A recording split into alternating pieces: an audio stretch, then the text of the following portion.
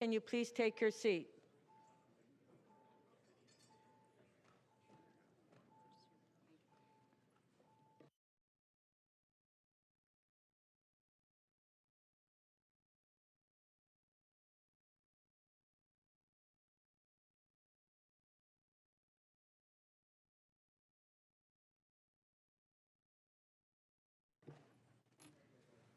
I will now call this meeting to order. The clerk has advised that we do have quorum.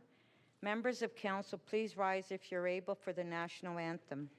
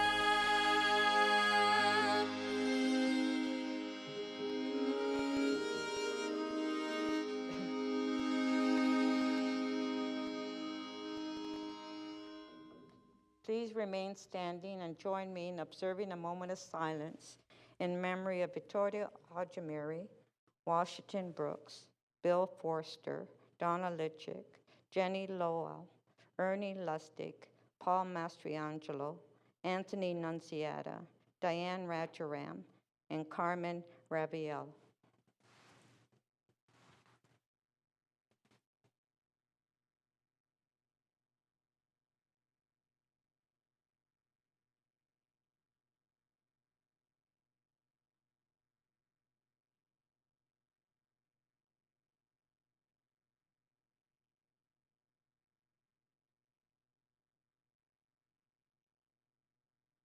Thank you.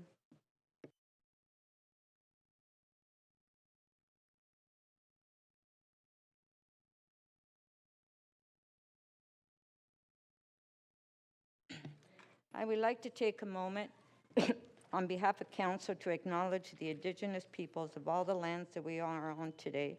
We do this to reaffirm our commitment, responsibility in improving relationships between nations and to deepening our own understanding of Indigenous peoples and their cultures. It is a moment to reflect on the importance of this land, which we each call home. We acknowledge the land we are meeting on is the traditional territory of many nations, including the Mississaugas of the Credit, the Anishinaabe, the Chippewa, and the Haudenosaunee, and the Wendat people, and is now home to many diverse First Nations, Inuit, and Métis peoples. We also acknowledge that Toronto is covered by Treaty 13 with the Mississaugas of the Credit. For the benefit of those who are connected to the internet, the city clerk has posted all of the agenda materials for today's meeting at Toronto.ca/council.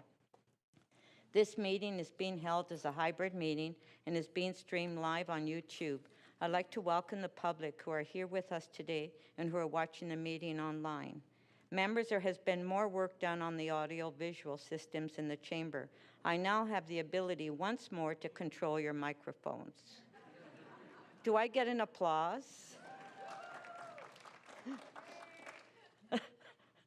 Members, we have a presentation this morning to recognize the 140th anniversary of public health in Toronto. I would like to call upon Mayor Chow to give the presentation.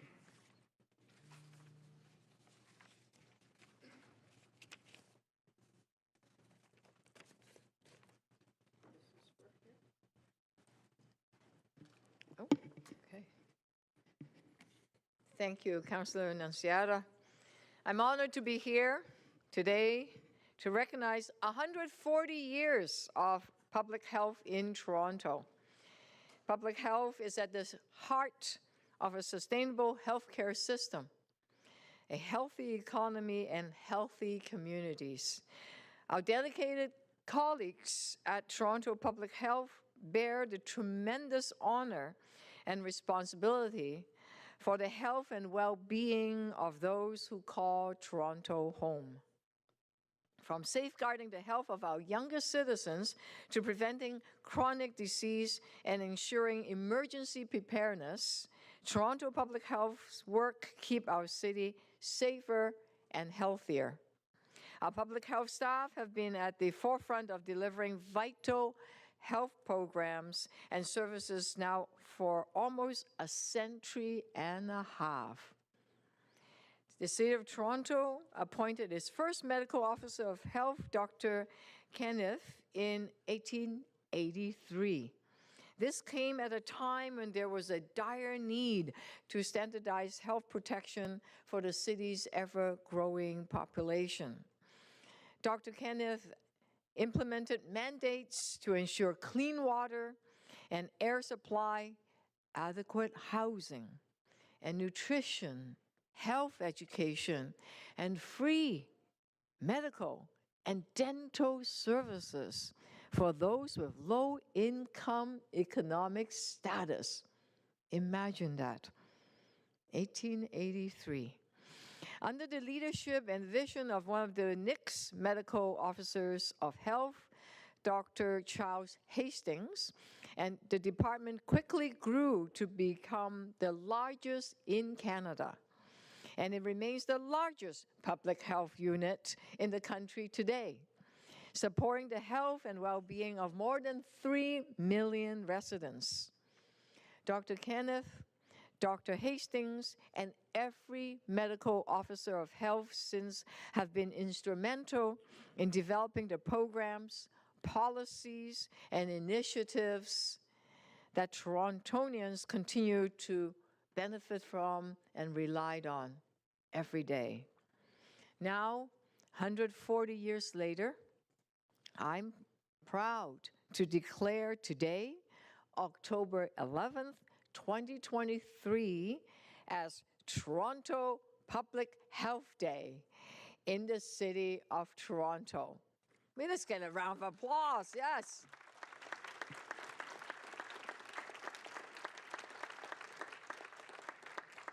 Tonight, in honor of this remarkable milestone, the Toronto sign in front of City Hall and the CN Tower will be lit blue, pink, and purple. I'm deeply grateful for the ongoing and the dedicated commitment of Toronto Public Health and their community partners. Over the past few years, Toronto Public Health has demonstrated unwavering leadership in its response to the COVID-19 pandemic. This tireless dedication has not only safeguarded the health of Toronto residents, but has also had a significant impact on Canada's overall response to this unprecedented public health crisis.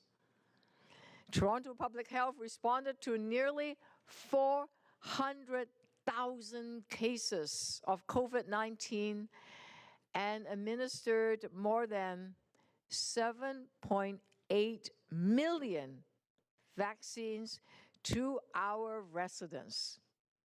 Thank you. This was not an easy feast. I think we should give them another round of applause, right? Yes, thank you.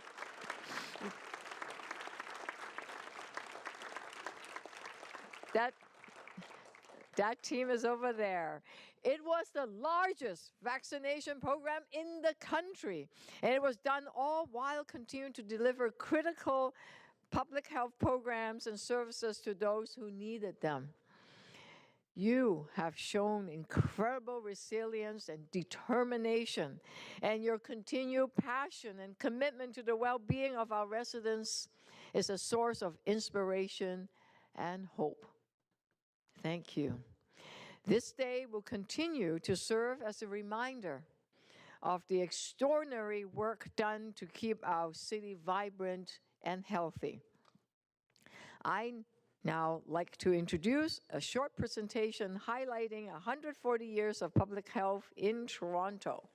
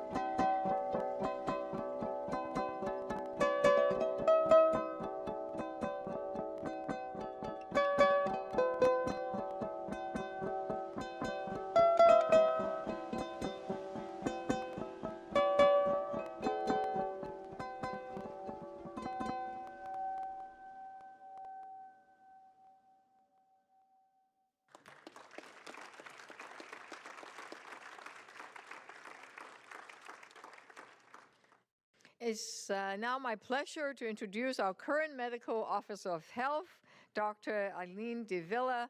Please come forward to receive a copy of the proclamation, and I would like to invite Councillor Chris Moyse, the Chair of the Board of Health, to join us for this presentation. Councillor Moyse.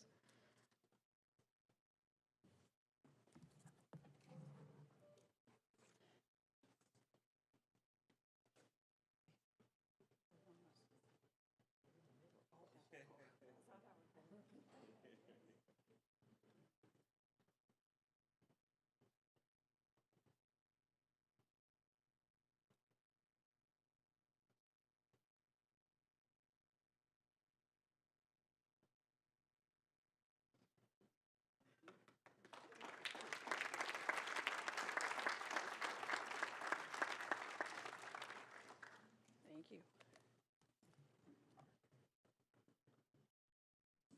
Madam Speaker, are you controlling this microphone as well? Yes.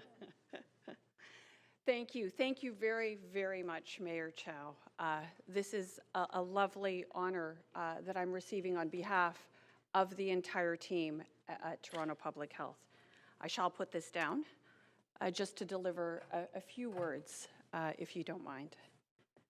I really am very, very delighted that we could gather here today to honor the remarkable work of my colleagues at Toronto Public Health and to mark its past, its present, and its future. You've probably heard me say this many times before, but I will say it again and again. There are simply not enough words to express the gratitude that I feel for my talented, committed, and hard-working colleagues at Toronto Public Health who make a meaningful impact on the well-being of Torontonians each and every day.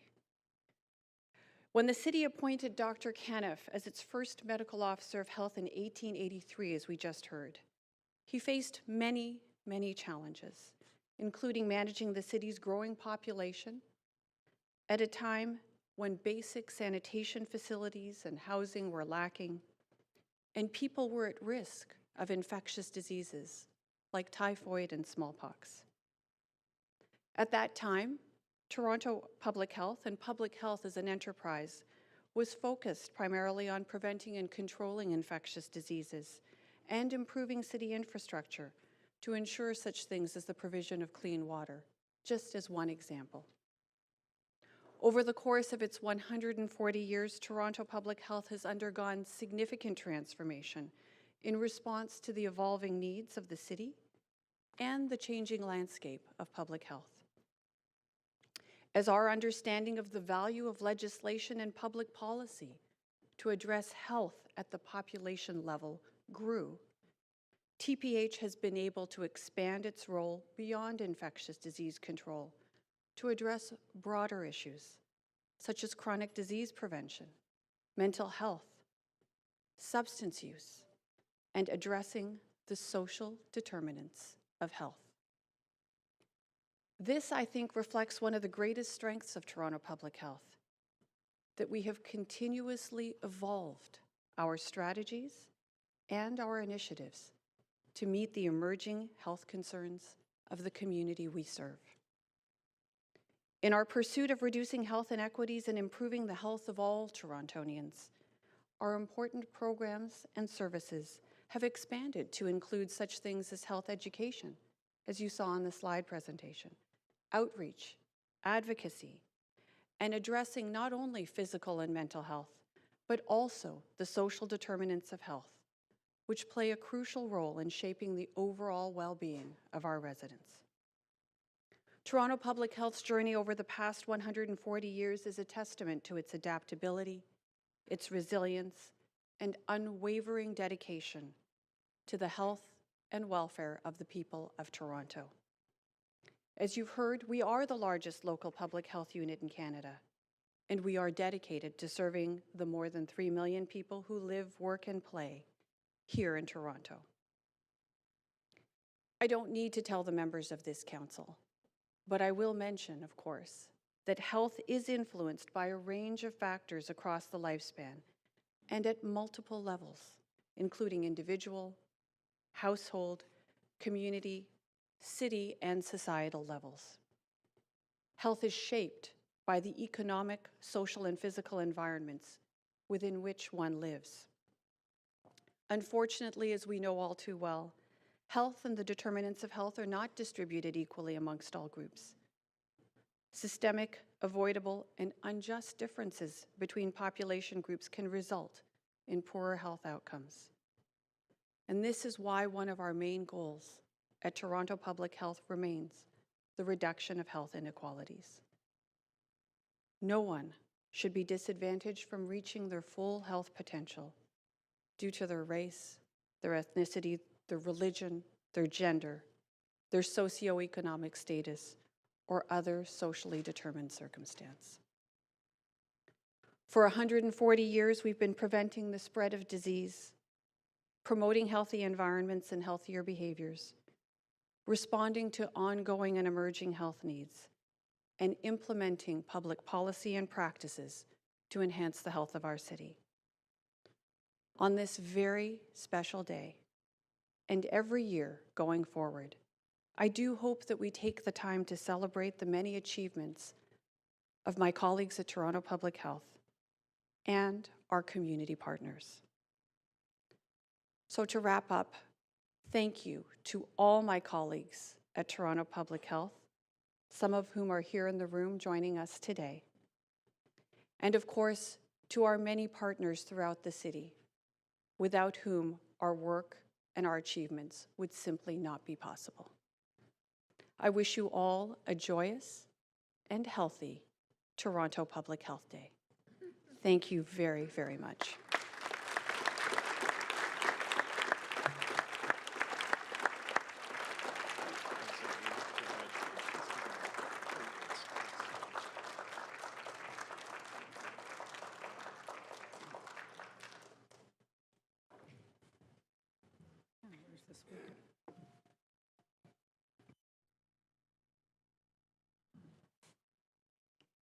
Speaker.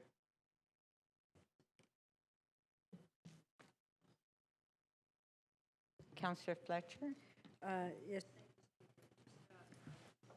Response to our medical officer of health, all those who've gone before her, I just want to say that how important my mic is on, but is this my new mic on? Yes?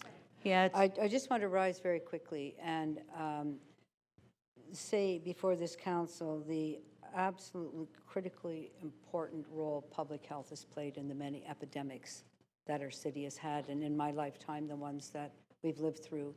The response is risk-taking in order to overcome them, sometimes unpopular. The AIDS epidemic in Toronto was curtailed by the incredible, groundbreaking work of Toronto Public Health. Free condoms, free needles, those things were unheard of in this city, and yet they pushed ahead, and we had one of the lowest death rates in North America and the world because of the pioneering work of Toronto Public Health. The same with COVID, which the Dr. Davila mentioned. We have the lowest rate in the most creative, strong outreach that was taken, and a vaccination rate to be proud of in such a large city. And currently the opioid epidemic, which is sweeping across this country and this city, and the steps that were taken by Toronto Public Health and the Board of Health to curb that, to stop people dying, and to be able to manage what is our current epidemic that we're living in, Speaker. And I think everything that she mentioned is very important, but I think those three big epidemics and the one we're currently in, we need to take note of the critical role of public health. Thank you. thank you. I just want to remind members of council that I do turn on your mic. Yeah, you don't need to press that button anymore. Can I turn it on? Okay. Just please don't touch it. Now you're going to make me touch. There we go. There. Okay. It's very sensitive. So, Councillor Pasternak, you have an announcement. Yes, thank you, Madam Speaker. The City of Toronto and the Jewish community in particular are shocked, saddened, and of course enraged over the recent terror attacks against Israel. The firing of thousands of missiles that killed hundreds of civilians and the taking of civilian hostages by Hamas are war crimes. Mass murder and terrorism must be condemned universally. I wanted to thank Mayor Chow for attending the vigil that took part in Mel Lastman Square on Monday night. It is estimated that over 15,000 people gathered to hear the words of support, of shock, of hope that meant so much to the Jewish community. I also want to thank Councillors McKelvey, Bradford, Cole, Sachs, Matlow, and Cheng, who also joined us on stage. What golden friends we have. But I also want to point out, in no way I want to take away from other colleagues who were unable to make it. Back in 2008, when there was the Mumbai terrorist attacks, which killed 170 people, I attended a vigil that took place here in Toronto. And former British Columbia Premier and MP Ujjal Dosanjh spoke. And he said simply, there are a lot of people around the world who have grievances, and whether they are legitimate or not, nothing can justify this. Shocking and sadly, just steps from this council chamber this past weekend, a group held a rally to support and celebrate these terror attacks by Hamas. According to their promotions, the rally was to celebrate, quote, over 30 Zionist hostage captured, and to uplift and honor our resistance and our martyrs. This is just steps from here on our city space. If we are to be a city of high purpose, we must condemn terrorism and hate in all its forms. People move to Toronto to escape the hate and violence in other parts of the world. We must do everything we can to keep our city safe for everyone. These are the values that we share with Israel, and that is why we will always be close friends. As Israel mourns its dead, this shock travels through their society that has seen so much pain over the years, the object of so much hate and so much violence. Toronto will pray and mourn for you, a friend you can always trust. But let us not also forget that Canadians and other foreign nationals were also murdered. And Canadians and other foreign nationals are being held hostage. In the aftermath of the terror attacks, I received a heart-wrenching call to my office. A person who I met a couple of times, now living in Israel, someone I barely knew, called, telling a story of a family they know whose daughter is being held hostage, and what can we do here in Toronto to help? There's not a lot of options here at the local level, but I said I would write Canada's ambassador to Israel and keep her informed of any progress and updates. A few days ago, Jews around the world read the story of Koheles during Sukkot. We were reminded of the words, quote, "Sweet is the light, and it is good for the eyes to behold the sun. Even if a man lives many years, let him rejoice in all of them, but let him remember that the days of darkness will be many." But King Solomon, to whom the book of Koheles is traditionally attributed, sees a partial way out of this abyss. The solution is to embrace the temporality of life, and without looking beyond, to savor the moment. These days, as Israel buries its dead and the Shivas start and end, the husbands, the wives, children, grandparents, sons, and daughters who were there on the Friday night before, lighting the Shabbat candles, were gone by the next morning. Let us look back at this point in time, that we held firm voice, condemning the horrors of terrorism that no cause can justify. And let us keep in our prayers that the hostages currently being held are returned safely and quickly to their families and loved ones. Thank you, Councillor Pasternak.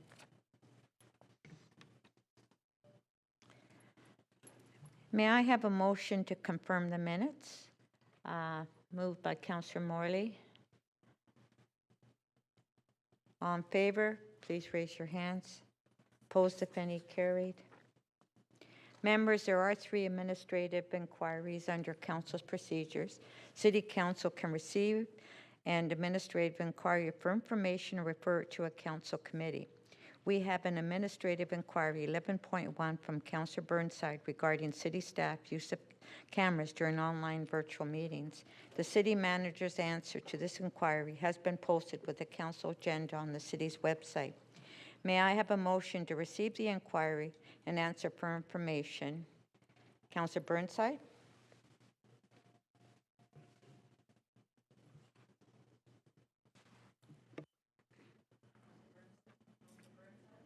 Yeah, oh yeah, sorry, I am.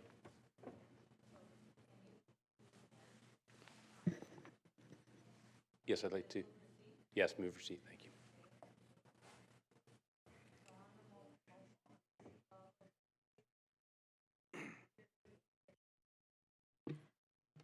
Carried.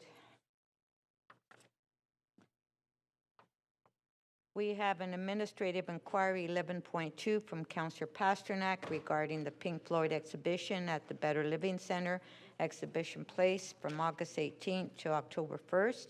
The city manager's inquiry to this inquiry has been posted with the council agenda on the city's website. May I have a motion to receive the inquiry and answer for information? Okay, moved by Councillor Perks. All in favor? Opposed, if any, carry. Okay, we have an administrative inquiry 11.3 from Councillor Pasternak regarding cannabis stores and revenue sharing. The city manager's inquiry, answer to this inquiry has been posted with the council agenda at the city's website. May I have a motion to receive the inquiry and answer for information? Councillor Pasternak.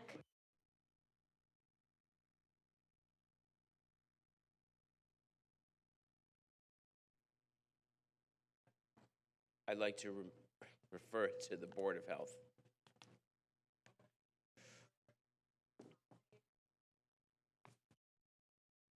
I guess just for the staff, I guess if I have my mic on, then the counselor's mic doesn't come on. That's what's happening. Yeah, and maybe we can have staff look at that. Okay, thanks. Oh, we're not there yet. Okay. Okay, I will now call upon the committee chairs to introduce the reports. The chairs can speak about the reports for up to 5 minutes. Mayor Chow, you have a motion to introduce the executive committee report. So move. Oh. Okay. You have to put the motion on the screen and move the motion. Thank you. That the report from meeting number 8 of the Executive Committee listed on the agenda of Council be presented for consideration. Thank you. Councillor Moyes, you have a motion to introduce the Board of Health report. I do, Madam Speaker, that the report from meeting 6 of the Board of Health listed on the agenda of Council be presented for consideration. And I do have a few remarks, Madam Chair. Yes. It is my privilege to stand before you today as the Chair of the Toronto Board of Health to acknowledge the Toronto Public Health team, both past and present, who work tirelessly to protect the health and well-being of our vibrant city. Over the past 140 years, Toronto Public Health has been a cornerstone of our community, integral to city building and demonstrating unwavering commitment to improving the health of Torontonians. From its humble beginnings to its current prominence as the largest local public health unit in the country, Toronto Public Health adapted to the ever-changing needs of our diverse population, bringing evidence-informed approaches, deep expertise, and innovation in the face of public health challenges. We are living in extraordinary times, and Toronto Public Health continues to rise to this occasion. Throughout the COVID-19 pandemic, TPH's dedicated team of professionals, literally, worked day and night to provide guidance, support, and crucial information to our residents. Their unwavering commitment to public health has saved lives and continues to ensure that Toronto remains a safe and healthy place to live, work, and to raise a family.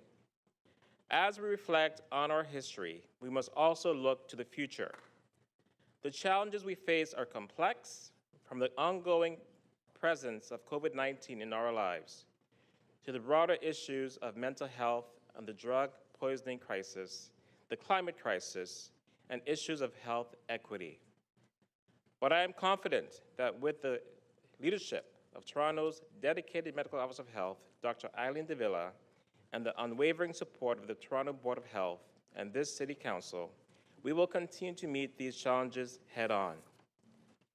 Toronto Public Health has always been at the forefront of innovation, research, and community engagement. Along with my colleagues on the Toronto Board of Health, I look forward to supporting TPH's continued growth as together we evolve and adapt, working in collaboration with partners and residents to build a healthier, more resilient Toronto for generations to come. So this week, we kicked off our annual campaign to combat COVID-19 and the flu in anticipation of a surge in respiratory illnesses this fall.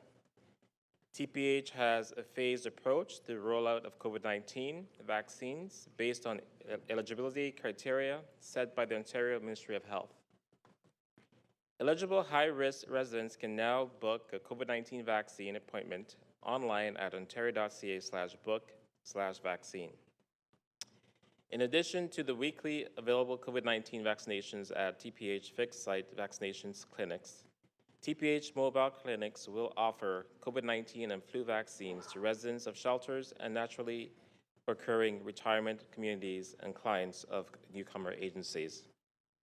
Starting October 31st, all Torontonians will be able to get their updated COVID-19 vaccine and annual flu vaccine at the same time at fixed site vaccination clinics, pharmacies, or primary health care providers. The general public can book their appointment at tphbooking.ca starting October 25th. I would encourage all Torontonians to get the COVID-19 and flu vaccines as soon as it is their turn. Getting vaccinated is an easy and effective way to be protected. Toronto Public Health is also making free rapid antigen tests conveniently available at various city facilities across Toronto. Residents can also stay informed on various virus activity in the city by viewing TPH's new integrated respiratory virus surveillance dashboard. TPH will provide weekly updates on flu and COVID-19 cases and all respiratory outbreaks in institutions and public hospitals. At the Board of Health, we have also started our budget process. I'm pleased to share with you that a few weeks ago, the province announced they will be returning to a 75-25 funding model with a 1% annual increase. While this was very welcoming news, we are still crunching the numbers and are in communication with our provincial counterparts because we've noticed about a 2% unfunded discrepancy. We requested that the province of Ontario provide sufficient and sustainable funding for Toronto Public Health to meet the Toronto's population health needs, taking into account such things like inflammatory pressures and the demands resulting from the COVID-19 pandemic. We also requested that Health Canada provide permanent funding adjusted for inflation for the injectable opioid agonist treatment program, recognizing its effectiveness as an important treatment option during the current drug toxicity crisis. The item before you today is requesting an increase to our 2023 operating budget to fund to be received from the Ministry of Health. Thank you, Madam Speaker. Thank you.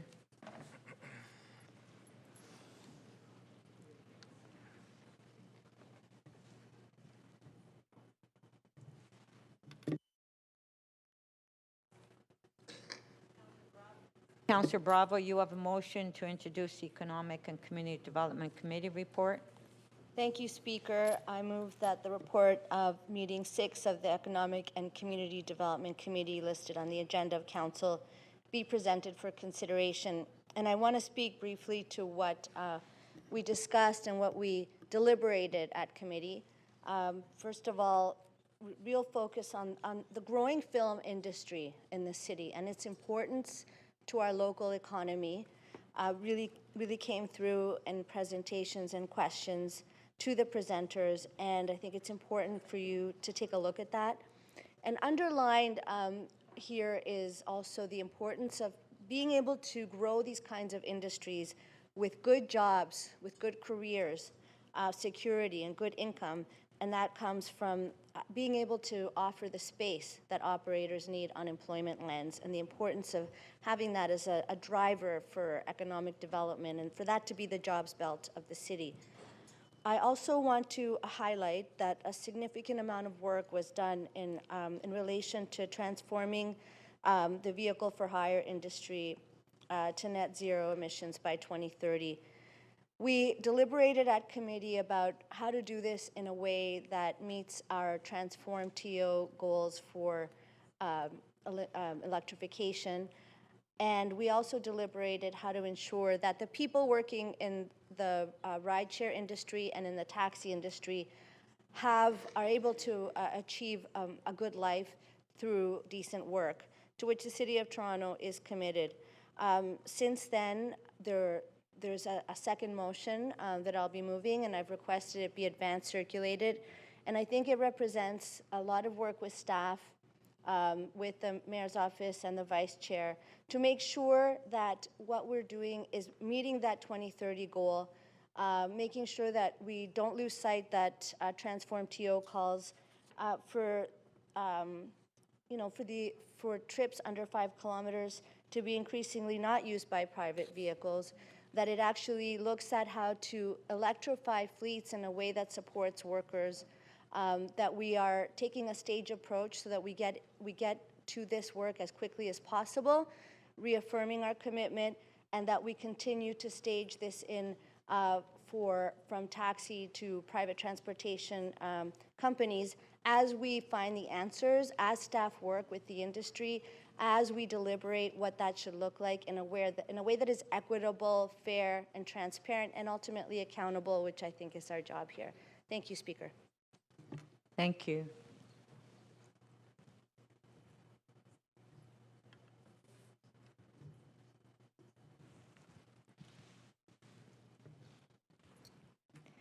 Councillor Ainsley, you have a motion to introduce the General Government Committee report.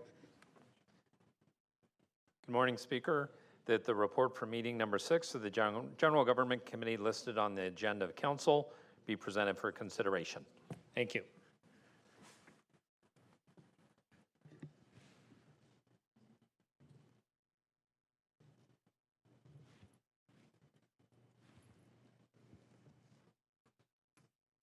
Councillor McKelvey, you have a motion to introduce Infrastructure and Environment Committee report. Thank you, Madam Speaker. Just wait for it to be displayed. That the report from meeting 6 of the Infrastructure and Environment Committee listed on the agenda of Council be presented for consideration. I also want to draw members' attention to IE 6.3, transition of Toronto's blue bin recycling program to extended producer responsibility. We are going to hold this item and time it. I'll attempt to time it, pending your approval, for tomorrow morning. And the reason for that is that the Provincial Agency Circular Materials has agreed to release the confidential request for proposal, which should be released at some point today, at which point confidential number 1 can also be publicly released. Confidential attachment 2 will remain confidential, but that way we can have a better discussion around this tomorrow morning, and there will be a presentation from city staff. In addition, I want to flag to you that there is a new supplemental report that was also posted with this item, and that is outlining the recently released RFP for transfer stations. So this will give you ample time to have a look at all those materials and have a more fulsome discussion tomorrow morning. Thank you. Thank you.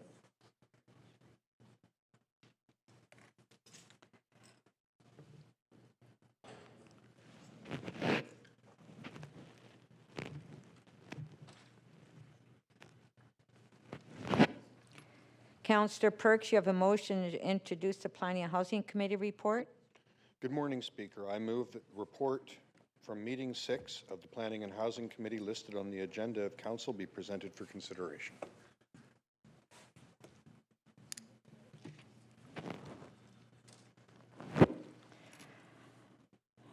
Deputy Mayor Malik, you have a motion to introduce the Striking Committee report. Thank you. Yes, I do. That the report from the meeting 3 of the Striking Committee listed on the agenda of Council be presented for consideration.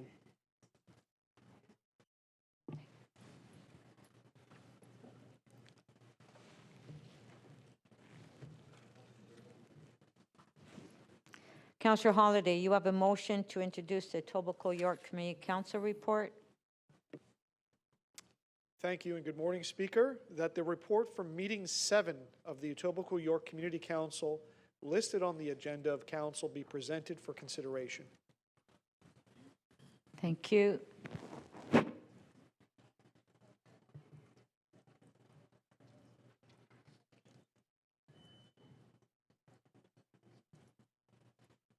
Councillor Pasternak, you have a motion to introduce the North York Community Council report.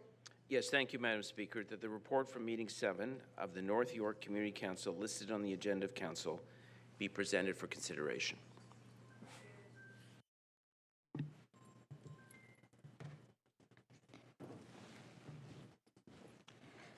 Councillor Ainsley, you have a motion to introduce the Scarborough Community Council report.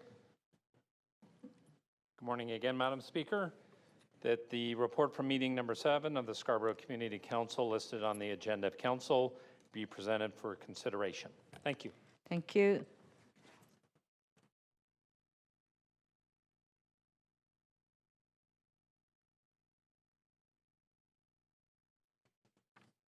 Councillor Moyes, you have a motion to introduce the Toronto and East York Community Council report. Thank you, Madam Speaker. The report from meeting 7 of the Toronto and East York Community Council listed on the agenda of Council will be presented for consideration. Thank you. May I have a motion to introduce the new business and business previously requested from the mayor and city officials, moved by Councillor Pasternak, All those in favor? Please raise your hands. Opposed, if any, carried.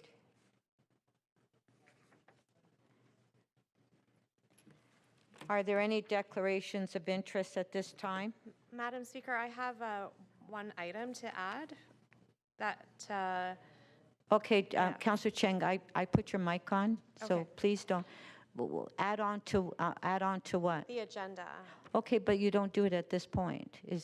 Oh, okay.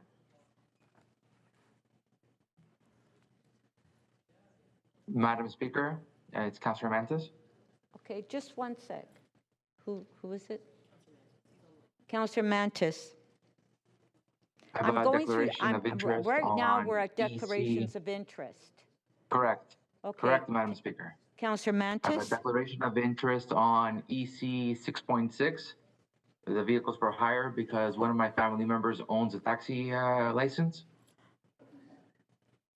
Okay, did the staff get that? Okay, I will be sending it shortly. okay. Okay, thank you. Are there any further declarations? And I do have one.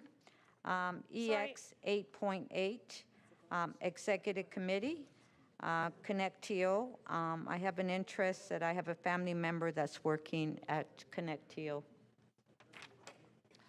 Madam Speaker, if I may, because... Okay, Councillor Cheng, as I said again, I turn on your mic. You have, do you have a declaration? So no, so civic appointments happened after the Wednesday deadline. So I do have new business to introduce because we weren't able to add it to the agenda. So the clerks have it, and I've been told this is the time that it's supposed to be added.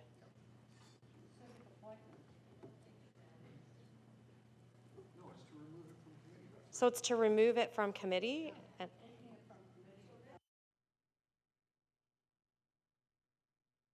Go through it, and once we get to the committee, then that motion could be moved. Okay? Does the staff have the copy of the motion? Does the staff have the copy of the motion?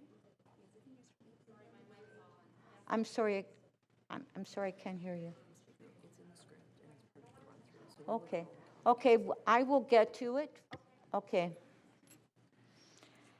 Are there any further declarations of interest? Okay, I will now call for petitions at this time. Are there any petitions? Councillor Morley, I understand you have one? Yes, thank you, Madam Speaker. I have a petition signed by 21,000 residents to bring forward to Council today regarding the ongoing implementation of Centennial Park. Members of Council will remember in 2021, Council approved the Centennial Park Master Plan, which is supported by over $20 million in capital investment over the next 5 years. The master plan informed by community engagement, including consultant report, public survey, and an extensive public consultation process, envisions Centennial Park as a flexible, multi-use amenity for year-round activities with new programs to enhance existing offerings. My office is in receipt of a petition signed by over 21,000 residents. The public engagement and planning work begun prior to me taking office, and the petition states, we, the undersigned, request the city retain Centennial Park Mini Indy in the new $100 million master plan for Centennial Park that eliminates the Mini Indy facilities, 300 car park, and the rent and taxes paid to the city. They drive into the park, they need more parking, washrooms, and facilities, not less. The new plan deletes 600 plus parking spaces, washrooms, and highly used facilities with less utilization for the general public, according to the undersigned. It should be noted that extensive community consultations for Centennial Park Master Plan identified the needs and desired uses, including baseball diamonds and soccer pitches, that are intended for this area, and these changes were identified and shared during consultation with the public beginning in May 2019. Thank you, Madam Speaker. Here's Thank you. All those in favor of receiving the petition, show of hands. Opposed, if any, carried. Thank you.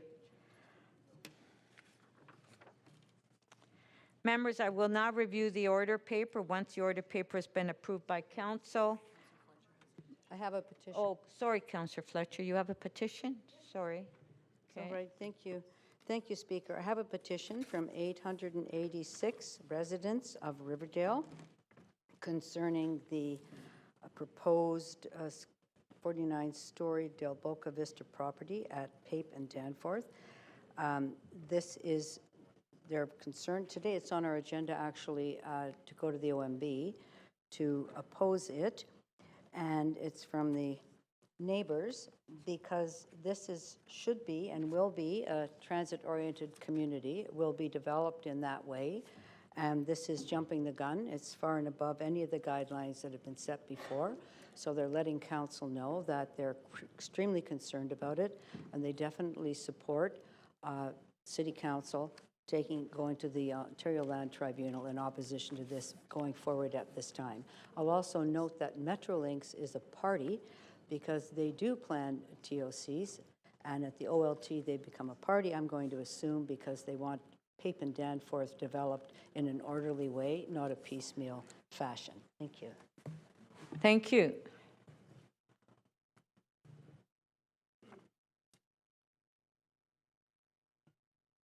All those of receiving the petitions, all in favor, opposed, if any, carried. Thank you. Members, I will now review the order paper. Once the order paper has been approved by council, any change will need a 2/3 vote. The city clerk has posted today's order paper online with agenda item RM 11.7, review with the order paper. We have 2 deferred items before us today, NY 6.3 and DM 11.1. The mayor has designated item EX 8.7 on vacant home tax status update as the first key item and first item of business today. The mayor has designated item CC 11.1 on Canada-wide universal student nutrition program as their second key item and first item of business tomorrow. The notice of motion run-through is scheduled for 2 p.m. tomorrow, only if the key matters are completed. Councillor Cheng, you wish to bring items forward to the council agenda. Councillor Cheng, again, I push your button. Okay, thank you. Go ahead.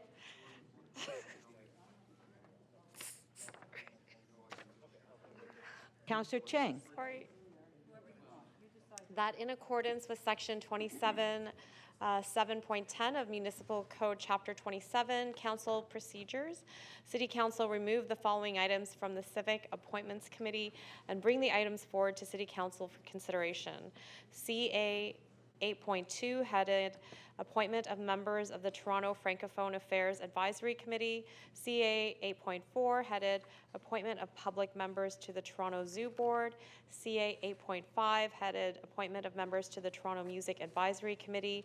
And CA 8.6, headed Appointment of Members to the Toronto Film, Television, and Digital Media Board. Thank you. Thank you. All those in favor of bringing the items forward, please raise your hands. All in favor, show of hands, opposed if any. These items will be brought forward and held in Councillor Cheng's name.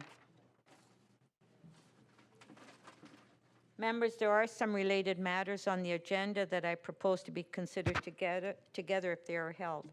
Items PH 6.3 and CC 11.8 on employment area conversion request. Items T 7.7 and CC 11.7 on 401 Yonge Street, and items CC 11.2 and CC 11.3 on the Integrity Commissioner's report. The city clerk has noted the items that members wish to hold. I will now go through the items to take additional holds. I will review the order paper one section at a time. The clerk will open the speakers list and CMP, and you can place your name on the list. When I recognize you, state the item or items you wish to hold, and I will go through the agenda one section at a time.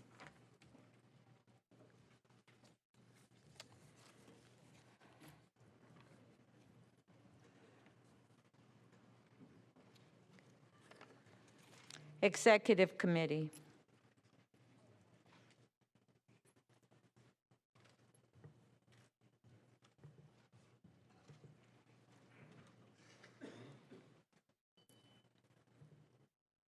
Councillor Myers. Could I hold EX 8.9 Wheel-Trans Service model update? Thank you. Thank you.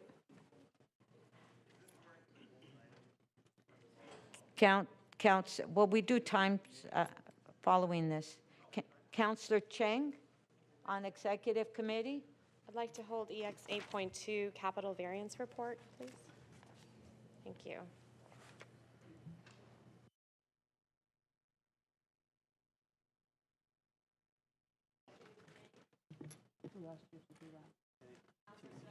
Councillor Fletcher, Executive Committee. Yes. Speaker, I will release EX 8.8, Connect TO Program Update, City Assets for Efficiency and Connectivity. I intend to bring a motion about those folks that don't have digital access later under the housing report. Thank you. I'd like to hold that item. Sure. Oh, you want to hold it? Okay, well, we can all hold it together. Okay, so what's going on back there? I'm releasing it and people are taking my hold up. Okay, so who is taking the hold then? I'll be holding that, Madam.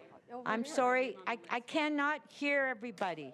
So who wants to hold it? Councillor Bradford. Okay. Okay, everybody wants to hold. All right. Deputy Mayor Malik, you have something on the executive?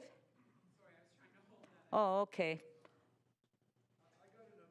Okay, on executive, Councillor Perruzza. Okay, can you please stand? Can you please stand? Okay. Councillor Perruzza on Madam Speaker, point of order. Do you not see me on the list? Review of the order paper? Oh, I thought that you had another one. Okay, I'm sorry. I'll go back. I thought it was from the previous one. Sorry. Councillor Perruzza, what is your item? Okay, Councillor Perruzza, then Bradford. EX 8.6, the Small Business Property Tax Subclass Review. Thank you. Thanks. Councillor Bradford, I apologize, Councillor Bradford. I thought you had already held the item down. Councillor Bradford? Yeah, thanks, Madam Speaker. Not a problem. So 8.8, which you've got for me, and 6.8, I have a friendly amendment on Councillor Moy's item there, which I can release, which is in with the clerks if we want, or I can hold that if you want to do it Okay, later. I'm sorry, didn't hear the second one. 6.8, which is... Yeah, I understand that one. What was the second one?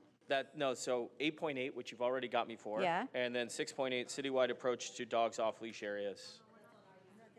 Is that not That's executive? not on executive. Oh, it's not 6.8? Yeah, but we don't have 6 in Okay, executive. that's a typo on my end. So then I'm good Okay. with 8.8. Thank you. Okay, thank you. EC. Board of Health. Economic and Community Development Committee report.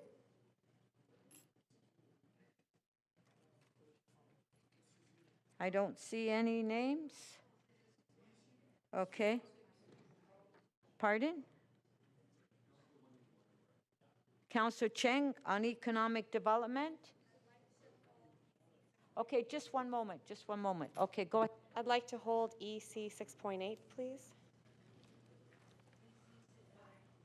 Heron Park outdoor pool late night swimming.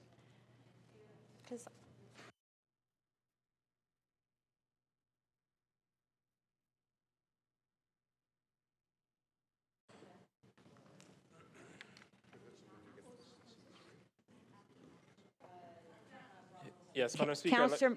Councillor Moyes. I'd like to hold EC 6.3. And Madam Speaker, can you indulge me and go back to EX? Is 8.7 held? Holding 6.3, support for Toronto's restaurants? Yeah, 6.3. Is that the one you want to hold? EC 6.3. Okay. Can we go back to EX, Executive Committee, if you don't mind? Pardon? Executive Committee. I'd like to hold an item there. Go back to executive? Yeah. Okay. 8.7. Oh, sorry. Is 8.6 held as well? Yes. Okay, thank you. That's the mayor's, okay. Okay. All right. Okay, any more? Councillor Bradford, Economic Development? Yeah, this is the one I meant to hold. Thank you. 6.8, citywide approach to dogs off-leash areas. Are we not on EC, economic? Oh, God. Okay. I'll be back on for IE. Fuck, man. Okay. All good, all good.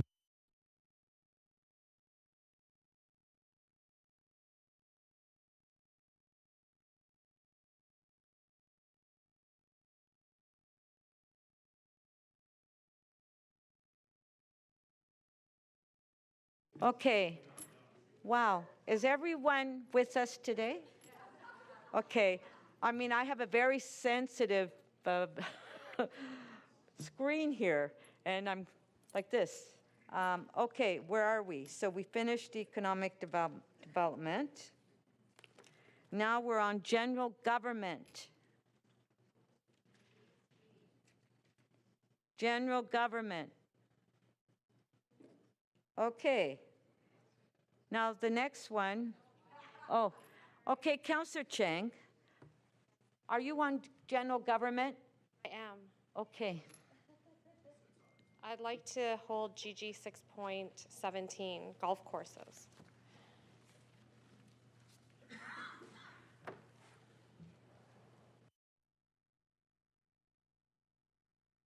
Infrastructure and Environment Committee.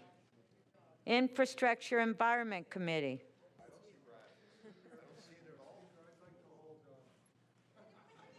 Put your name on the list. Councillor Peruzza, how long have you been here? Now, put your name on the list. I'm sorry. Okay. Yes, put your name on the list and I'll acknowledge you. Put your name on the list. Okay, then get somebody to help you. Get city staff to help you. Okay, somebody will help you. City staff, can you go help Peruzza?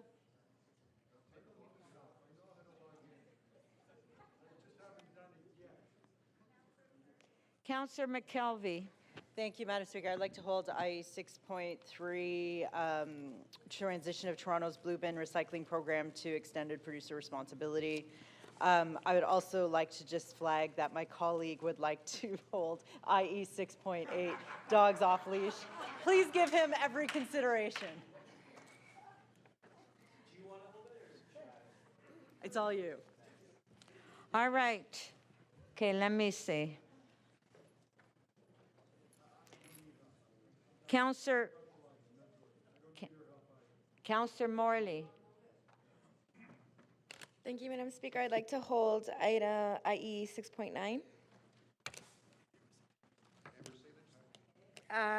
Learning from the fire at 35 Vulcan Street. Thank you.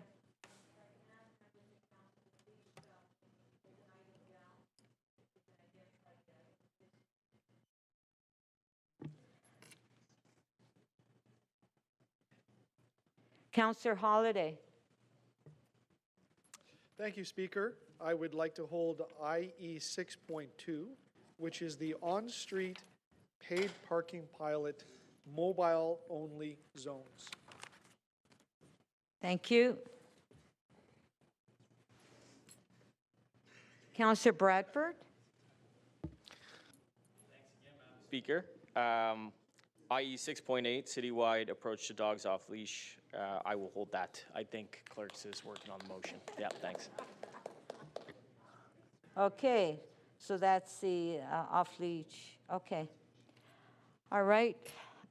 Okay. There was a name that was on it, but, oh, Councillor Fletcher, did you have infrastructure? Sorry. Oh, so you're not on them. Okay, let's go to, can you put? Did you put your I don't know. I thought that staff came and connected you.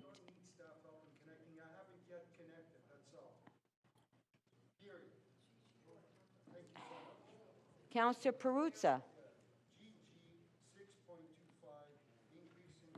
Violation notice penalty amount on municipal and private property. So And then while I'm on my feet, okay, you going back to government management? yeah, because I tried to get your Okay, attention then, but you decided to help me out. Okay, what item is it again? It's GG 6.25, increase in parking Okay. violation notice penalty amount on municipal/private Thank property. you. Okay. And while I'm on Okay.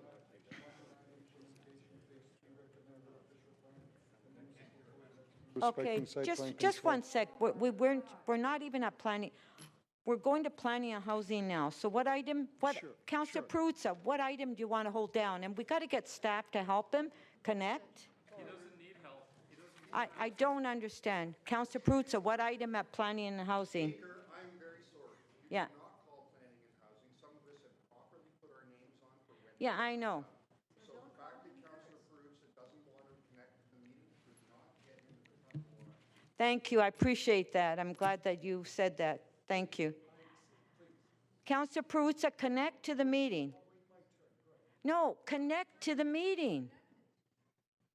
Get connected. Can somebody please help him? Somebody please help him. Okay. We're going to planning. Thank you, Councillor Perks. I'm glad that it came from you, not me. Okay, Councillor Perks. Yeah, planning and housing. Pardon? Oh, Councillor Fletcher first, planning and housing. Thank you. I'm holding, like to hold PH 6.1 Housing TO 2020 to 2023 Action Plan, 2022 to 2023 Annual Progress Update, please. Thank you.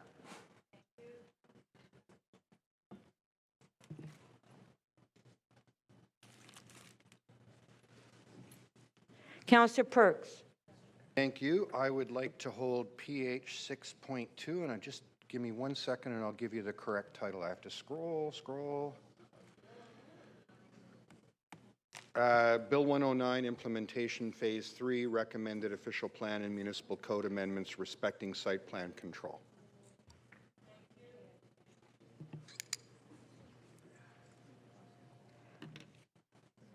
Councillor Perruzza, are you connected yet?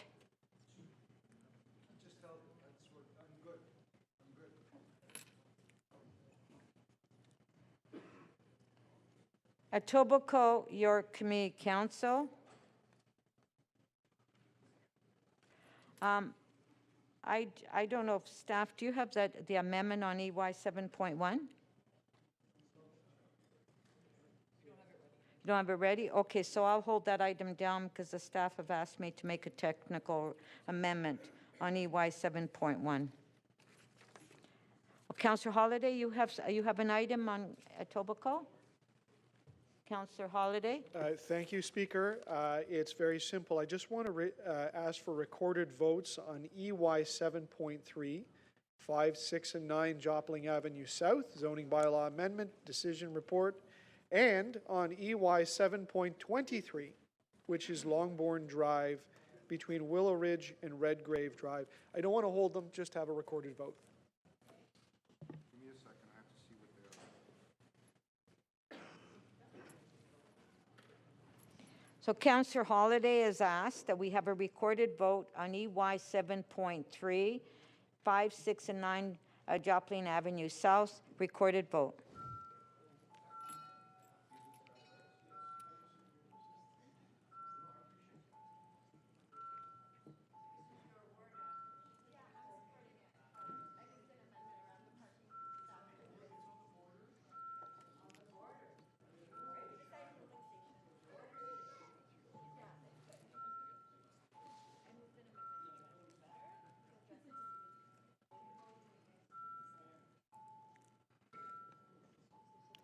Councillor Myers, oh, thank you.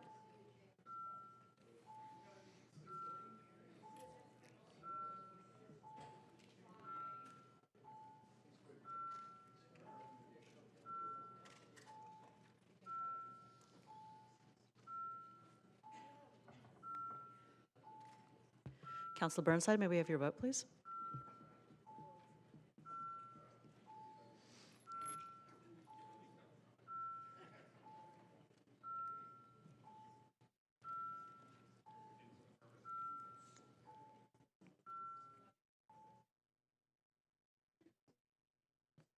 Councillor Burnside, can we get your vote, please? Thank you. And Councillor Peruzza, your vote, please.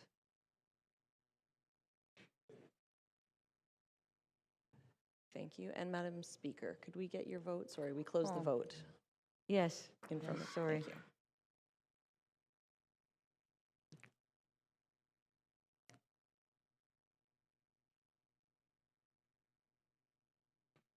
Madam Speaker, item EY 7.3 carries, 23 in favor. Thank you. Okay, now recorded vote on EY 7.23 Longbourn Drive. Permit parking, Willow Ridge and Red Grape Drive. Recorded vote.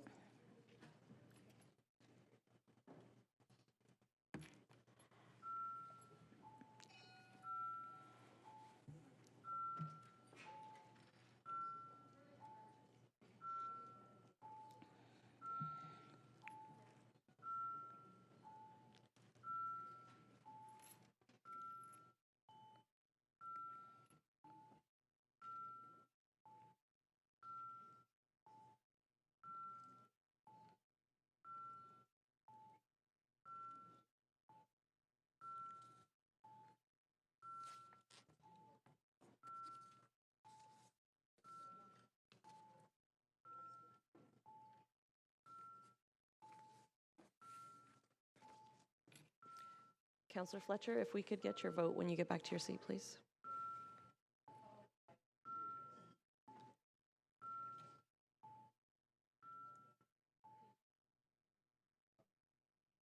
Councillor Matlow, may we have your vote, please?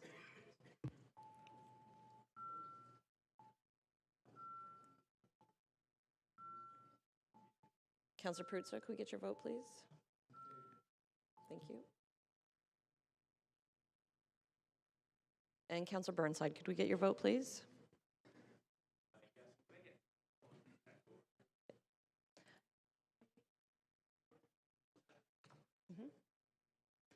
Madam Speaker, the item carries 21 in favor.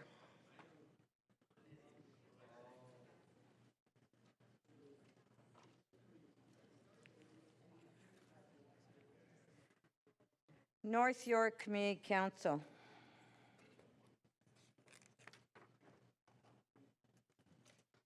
Councillor Holliday, you have an item on North York? That's from before? Okay. Scarborough Community Council.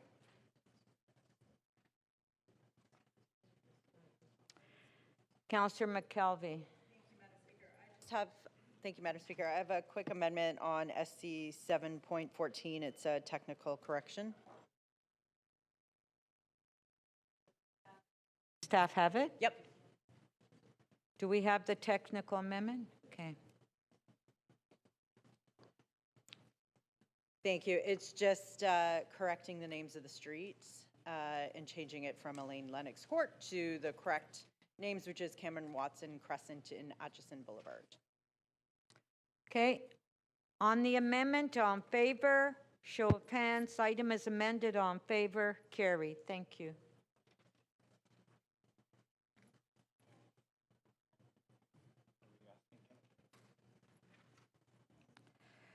Toronto and East York Community Council. Councillor Sachs. Okay, just one moment. Okay, Councillor Sachs? Yes, thank you. On TEY 7.77, I have an amendment requested by the legal department. I've sent it to staff, so I don't know when it's ready. I just need to amend the motion. The amendment on that item? No, not yet. So I'll put your name down as a hold. Thank you. Okay, thank you.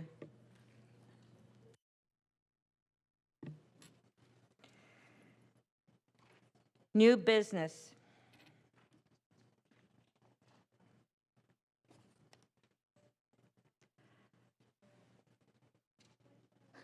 Councillor Fletcher. Yes, Speaker, I would like to release CC, sorry,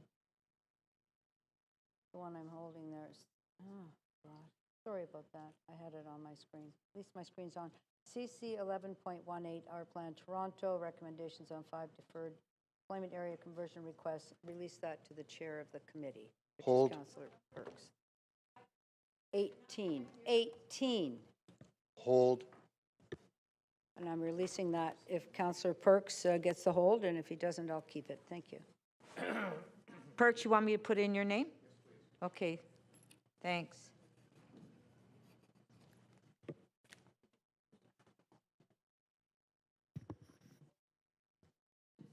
You have an item on new business? Okay, just one moment, please. Takes a while to put on the, okay, Councillor Sachs. Yes, thank you.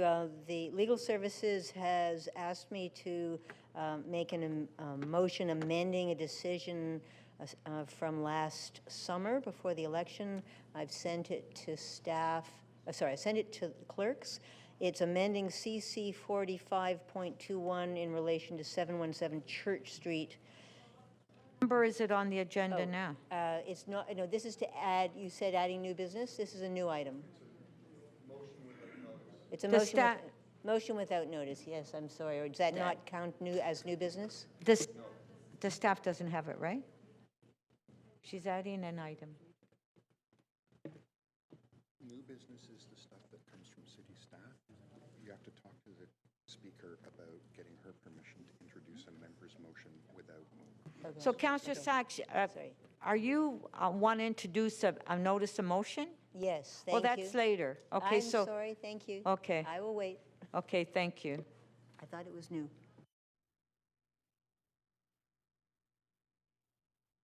Perks, did you have an item? That was to hold. Well, That was to hold the item that Councillor Fletcher released. Thank you for checking in with me. Okay, thank you.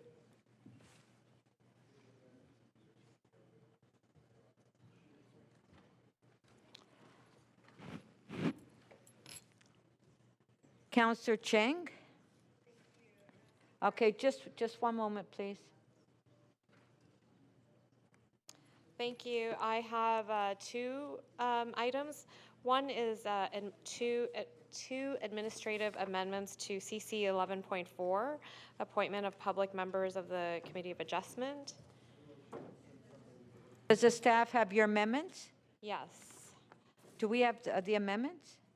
So Okay. 11.A, that we amend the lead-in sentence of nominating panel Committee of Adjustment Recommendation 1 by inserting the words starting on October 19th, 2023, and after the words term of office, so that the lead-in sentence in Recommendation 1 now reads, City Council approve the following candidates to the Committee of Adjustment for a term of office starting on October 19th, 2023 and ending November 14th, 2026, and until successors are appointed. Okay, so on the amendment for CC 11.4, on favor, show of hands.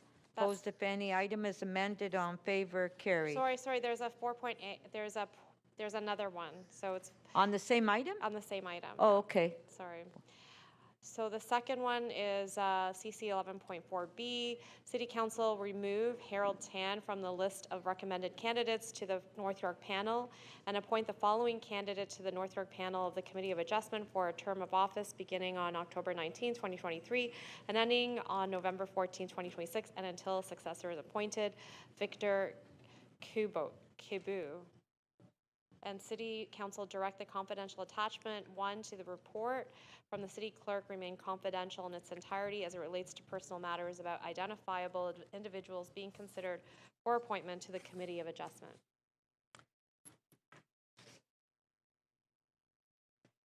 On the amendment, do you have another one?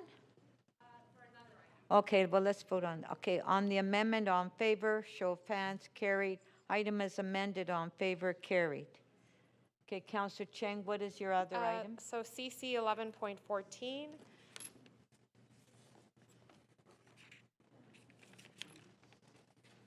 Okay.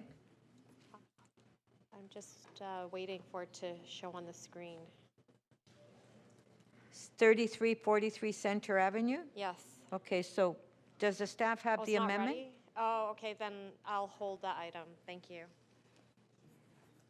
Okay, just.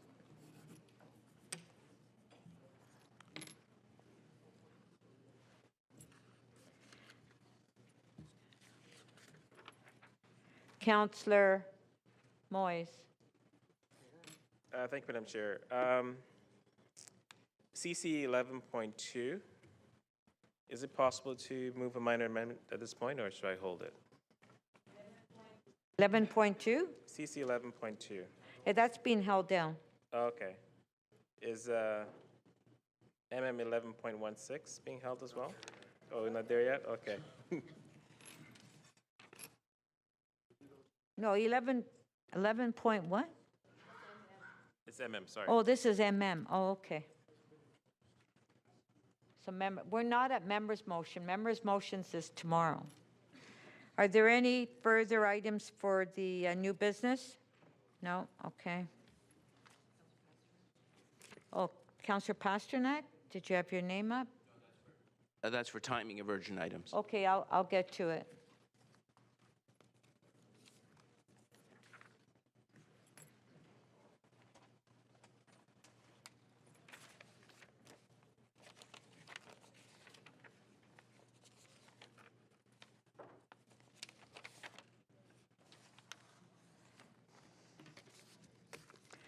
I will now consider request to make items urgent and time-specific. The clerk will open the speakers list in CMP, and you can place your name on the list.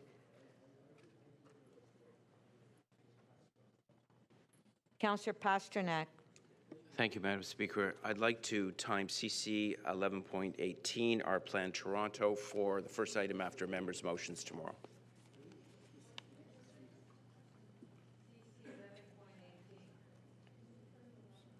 CC 11.18. What is the, can you, Yeah, I gave you the, it's our plan Toronto.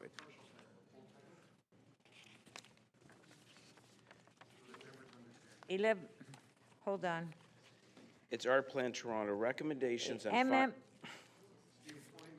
CC 11.18, our plan Toronto recommendations on 5 deferred employment area conversion requests.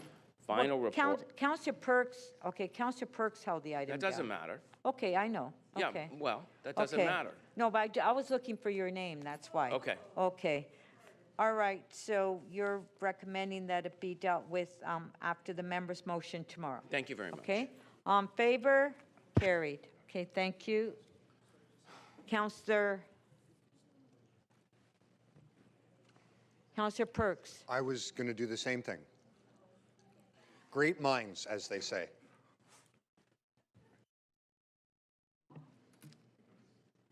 Councillor McKelvey. Thank you, Madam Speaker. I'm going to time IE 6.3 as the second item tomorrow morning. EPR. I think the mayor has an item first thing in the morning. That's why I said second item. Oh, second item, okay. Second item after the mayor's item. On favor? Carried.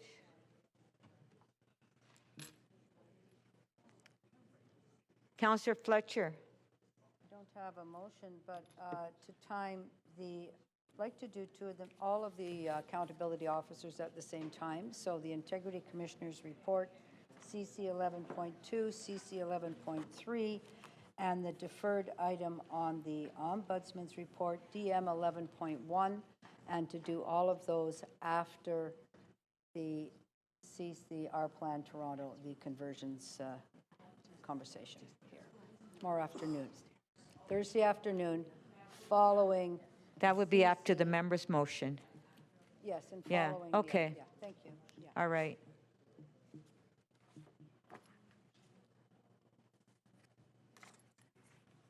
On favor? Show of hands, carried. Councillor Bravo. Thank you, Speaker. I'd like to time EC 6.6 to follow the the mayor's key item this morning. Yeah. Yeah, I said EC 6.6. I know, but the item, It's, the title. yes. Just one sec. I need to put my glasses on at my advanced age, Speaker. Transitioning the vehicle for hire industry to net zero emissions by 2030. Okay, thank you. Thank you. Okay, and to, I'm sorry, Councillor Bravo, to what time?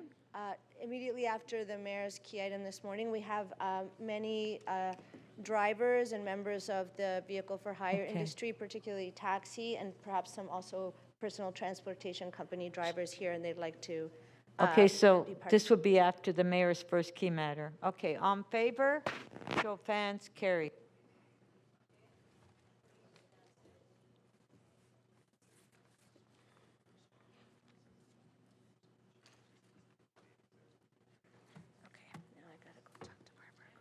Before we adopt the order paper, we will conduct recorded votes on those items where members have declared.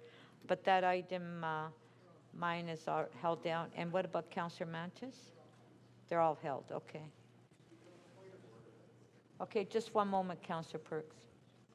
Councillor Perks? Thank you. On a point of order, Speaker, one of the difficulties of trying to manage the portal is it doesn't list decisions we've made about timed items. Is there a document that can be prepared or something made available to councillors so that we can know that? Thank you. I think that's a good idea, and it's also good for me too that you okay. I usually get it on the next day, but it would be nice if we had it in front of us. Yeah. Okay. Appreciate that. Thank you. No, I don't need to speak to it.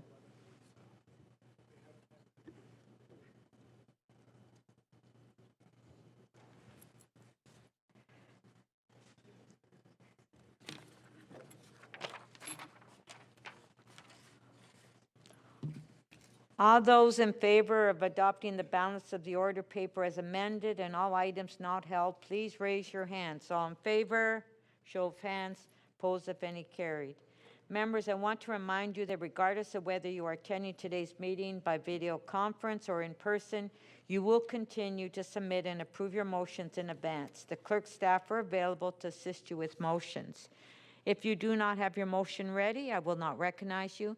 I'm also reminding members that you must state your motion first before you speak to it.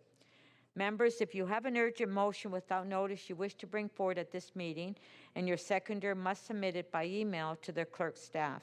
Your motion must clearly state the reason for urgency, and staff will prepare the necessary procedure motion for my review along with your motion. I will review all motions without notice carefully. I may ask you to provide more information about the urgency of your motion and why it can't be routed through normal committee channels. This will inform my decision on whether to consent to your motion and in turn council's decision about whether to add your motion to the agenda. The purpose of your motion and your reason for urgency must be clear. I will advise council after each recess which motions I've agreed on that are urgent that need a motion to add to the agenda. It will require 18 votes to add a motion without notice to the agenda during the meeting. Motions added to the agenda in this way are not subject to a vote to waive referral to a committee or agency. Members, we will now consider our first item of business, item EX 8.7 on the vacant home tax, which is the mayor's key item. If members of council have questions, if they can please put their name on the list.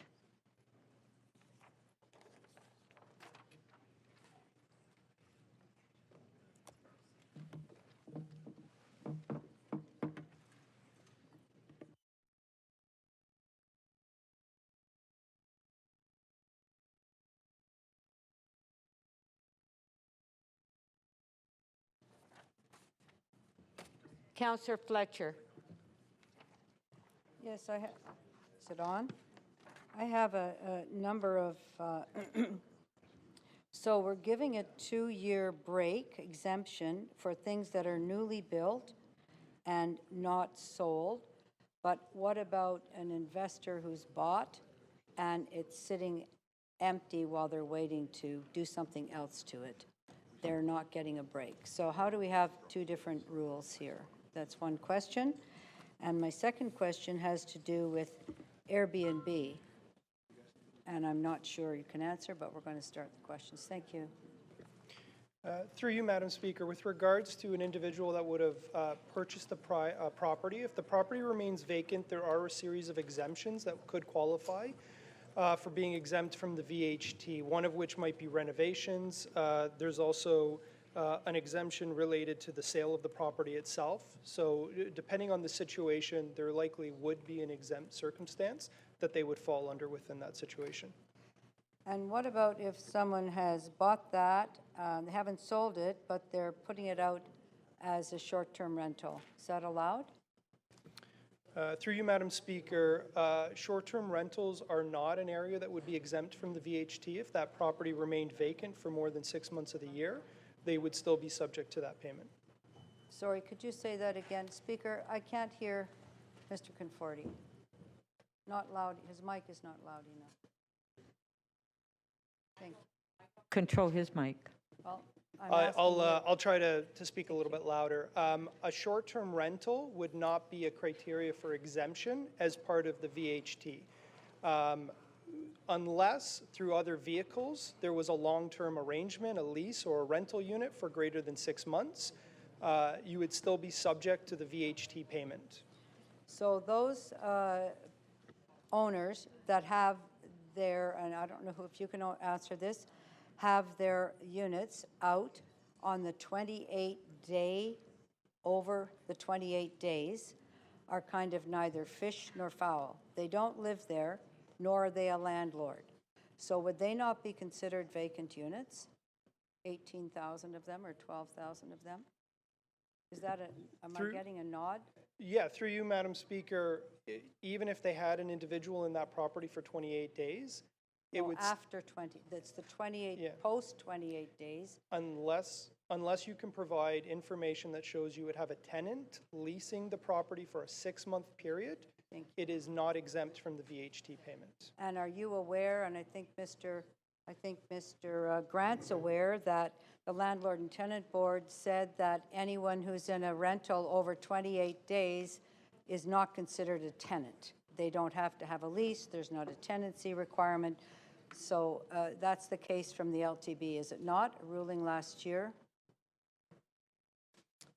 Through the chair to the councillor, that is correct. So now we have a situation, kind of get an agreement, where we have 12,000 to 18,000, what we're learning, new vacant units, because they're not owner-occupied, nor are they tenanted. And after 28 days, the Landlord and Tenant Board has said, if you're on the platform for rental, for short-term rental, or after 28 days, you're not considered a tenant. So I just initially, that's a lot of units that we didn't count originally. Would you agree? We didn't count them, did we?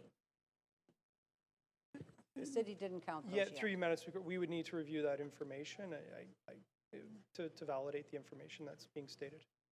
So, but at this point, those types of empty units, because they're neither fish nor fowl, as I have said, aren't considered in our vacant home tax, but they should be eligible to be considered and have a vacant home tax on them. Provided a property is vacant for 6 months or longer in the year without a single tenant, then they would need to be captured as part of our program. And you haven't done that yet? We Well, still so- work to do on that. So the declarations have come out. We're reviewing the information that's come in. There is a process to also review those properties that have not declared vacant. There's an audit process, and part of that audit process would be looking at that information. But we could direct you to look specifically at those listed properties, 12,000. Yes? And I had a question quickly because of the mic, just about people that sent in handwritten forms. I'm all about those folks, seniors and others, that just don't have access and kind of get, now you have a vacant home, but they had a mistake. Well, how are you correcting that on the staff side? That was your last question. Thank you, Speaker. Through you, Madam Speaker, where we have received handwritten forms, our staff and Revenue Services are actually following up with the person who sent the form in. If it's unclear that the form itself or there's missing information, if they provide an email or a telephone number, we are following up with them. And we have, in almost all cases, been able to reach the person that submitted the form, get the correct information. Thank you.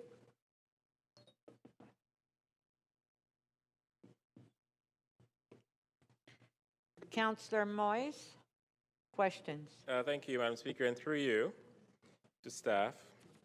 What happens if a property owner is away and cannot meet the declaration deadline? For example, snowbirds who go away every year. Are they able to submit a declaration for 2024 in November or December of this year? And what other options are available to them. Through you, Madam Speaker. Thank you, Councillor Moyes. For people submitting declarations, we are providing a lengthy window in which they can submit declarations. So we will have a portal open in November of this year that will allow people to make their declarations. The deadline to submit a declaration is the end of February. So you've got November, December, January, February in which to make a declaration. We are communicating with the groups like the Canadian Snowbirds Association so that they know everyone has an opportunity and is aware of the requirement to submit a declaration. Okay, thank you. So during the declaration process, homeowners aren't required to provide any proof of occupancy. All they need to do is check a few boxes and click submit.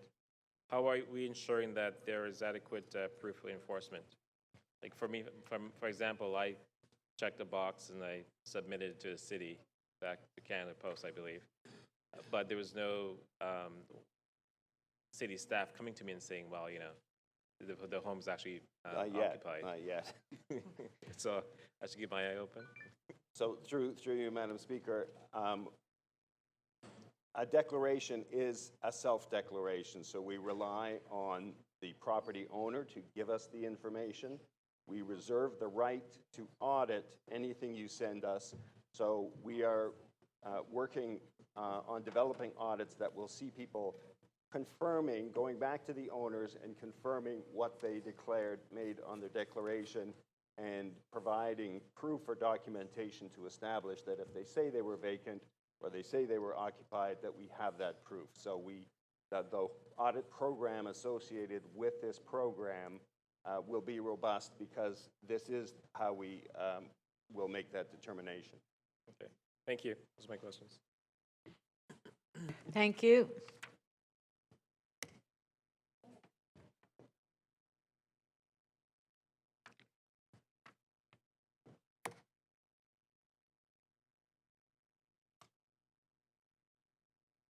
Councillor Cheng. Thank you. So there are a lot of developers that buy houses and then wait for the house to degrade to such a point where they then ask for a demolition because this house has been squatted or pipes have burst and it becomes unlivable. And I'm just wondering, in that scenario, do they have to pay a vacant home tax when a house is demolished without a building permit?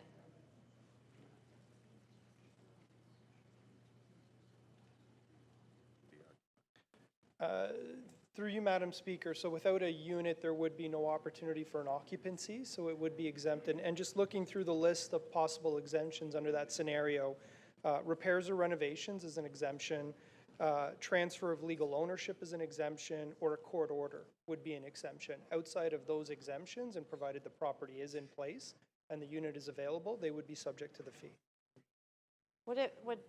Is there any potential of amending this motion in a way that where vacant home tax would have to apply if a house is demolished without a building permit? So no plan to build a new house on the horizon and it's just sitting empty.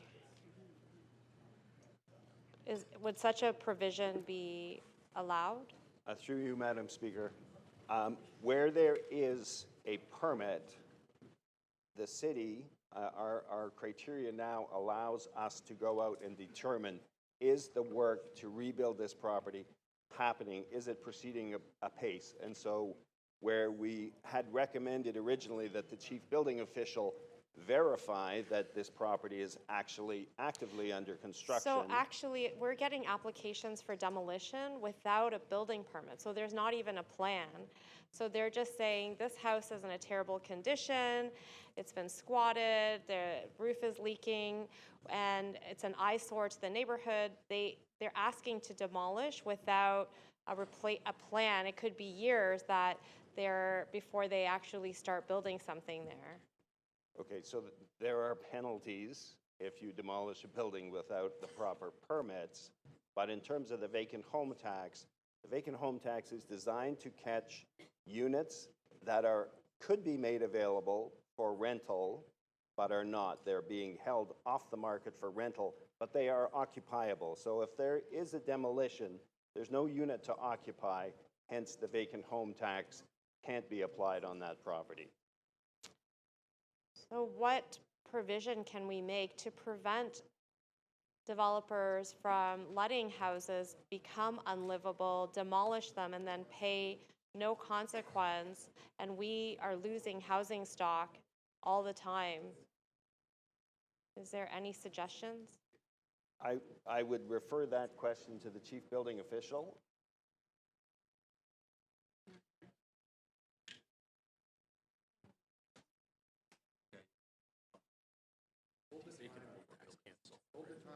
Right.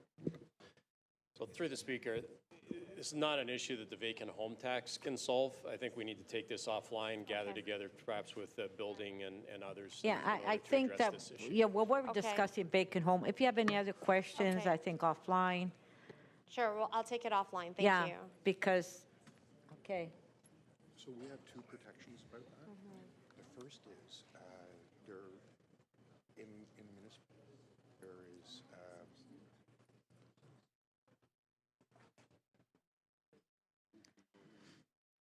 Deputy Mayor Malik, Thank you very questions? much. My questions, I'll start with around housing availability. We know the report recommends increasing the vacant homes tax to 3% for 2024. How do you see this affecting the housing availability in our city?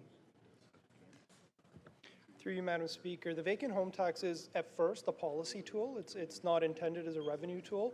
The policy tool itself is supposed to increase housing availability. Consistent with a 1% increasing to now 3%, any individuals that may have continued to keep those units vacant, the hope is this will drive or encourage them to make those units available for rent. Thank you very much. And I guess to the point about it being a revenue tool and the funds raised, can you just speak a little bit more about where the funding raised by the vacant home tax goes? Is it a dedicated tax? Is it addressing our housing crisis, or does it go to a more general fund? Through you, Madam Speaker, the budget for the vacant home tax is $55 million, and we've allocated that $55 million in 3 areas. The first is a small amount, about $3.2 million, is intended to cover administrative costs in terms of delivering the program. $10 million is directed to support the city's MURA program in terms of strategic acquisitions. And then there's about $42 million that is then made available to support capital investments that we make in housing. And our 10-year capital plan today includes $640 million over the 10-year period that is supported through the annual revenue that is generated outside of those first 2 categories noted. Thank you very much. One major concern that we have already heard through a number of councillors and their questions is regarding short-term rentals, illegal, non-compliant short-term rentals. It's an especially big issue in my ward of Spadina-Fort York. The number of housing units that are vacant due to this is quite significant. Can you confirm that this issue is being examined and that it will be reported on shortly, and how the data that we've collected from the vacant homes tax report is going to be incorporated into that? So through the chair, and thank you for the question, our team is actively consulting with operators, the industry, and the public in the next few weeks on this matter. We take that information as well as some other studies done by McGill University, and we'll work with Casey and Steve on their work to incorporate in that how it builds our report, which is coming to Planning and Growth Management in the first quarter of 2024. And we will be bringing recommendations as we're looking to continuously improve the program. We foresee bylaw improvements and changes that will help with compliance and enforcement as we continue to build this program out. The medium-term rentals that are being discussed today are a new area that we are reviewing, and we will be including that in our report as well in the first quarter of 2024. Okay, thank you very much. Thank you. Before we go to the next speaker, I would like to ask the city solicitor that you want to introduce some Articlean students that are in here today in the council chambers, so I'll pass it on to the city solicitor. Thank you, Madam Speaker. As many of you will know, after completing law school, individuals are required to spend a period of time working in a law office. This is the articling term. We traditionally have 6 articling students in legal services each year, and today they're here to observe City Council. I'd like to introduce them to you. They're Catherine Otway, Taryn Wilkie, Nikki Sandu, John Reason, Joshua Vatir, and Love Babagide. Thank you for the opportunity to introduce them.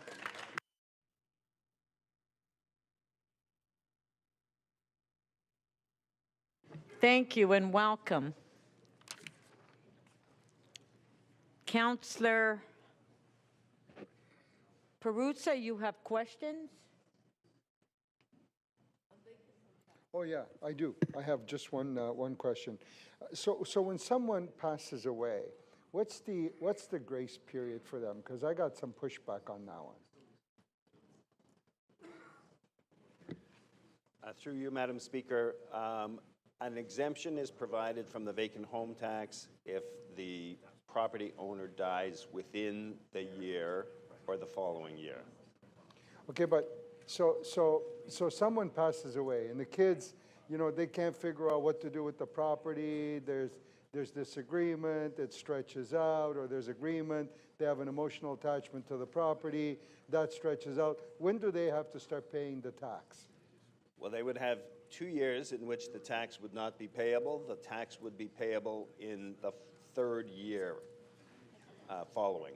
So 2 years of exemption from the tax if the death happened in that year. And then in the following year. It happens in July, right? It happens in, so let's say it happens now in September, October 2023, right? When would they have to start paying tax on that? They would pay tax for the 2025 year. If it happened in 2023, tax would become payable in 2025 for the 2025 year. That would be payable at the beginning of 2026. So they have to pay for 2025. So they basically get like a year grace period, right? Well, no, a year and a couple. It's a 2-year. If it happened in if it happens December 31st, 2023, they still pay in 2025. They still have to pay the 2025 year, right? Yes, so it's correct. 1 year, right? Yep. Yeah. Because that's come back as a bit of an issue. Okay, thanks. Thank you.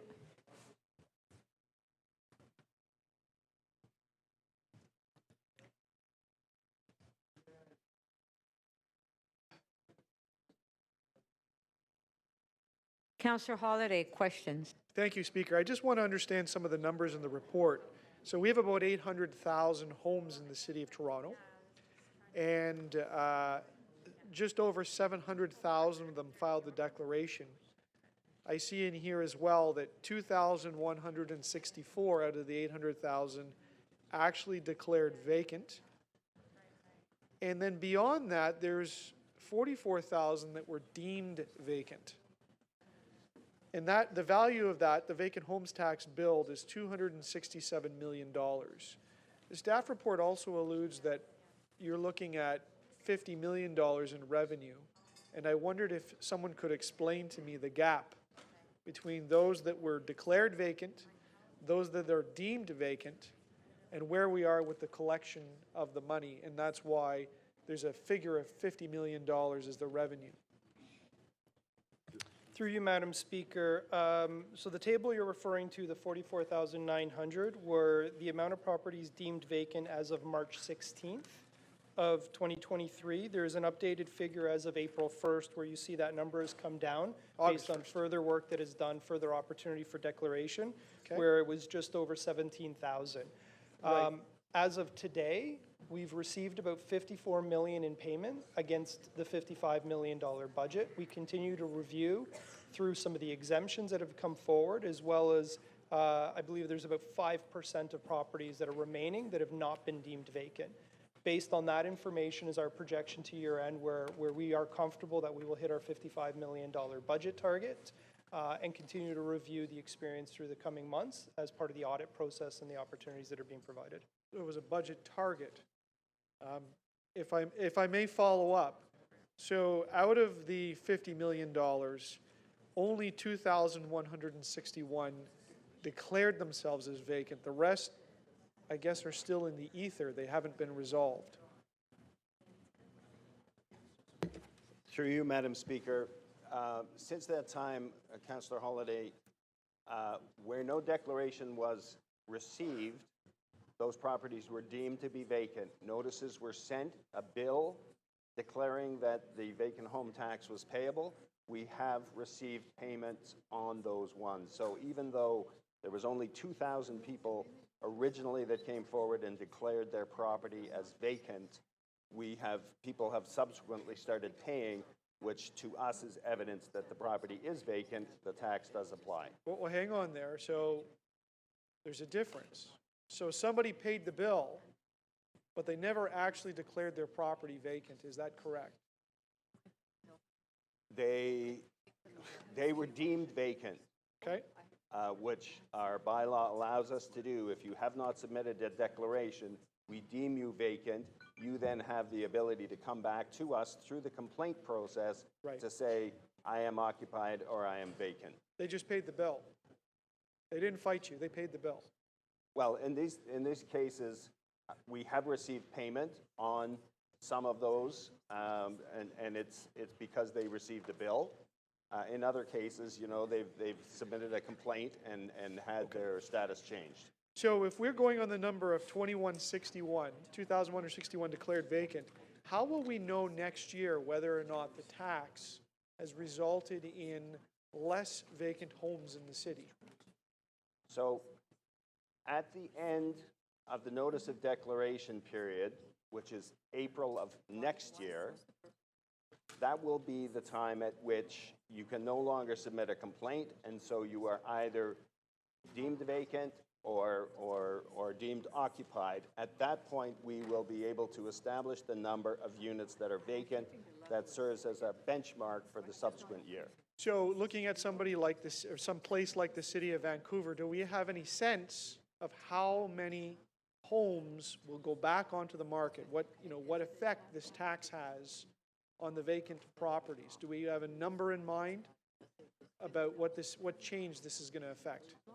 Vancouver has seen a marked decrease in the number of vacant units.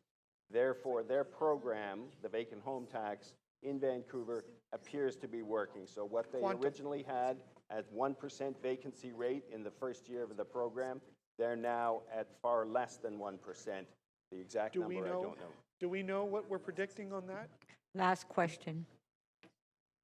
What we as the city are, we know that we're going to come in about 1%. We expect that it will be less than 1% in subsequent year. Thank you.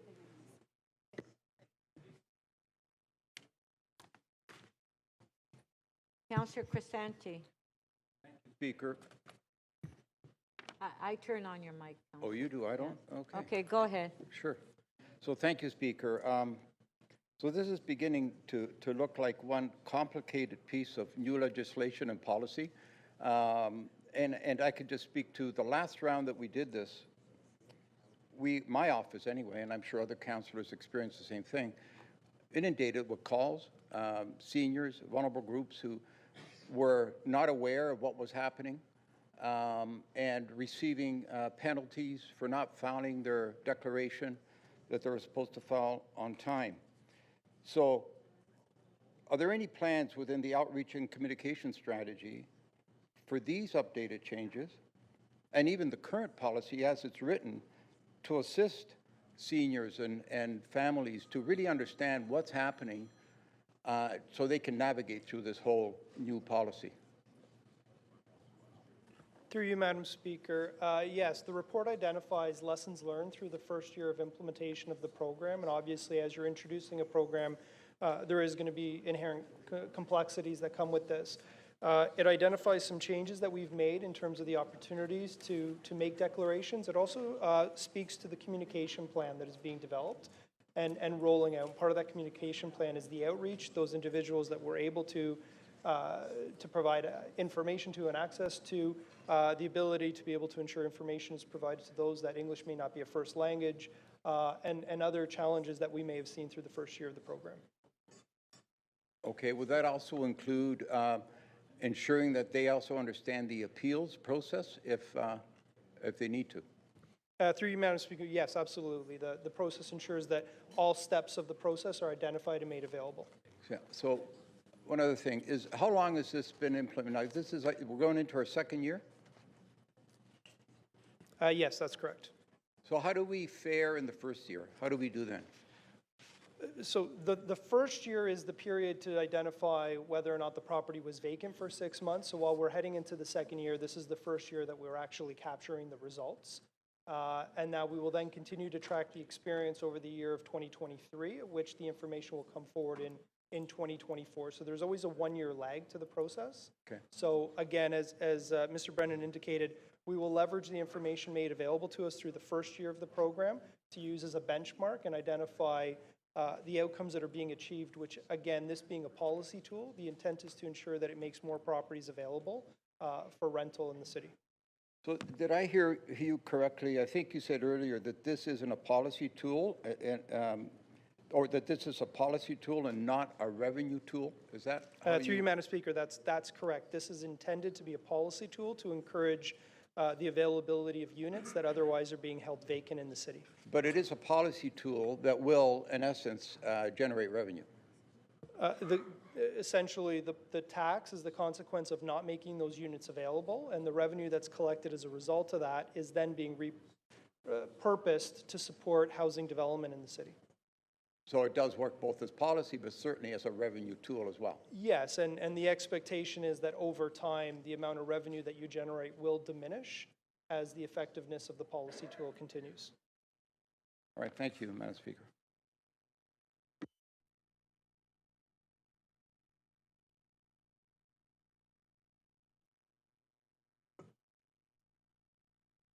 Thank you.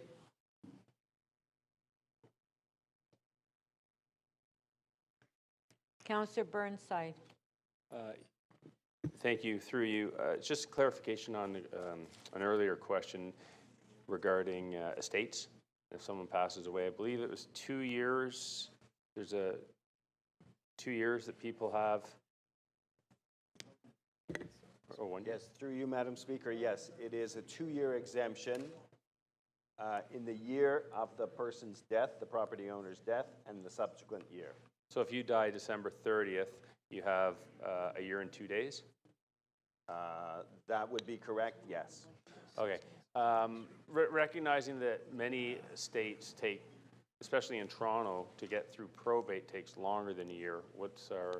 Is it just too bad you're out of luck? No, it is a question always of whether the property was vacant. So if the owner was living in that property until their death, then that year, that property would be considered occupied. So the exemption for the owner's death would follow that year. And depending on, as you said, if it's December 30th, tax may be payable in the year following 2 years afterwards. Well, a year and 2 days. So then are we not in effect penalizing someone for the probate is a function, the length of time probate takes is a function of another level of government's ability to actually move the process along. And larger estates, of course, being more complex, take more time. But what would you expect someone to do? Just pay that vacant, like you're trying, if what I understand from Mr. Conforti, we're trying to affect a policy. We're trying to open up more housing, right? If that's the intent, then taxing someone in a vacant home tax situation when someone dies, the executor of the state physically is unable to dispose of or rent the actual unit. So this would seem to be going against our policy goals. Now, if you want to just collect money, and that's fine, then I guess it's in line with those goals. So, in answer to your question, Councillor Burnside, the exemptions that applied when they were developed on compassionate grounds, the owner's death being one example of an exemption. The property also has to be occupied for a period of 6 months, and if there is a sale of the property in a year, that is a further exemption for that year. So even if somebody died, and it took a while to have the estate straightened out, and they finally straightened out the estate and then it sold in a subsequent year, all of those years would be exempt. So we're really trying to capture only units and properties that could be made available on the open market. If you're talking about a family situation that is simply held up because of process, you know, that would be an exception. And yeah, so thank you. That's what I just wanted to get clarification on. So would that family be able to reach out to your department? Is there a process for that? There is a notice of complaint process where circumstances like that are viewed. There is also a second level of appeal above that notice of complaint where you could bring those kind of circumstances and ask for special dispensation or treatment. Okay, thank you. And sorry, I may have missed this other question. In terms of the voluntary reporting of, my experience is that people don't necessarily voluntarily report their vacant home. How many investigators do we have when, you know, if I were to say, hey, this address on this street appears to have been vacant, how many people do we have to actually investigate those complaints? The original staff report, when we developed this program, identified 12 to 15 staff that would be going out and doing those inspections, audits, compliance audits, doing the follow-up checks. Is that enough? We'll make that determination. We're still learning from our first year. And as things continue to change, because the appeal period is still open for the first year, we are actively hiring those people, and they will be out on the streets doing those investigations. Okay, thank you very much.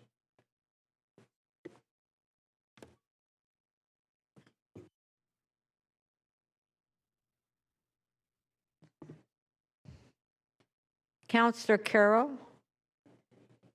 Thank you, Madam Speaker. I thought we handled this before, but we're into the issue of estate law again. So I wonder if I think my question might be for the solicitor. My understanding of Canadian estate law is that an executor can rent out a property, and if you think the property isn't going to be dispositioned, you want to rent it out because that rent can then pay for the upkeep of the house while you're figuring out the disposition of the estate.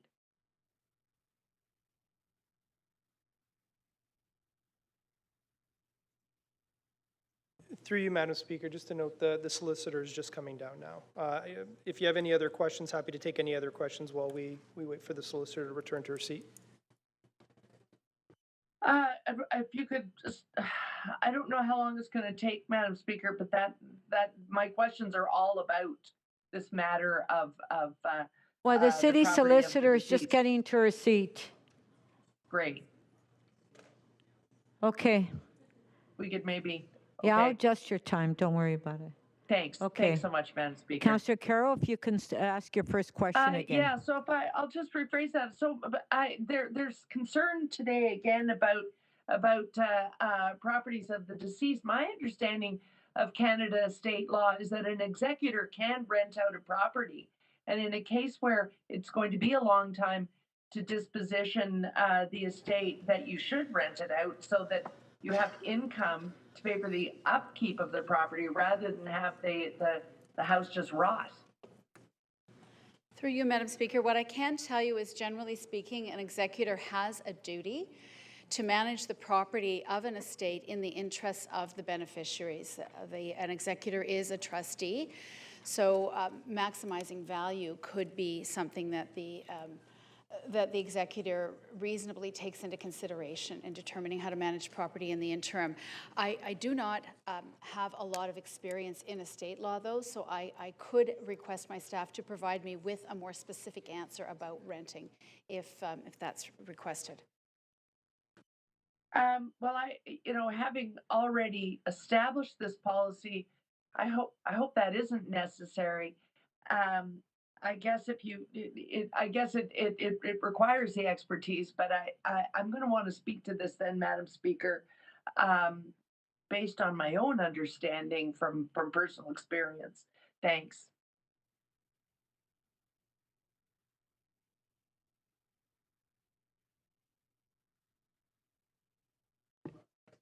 Was that, Councillor Carroll, is that it for your questions? Well, it is, because unfortunately, Madam Speaker, although we established this policy long ago, there's a line of questioning cropping up here, which the solicitor is unprepared today to answer questions on, because it's a topic that's come at us rather by surprise. So I'll speak to it anyway. Thank you.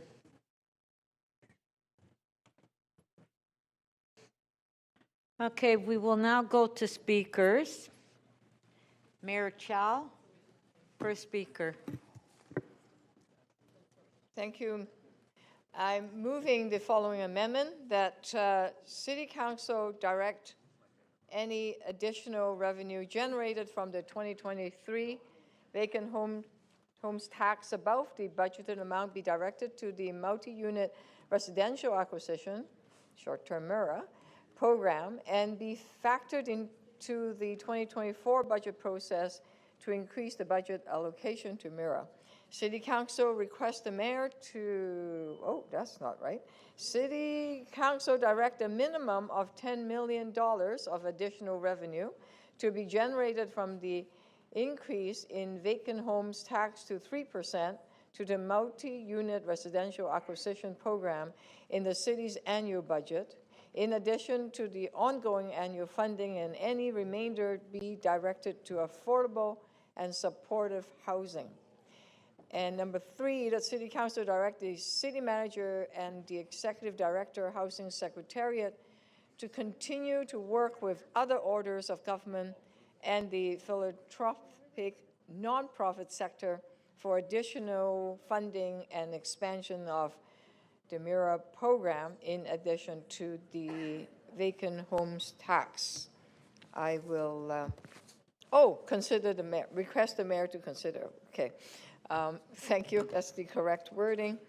Madam Speaker, if I may start the clock again. I was at the Daily Bread Food Bank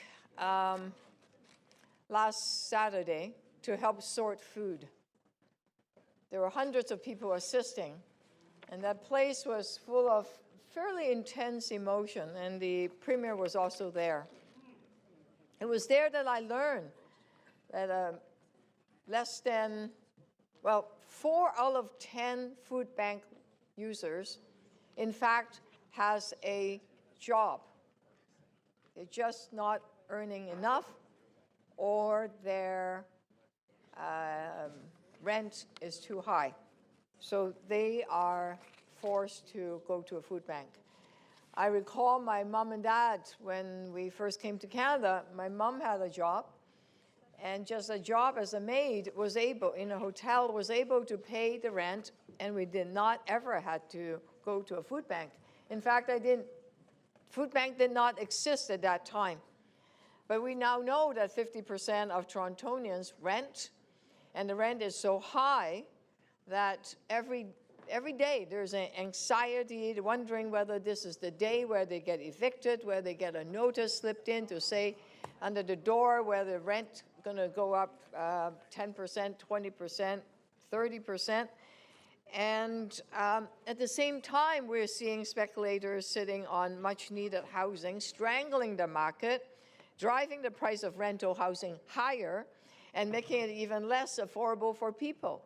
We're not talking about ordinary homeowners, members of council. We're talking about those that are accumulating mostly, a lot of units of housing. And no one should be keeping a home empty during this housing crisis. And so together we can make these speculators with empty homes face a higher vacant home tax that they need to pay more so that we could get more people into these vacant homes. And this increase will result in hundreds of millions of dollars. It's about $100 million in 2025.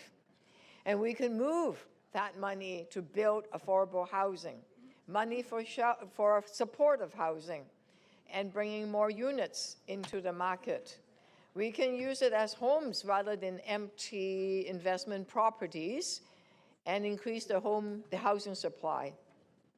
Toronto is losing rental units 14 times faster than we're building it.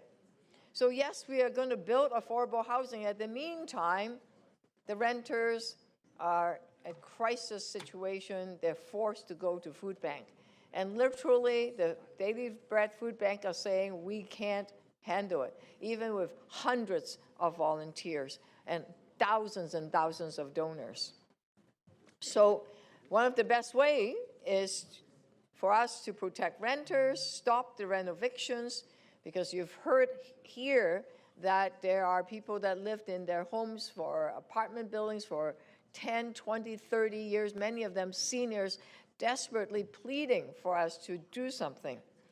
We could buy the unit, hand it over to a land trust, and so the amendment today is to make sure that this money that we will be collecting from speculators are used for affordable housing purposes.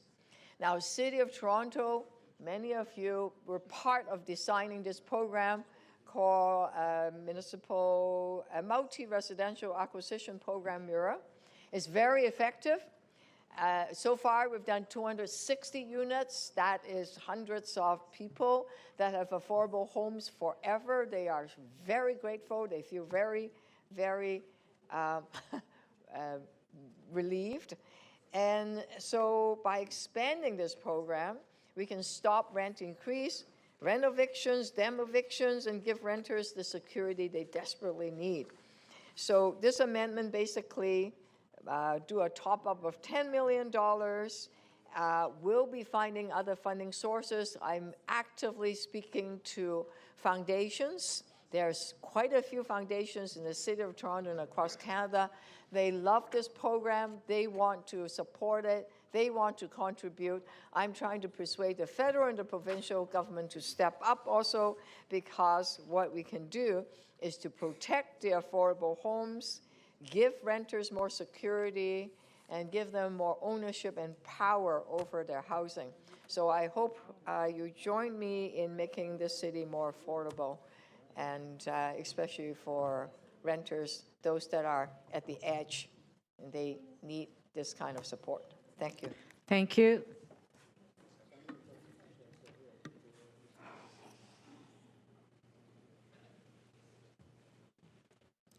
Councillor Holyday to speak. Speaker, before I begin, I just want to make sure the clerk has those ready to display. Do we have them? Yes.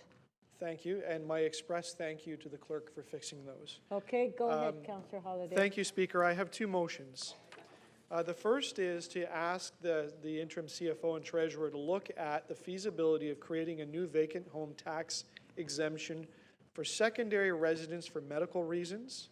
Report that to council, hopefully in time for the upcoming tax year so that people understand that.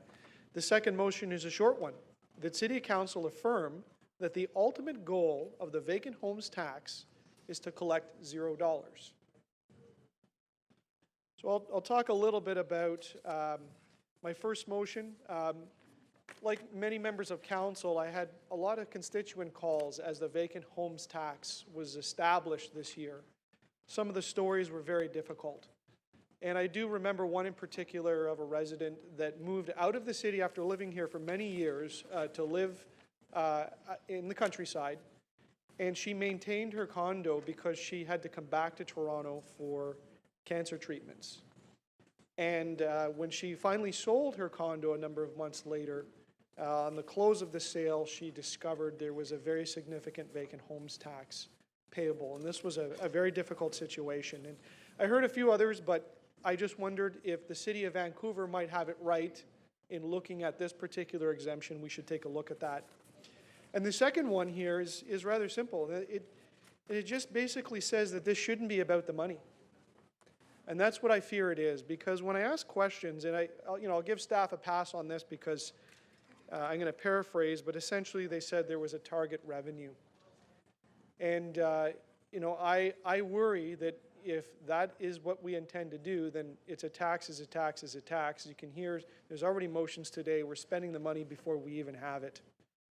I thought when this was brought in that the idea was that we would try to encourage the reduction in vacant properties because of the situation on the rental market and the housing purchase market.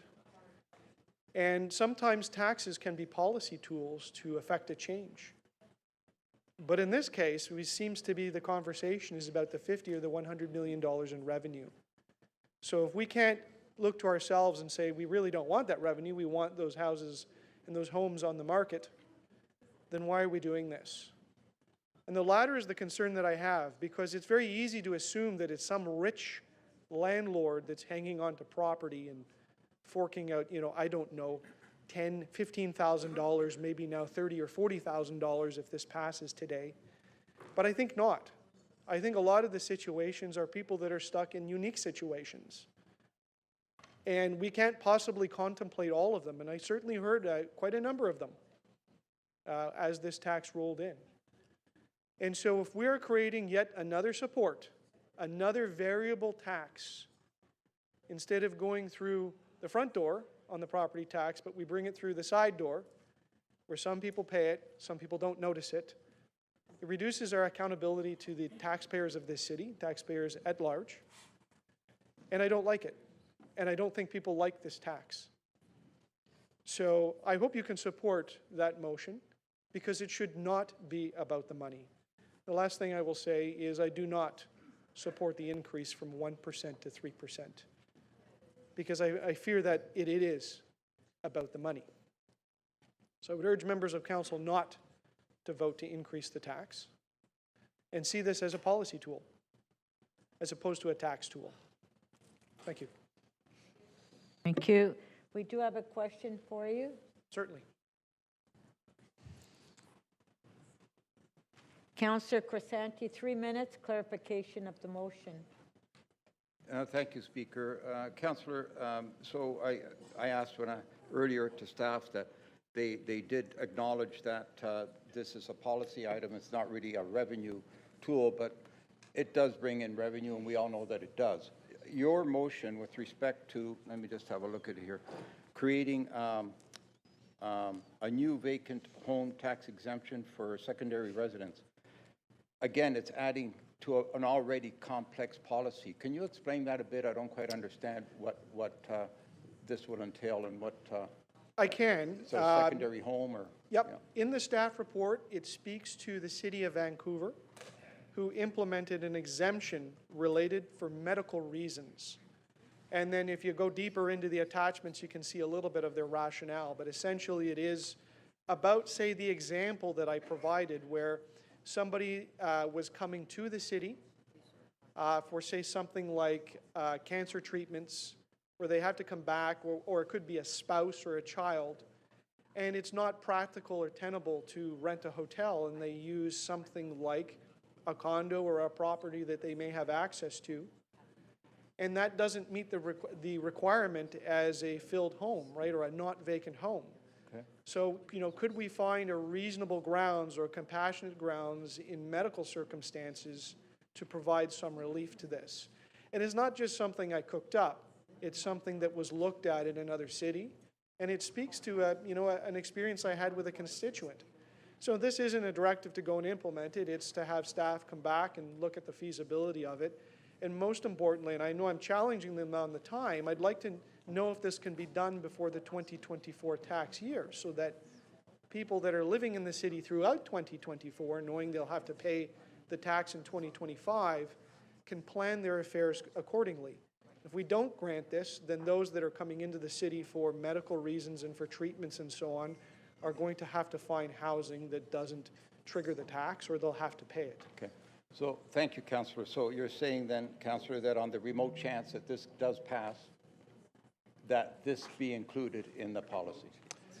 Yeah, that if it passes and that if we come back to council and the council approves that exemption, that it would be one of the several exemptions that are allowed under this tax, or exemptions for having a home that is vacant, or at least according to the criteria is vacant. All right, fair enough. Thank you, Madam Speaker. Thank you. Thank you.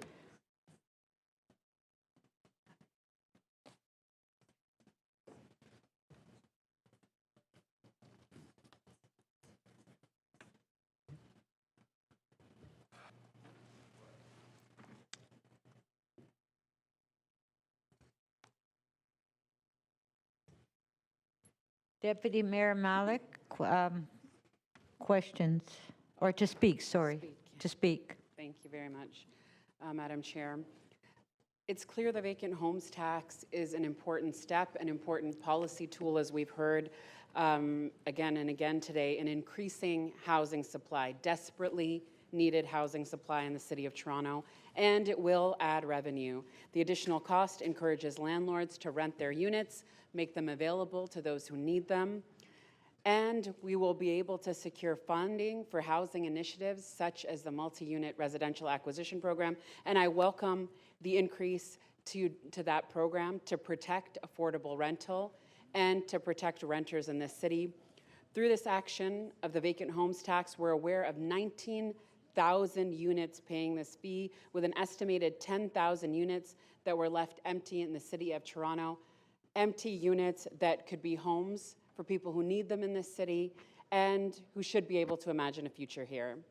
Too often, empty units are left for investment speculation or for illegal short-term rentals, depriving those units in the need for housing. I believe that the success that we're seeing this year can be built on and elevated by increasing this fee to 3% and putting more housing supply back into our system.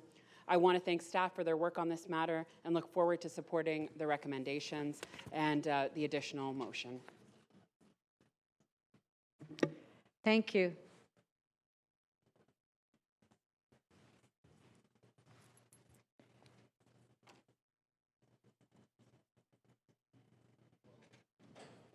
Councillor Carroll to speak.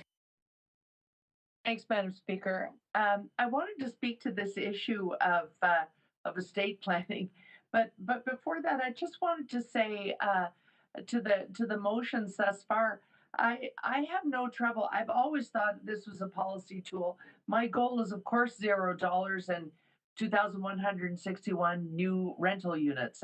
Absolutely. But I want to say that I definitely support the mayor's motion, putting this this revenue as it exists towards MURA, because the A stands for acquisition. This is a program that is made up of acquisition and then creating more affordable housing, and the initial purchases are what is so limiting that program. So where we have one-time funds that so relate to this, because there's the one-time component, the actual acquisition. I think this is actually an excellent place to put the funds, given that if we succeed in our policy objectives, this is a revenue amount that's going to descend over time. And so that being put to bed, on the issue of those whose a family member is deceased, leaving behind an owned property, my personal experience with this is that because if you as an estate, and sometimes an estate, the beneficiaries are a number of siblings.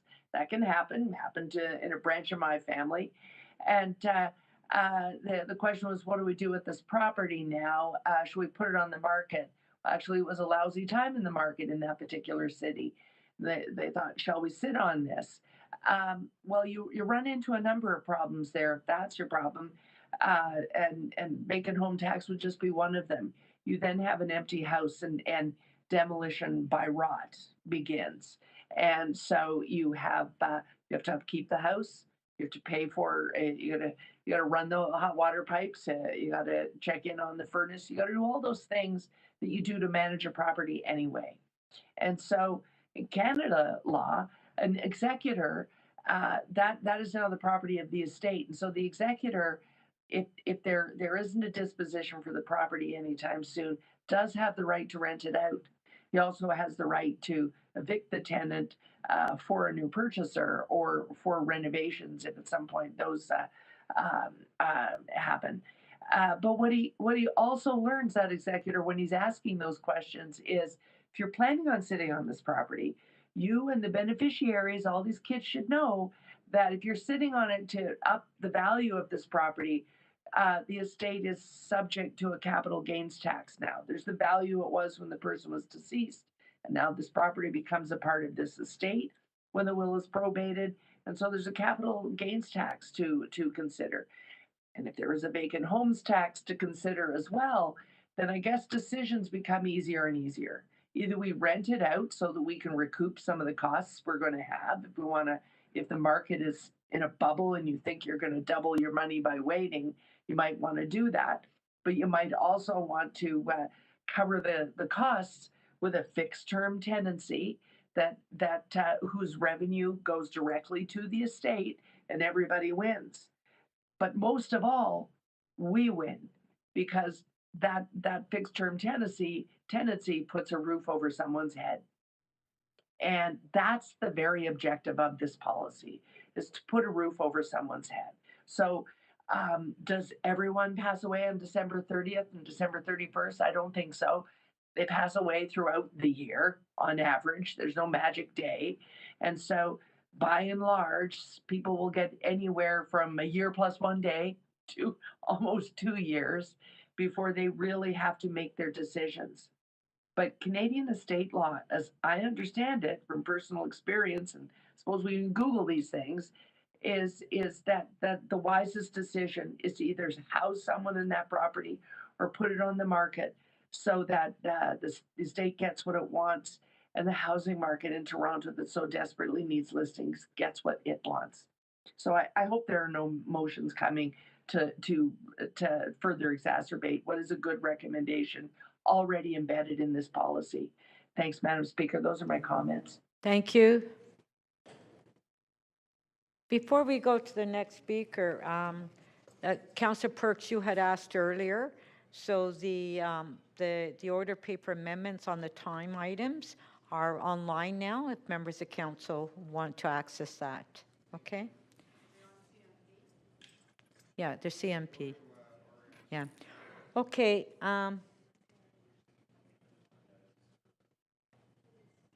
Councillor Perks to speak. Thank you, Speaker. I just wanted to make a couple of comments. First of all, I agree with all the motions that have been put. Yes, Councillor Holyday, I agree with your motions. I too believe that the ultimate goal is that every unit has someone living in it. And at that point, there won't be any tax to collect. I'm not as sanguine about that prospect as you are, but it's a good goal and I can support it. But more importantly, I wanted to talk to the importance of the MURA program.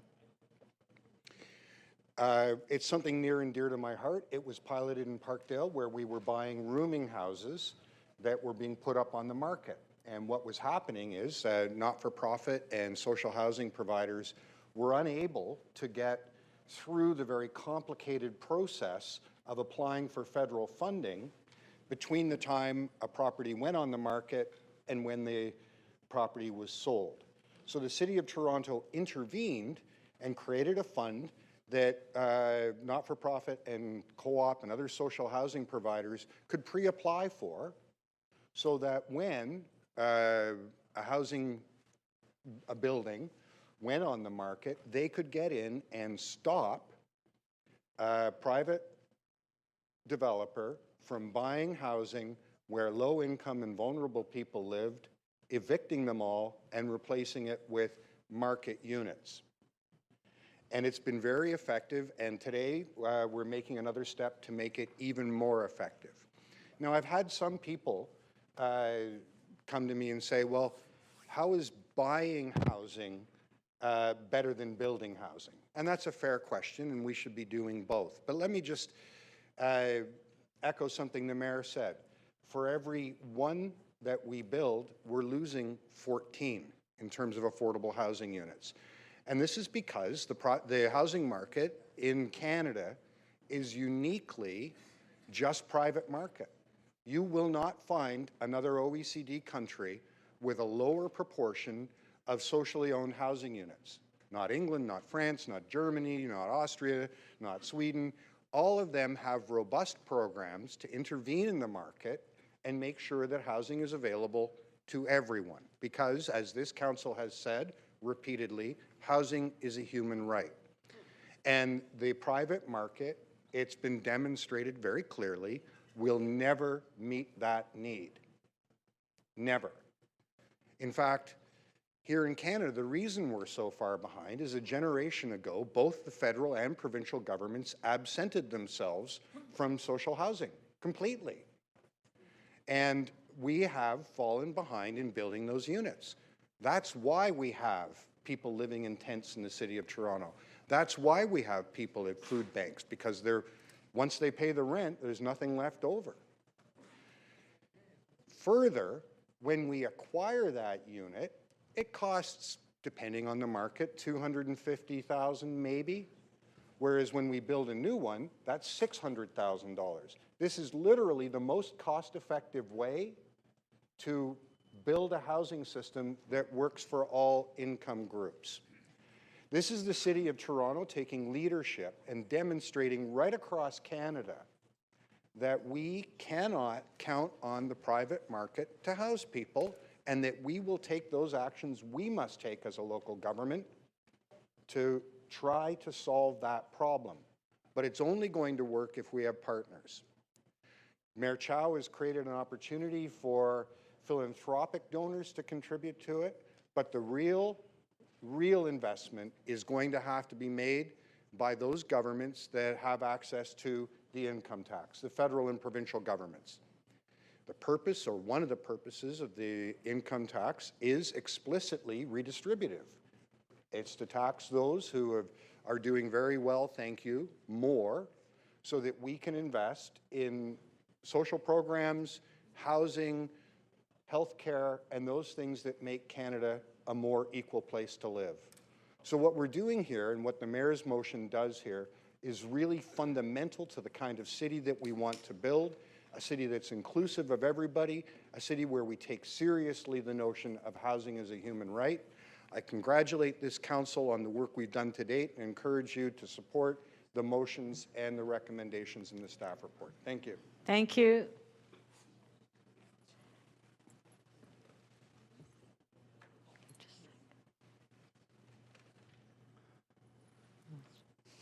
Working now. Sorry. Councillor Koch to speak. Yeah, thank you, Madam Speaker.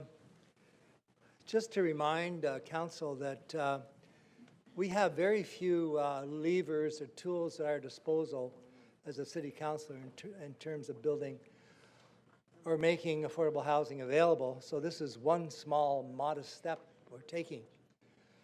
And it's not perfect, but I think it was a very innovative step, and staff have done great work and having it roll out. Sure, we had phone calls at the office trying to explain what the new vacant home tax was, but that's what we get paid for.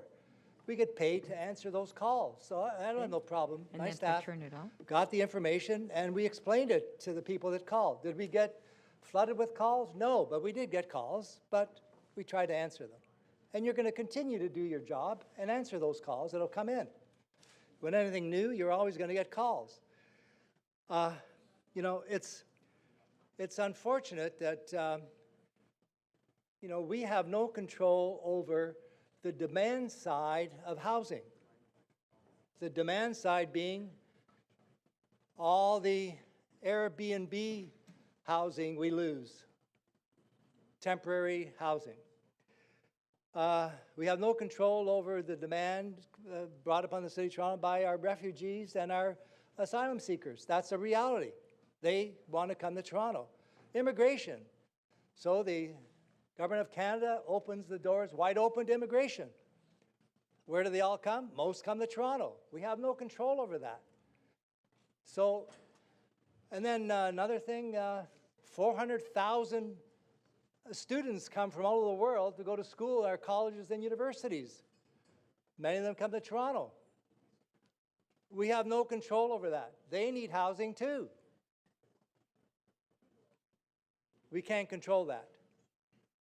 So that's the demand side we have virtually no control of. And then do we have control over the price of a 2x4? You know, the 2x4s used to be $2-3 a 2x4. Now they're $15 a 2x4.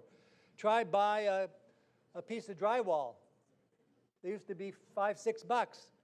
Now what is it, $15 for a piece of drywall? These are the cost of labor, cost of building. So it's, and interest rates. Do we control interest rates? So it makes housing very expensive for builders of housing, the private sector, and for the public sector. We have no control over interest rates. And do we have the control over the cost of a building lot in Toronto? $1 million for a building lot. $700,000 for building lots. Do we control that? No. So we are trying to do the best we can with the tools we have. So this is a very modest step that we've undertaken, and I support it also on the grounds that sometimes people will assemble a piece of property for future building, intensification. So they'll buy a strip of houses on a street. And by the time those houses are turned into the new development, who knows how long it's going to take. Now, many of the good upfront developers will rent those out and they'll keep them in good condition, and that's great. But then there's also marginal investors who will not cut the grass.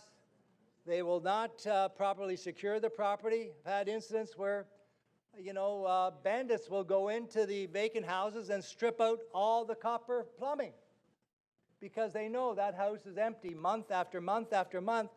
So it becomes a property standards issue for the City of Toronto as those homes sit empty because the developer, which is very marginal, can't get their act together to finance the thing. And sure, approvals take time and there's all kinds of other excuses. But so by discouraging houses from staying empty, I think we are trying to do our part in a very modest way to try to deal with our housing crisis. So this is not going to solve it, but at least it's a modest step in the right direction where we're doing our part. So that's why supporting what the mayor is proposing, the Emira project, is a very positive step we are taking as a city council. Thank you. Thank you.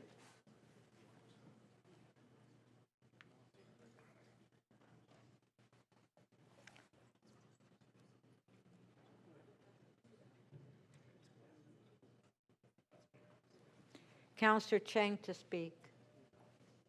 Thank you. I am fully supportive of these motions. I think it's so important that we preserve our housing stock, but I just wanted to take this opportunity to share a quote that I heard yesterday in attending the Urban Economy Forum with a discussion on climate action, which is the most sustainable building is the one that we didn't build.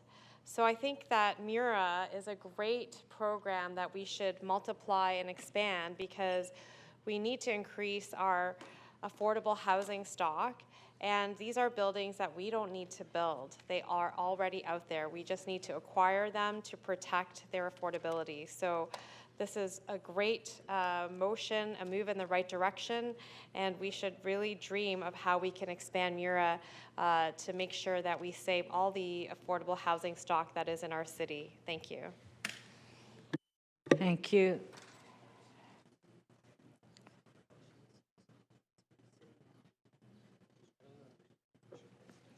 Councillor Crisanti to speak.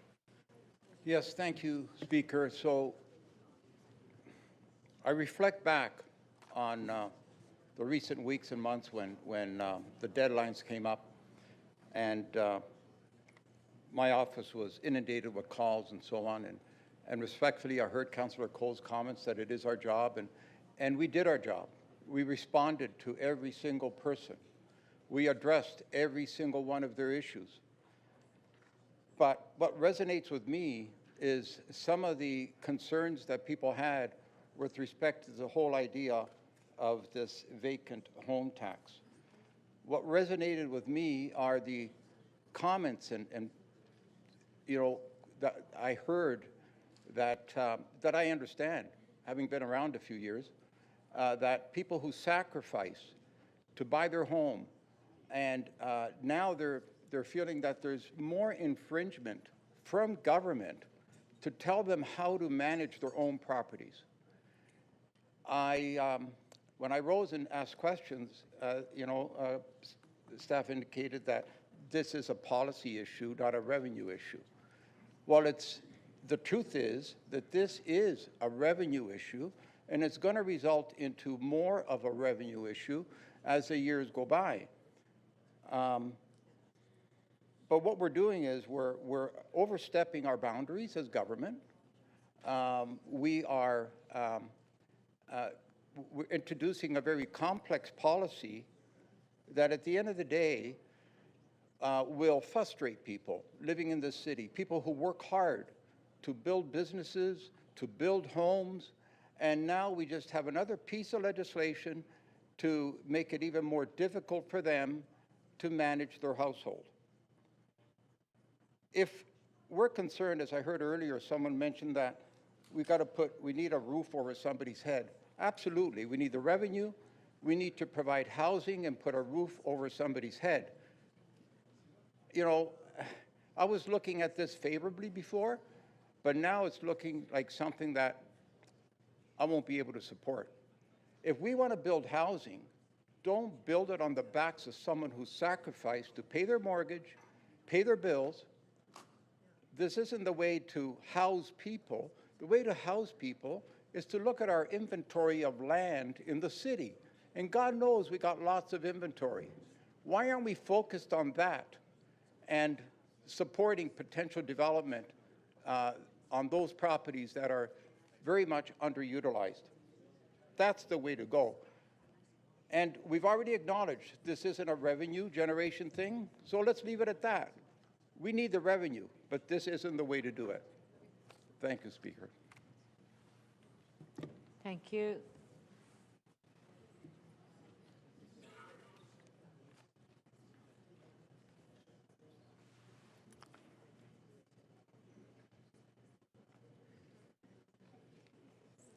Councillor Pruitt to speak. Thank you, Speaker. I have a motion which the clerk has, and what the motion does is simply this, Speaker. So if you die today, I don't know, mid-October 2023. If you die today, currently the current exemption, what it does is it forgives you next year, and then you have to start paying the following year. Regrettably, and I don't think that this will capture a whole lot of people, probably very few people, but what it will do is perhaps prevent some folks from meeting you in your office and crying to you about the loss of their loved ones and how they were not able to either come to agreement on what to do with the property or emotionally detach themselves from a particular property or from particular individuals. And while I understand that we may be giving up a few $1,000s in revenue with this particular amendment, but what it really does is it gives family members some additional time to come to grips with the loss of a loved one, i.e. parents, and/or the inability amongst siblings and family members to come to agreement on what to do with that particular property. Either rent it, sell it, whatever, dispose of it in whatever way. So, Speaker, I present that this slight change, and hope that folks will look on it with some sympathy. Thank you so much. Thank you. I'm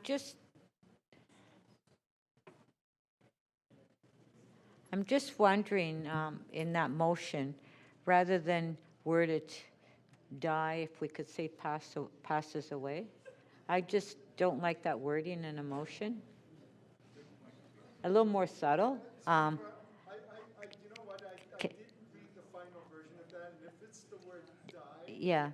please, Just passes away. I mean, passed away or passes away, but to say in a motion, if you die, I mean, it doesn't fit right with me. Okay, thank you. Okay, so we do have one more speaker. That will be after lunch because it's 12:30, so we'll recess to 2 o'clock.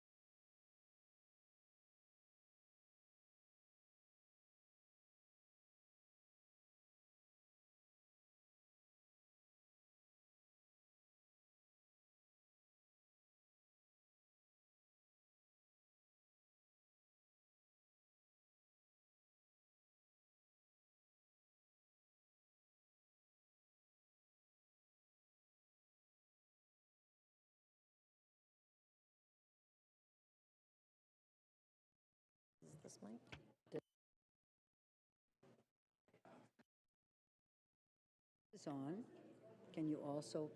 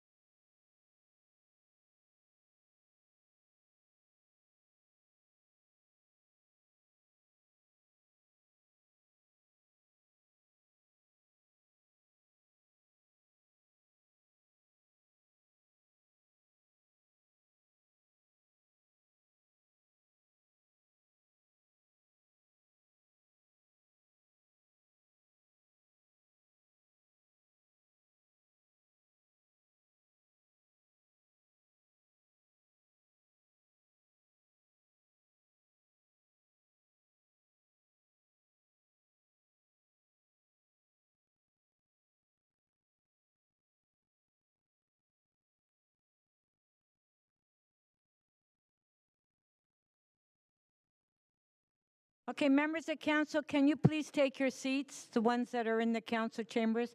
And I know, Councillor Peruzza, you just spoke to me a minute ago. Can you come to the council chambers?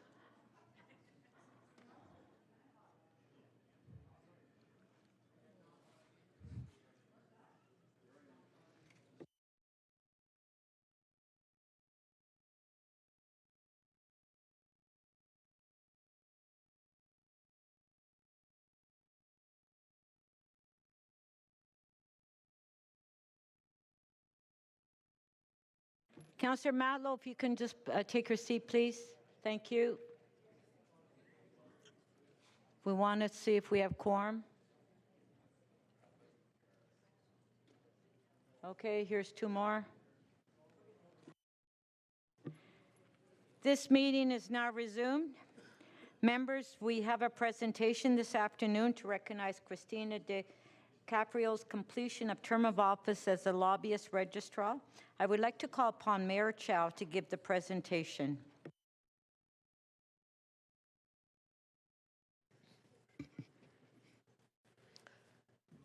Good afternoon. Christina DiCaprio was appointed to the position of lobbyist registrar for the City of Toronto in September 2016 and has served in the position for 7 years. The lobbyist registrar does very important work to ensure public transparency in city decision-making.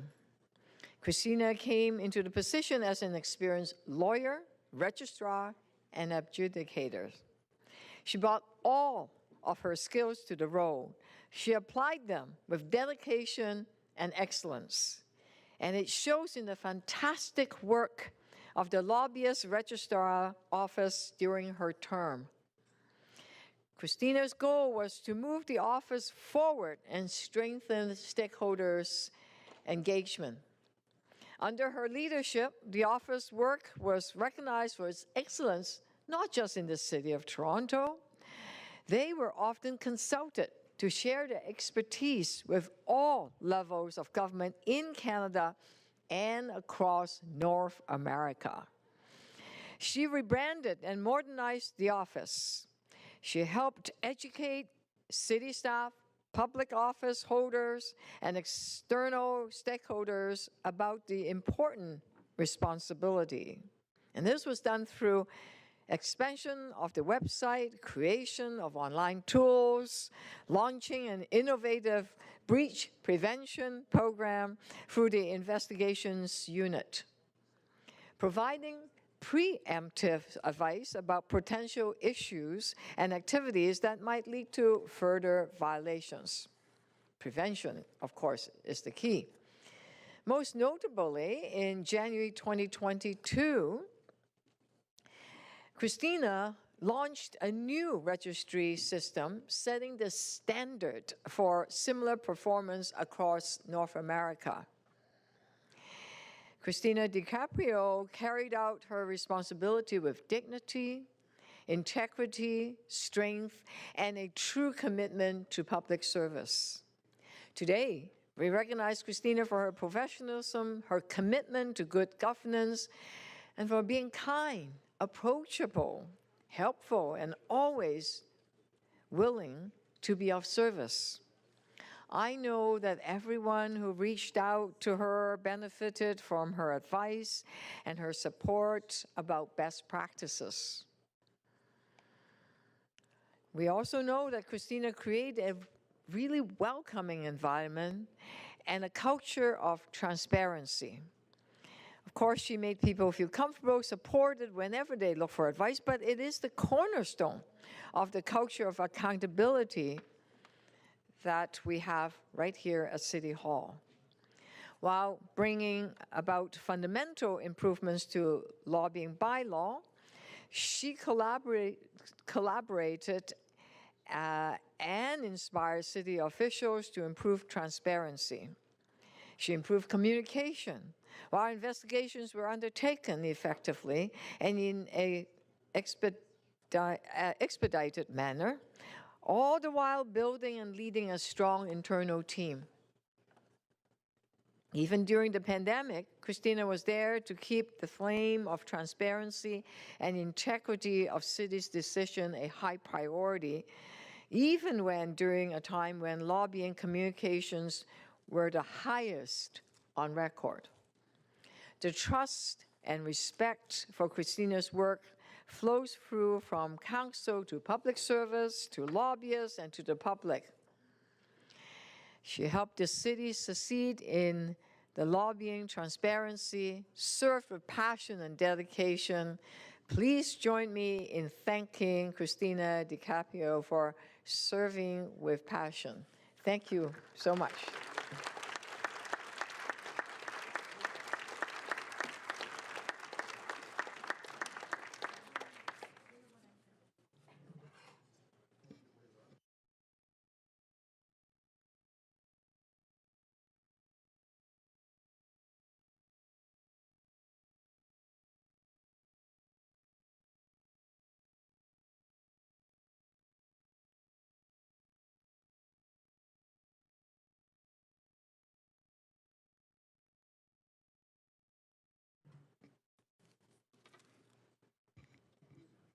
Good afternoon. Madam Speaker, members of council, Mr. City Clerk, members of the public service, and people of Toronto. Thank you, Mayor Chow, for your very kind remarks. They're truly humbling. When I began my term 7 years ago, the Lobbyist Registrar's Office was already well-functioning with established processes and experienced professional staff. It was very effective already at regulating lobbying transparency, was already a leader in the country with one of the most expansive provisions in legislation that exists across Canada. However, I felt that when I began the term, it was most important that the Lobbyist Registrar's Office continue to excel and that it leave its mark by enhancing the ethical culture here at City Hall.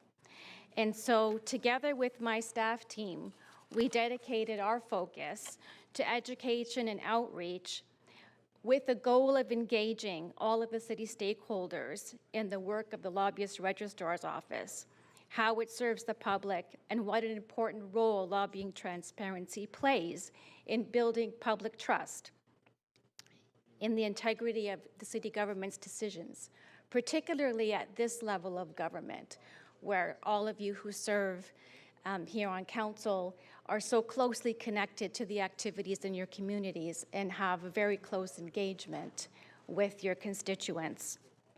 My staff team and I did much to build and maintain constructive relationships with stakeholders going broadly across this very large organization, reaching out to city staff, councillors and their staff, the lobbyist professions, and the public. I'm proud to say that our efforts paid off and that the Toronto Lobbyist Registrar's Office has taken its place as an integral component to the accountability framework here at the city and provides an important cornerstone to the governance model.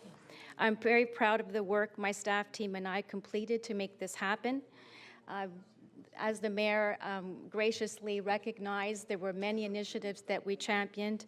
I won't go into them in detail, but my staff and I had significant impact on strengthening stakeholder engagement by creating many online resources and tools. We rebranded the office. We reorganized, reordered, and redeveloped our web platform so that there were many precedents available and interpretation bulletins available with easy access. We expanded our education and training opportunity offerings to lobbyists and the public. And we invested a great deal of time in building stakeholder relationships and extending our work to make sure that we included education and outreach opportunities to the public office holders here at the city so that we could participate together in sharing best practices and engaging those who communicate with us with how best to provide transparency to the public for the feedback that they're giving to each of you as public office holders when you make your very important decisions for our constituents. We engaged in a comprehensive modernization initiative where we developed and launched a new lobbyist registration system. We invested in continuous improvements to the registry. We streamlined our investigative processes using technology. We worked with the city manager's office and city council to expand the enforcement powers available to the lobbyist registrar to ensure compliance, to protect the public. And we also made sure that our provisions in the lobbying bylaw remained current by continuously seeking out new amendments to provide more transparency to the public. As the mayor mentioned, we did engage in an initiative that my staff team and I are most proud of, and that is our breach prevention strategy. That is that we made ourselves available as an office to help preempt breaches and make sure that there's information and access to everyone wishing to communicate with public office holders here in a fashion that complies with the bylaw. And the net result of that is that over the time that we've worked together, my team and I have seen the largest increases in lobbyist registrations in our office's history, and we've seen a decrease in the number of investigations. When you see that, you know that compliance is happening, and so City Council's strategic objective to expand civic engagement is happening, and the ultimate goal of having transparency in those engagements is also being achieved. And as Mayor Chow also noted, I guess the emergency that we worked through together as a city and helping the public through the COVID-19 pandemic, all of your initiatives and that you launched to support the public are backed by a lobbyist registry that has a well-indexed record of all the lobbying that went on with respect to those very important decisions that you made. So I'm very proud of all of this work, and I do have a message of thanks to give all of you, if I may, because this work was all done with the cooperation of many people here in this very broad organization that we serve at. So I want to thank, firstly, members of council for your dedication and service to the people of Toronto. When you're in local government, you're the eyes and the ears of the people that you serve. And I want to thank you for fostering compliance with your staff teams and welcoming the training that I was able to provide all of you and your efforts to redirect your stakeholders through to me.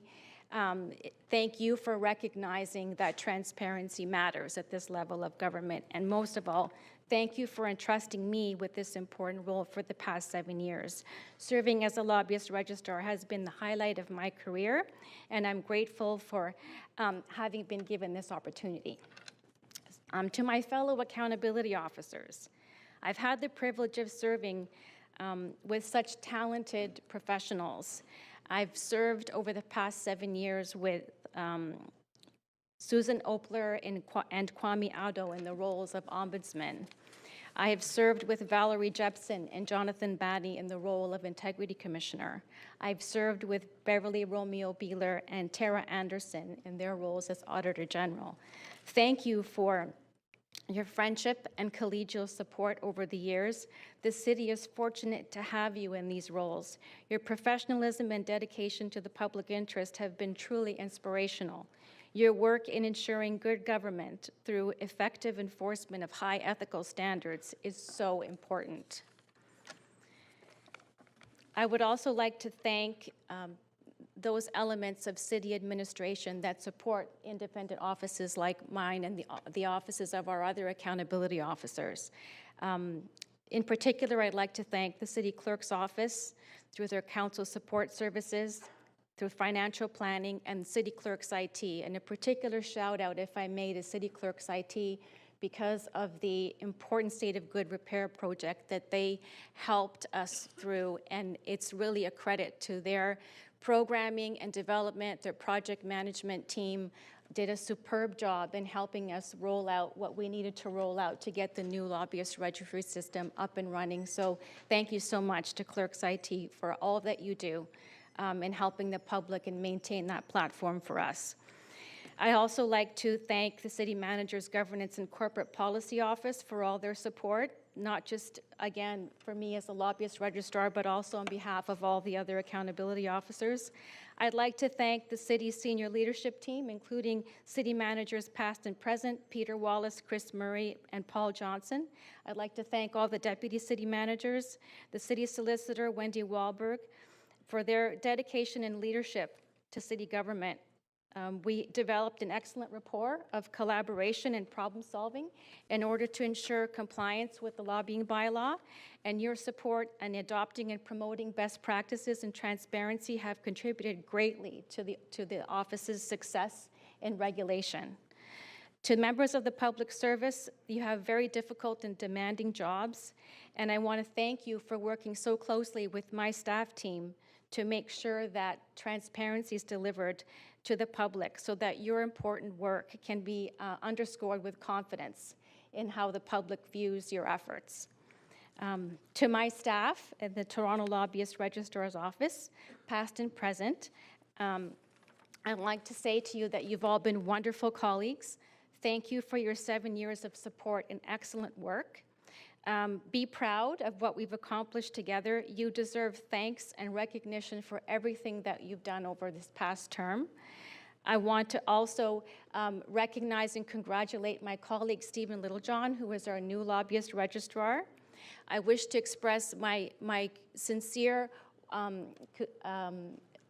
endorsement for his ability to lead you all in the next chapter under his leadership and under the expertise of my professional staff team, or my former professional staff team. I know the office is in good hands, and the good work that we've all built up until this point will continue to grow with this tremendous team and the skills that they've developed over the years. So I wish you all continued success and the best of luck. I'd like to say to the people of Toronto, thank you for trusting me with the oversight of the lobbyist registry, which is such an important tool. Thank you very much also for entrusting me with your complaints. This is your city and this is your local government.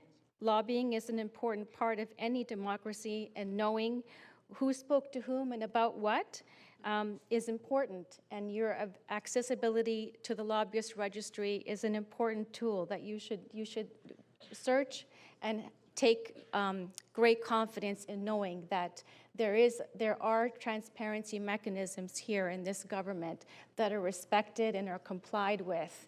So please continue to seek out the information that you need in order to do your part in participating in the civic engagement plan that the city has laid out for all its citizens. And finally, to my wonderful, loving family, Sam, David, and Ariana DiCaprio, thank you for always believing in me and for supporting and encouraging me, especially when times were stressful and challenging. It meant more to me than you know.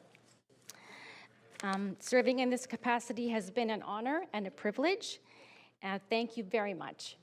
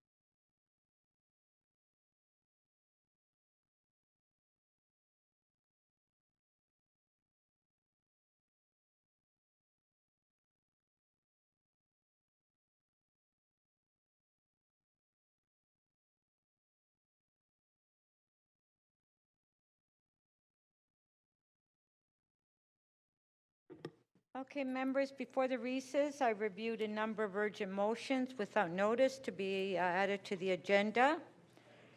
The first one is Deputy Mayor Malik. You have a member's motion that you'd like to introduce? Thank you. Do you have it?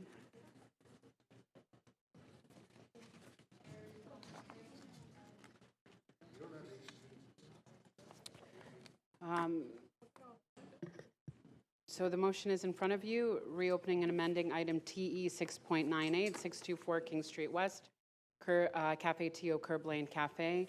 And this item is needed to rectify the previous motion brought forward on this item. See it on the screen? Yeah? Okay. All in favor? Carried. Councillor Fletcher. Just one moment. Okay, go ahead. Yes, I'd like to introduce, thank you, Speaker. There is an opportunity for battery storage on the Portlands and for anywhere across the city, actually, and to have City Council endorse that, including with TPLC advancing an RFP. Thank you. Thank you. All in favor? Show of hands. Opposed, if any, carried. Sachs? Councillor Sachs? Okay, just one moment, Councillor.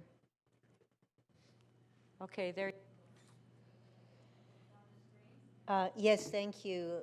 This is an amendment to a Section 37 agreement that was reached in 2021.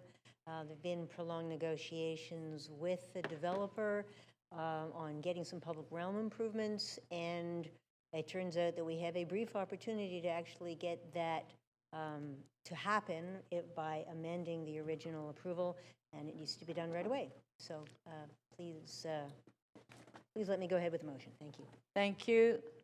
All in favor? Show of hands. Opposed, if any, carried. Councillor Myers. I have a motion to advance the widening of Steeles Avenue, and this is to start the archaeological assessments, which means starting discussions with nearby Indigenous communities so that work can start in spring of 2024. Okay. All in favor? Show of hands. Opposed, if any, carried. Councillor Morley. Oh, sorry, Councillor Moyes. Okay, just one moment, Councillor. Yes, you are, Chris. Okay, just one moment. Okay, okay, there you go. So this urgent motion is around authorizing the release of Section 37 funds from the development at 176 to 178 Front Street East and 33 Sherburne Street to Anishinaabe Health Toronto. This will be in support of their Indigenous hub in the south end of my ward. And they're asking for, I'm requesting $1,666,000 for them. Okay, thank you. Fans, opposed, if any, carried.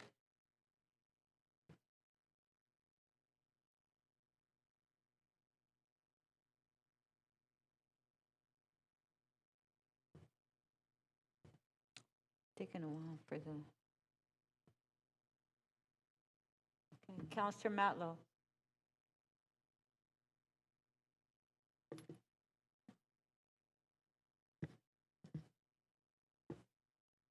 On the screen. I have a motion for 40 Raglan Avenue, zoning bylaw amendments and rental housing demolition application final report.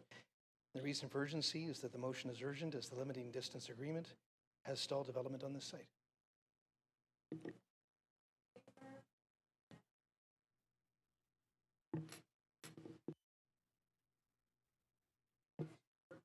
Yes, one moment. I'll acknowledge you in a second, Councillor Perruzza.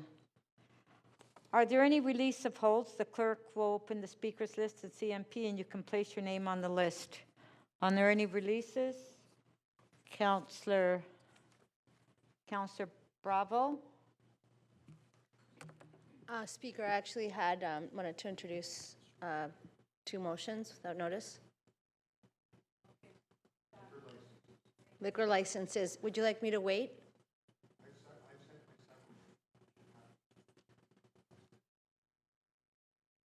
Thank you.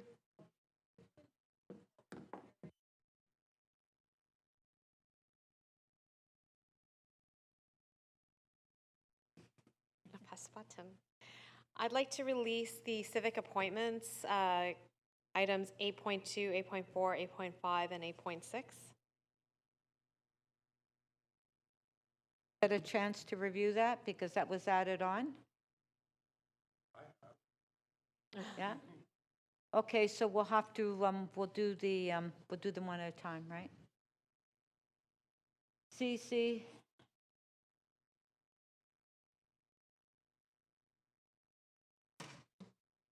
CC 8.2.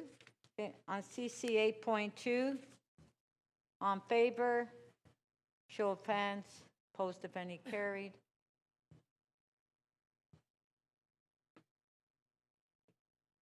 CA 8.5. On favor, show of hands, opposed if any, carried. CC 8.4, on favor, show of hands, opposed if any, carried. That's it. 8.6, on favor, show of hands, opposed if any, carried. Thank you. Councillor Robinson, you have a release. Thank you very much. It's item CC 11.11, 25 Old York Mills Road. The clerk has the motion, and city staff have reviewed it and are aware of it. So it's consideration of the item be deferred until the November 8th, 9th, and 10th meeting of City Council to provide more time for discussion between the residents and the appellant. So there just simply hasn't been time, and the neighbors and residents have been cut out of the process. So we would like more community consultation. So does the staff have your motion? Okay, so we'll put the motion on the screen. This is on CC 11.11, 25 Old York Mills Road. There it is on the screen. On favor, show of hands, opposed if any, carried. Thank you. Councillor Bradford. Thanks, Madam Speaker. This is for my favorite item of the day, which is IE 6.8, citywide approach to dogs off leash. Friendly amendment to Councillor Moyes' piece there. We can put that on the screen. It's just asking the city to also consider a process for the introduction of fencing where appropriate to address safety concerns. Thanks, Madam Speaker. Okay, so if we can put the motion on the screen, this is on IE 6.8, citywide approach to dogs off leash areas. You're holding? Okay, Councillor Fletcher would like to hold. All right. And Councillor Fletcher, do you have a release? Your name is on the screen. It's TE 7.4, city initiated official plan amendments, Villiers Island, Maclear District, South River, and Polson Key Precincts and Open Space Decision Report. Thank you.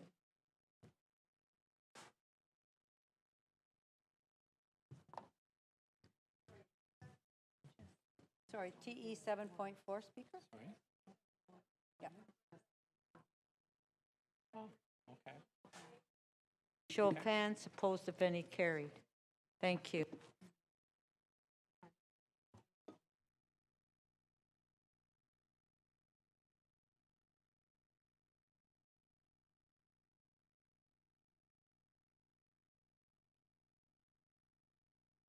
Down EY 7.1 with a technical amendment from city staff. So we'll put the amendment on the screen. On favor of the amendment? Opposed if any, carried. Item is amended. Oh, okay, just one more. Oh, there it is, sorry, yeah. And then this amendment 1B, it's on the screen. On favor, show of hands, opposed if any, carried. Item is amended. On favor, carried. Thank you. Now, members, before the recess, Council was debating the Mayor's first key matter, item EX 8.7. We will put the names back on the screen. But Councillor Prutza, you wanted to make an announcement. I did, Speaker. We have... Okay, just one sec. Okay? I did, Speaker. We have with us today here at City Council Professor Mark Brownlee, instructor of Toronto Diversity Our Strength at Seneca College at York. He is here with a group of his students. I had an opportunity to meet with them briefly in my office during the break, and I can tell you, Speaker, based on the questions they were asking, that they are engaged in civic politics, and I hope that their visit here today will continue to inspire them to continue to stay engaged in the civic life of the city. So, welcome.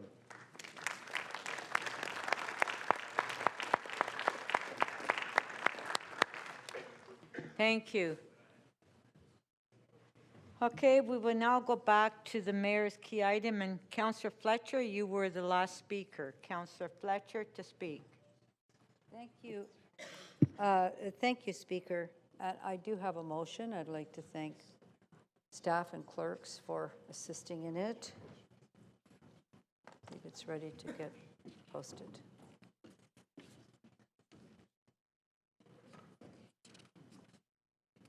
There we go.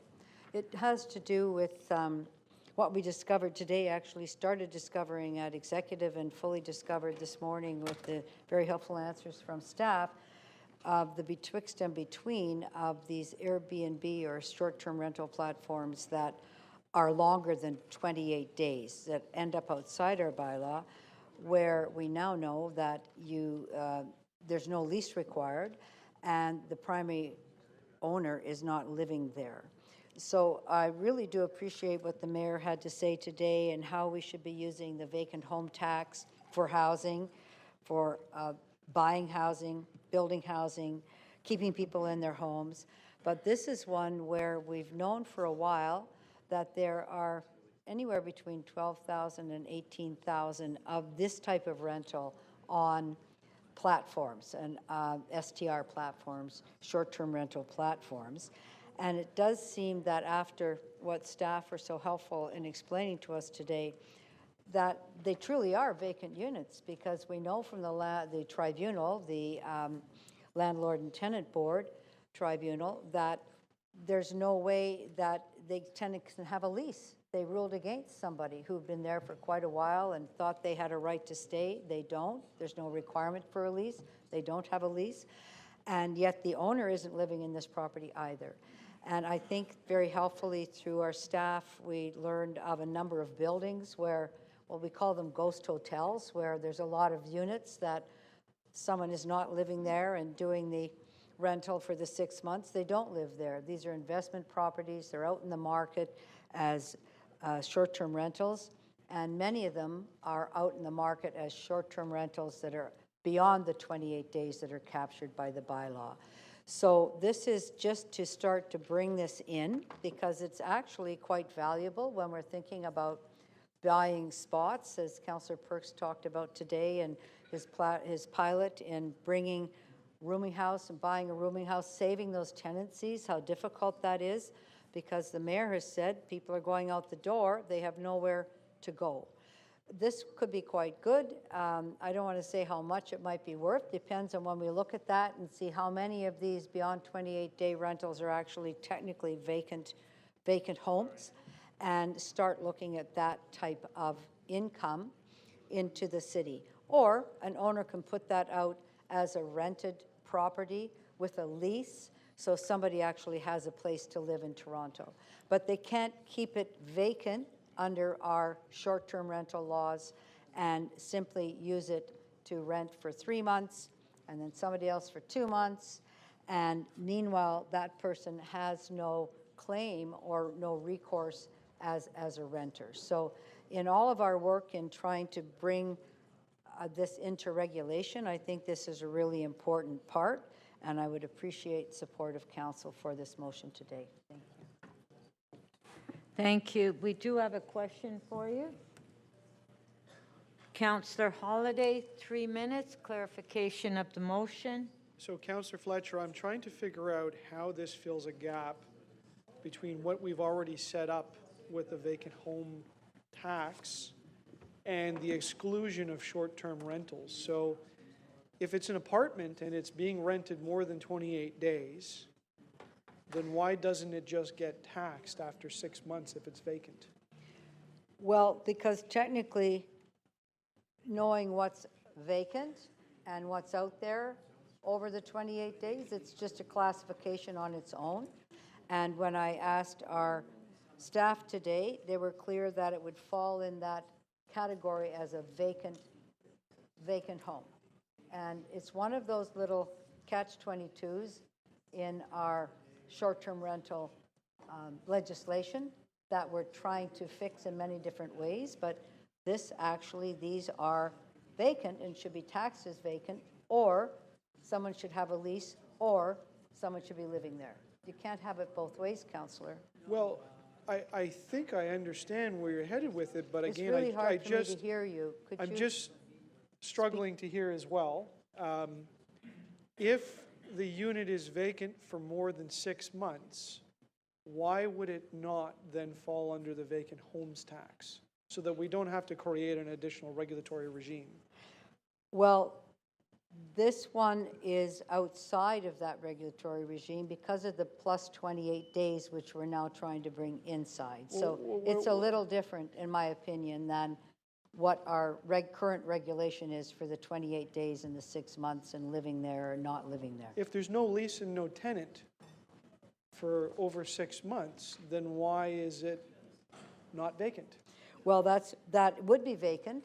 Right. But it's already vacant because it doesn't have a lease, it doesn't have a primary owner, so it's technically vacant, even though somebody might be staying there and paying money for it. I think that's what I'm trying to capture, Councillor. Well, so does that mean it's between 28 days and 6 months that you're trying to capture? No, I'm trying to capture what's excluded from the beyond 28 days, where that's no man's land at the moment. Unclear. You can't have a lease. You don't have a right to have a lease there. You don't have a right to be a tenant. Well, then it's and vacant. you don't have to live there. So it is an anomaly at the moment that we need to catch up on and close the loop, Councillor. I go back to, if it's nobody is living there for 6 months, then why is it not then just subject to the vacant homes tax, and we've already got the policy and the laws in place to deal with it? Because even if they are living there for 3 months, it's still technically vacant. Well, it's irrelevant because we're only looking at vacant properties after 6 months. Okay, that was your last question. It's not irrelevant, but thank you for your input. Thank you.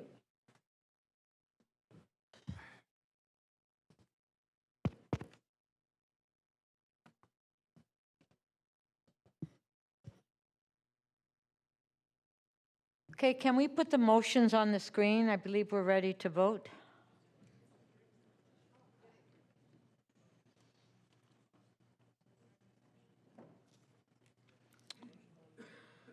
Okay, motion 1 by Mayor Chow. It's on the screen, recorded vote.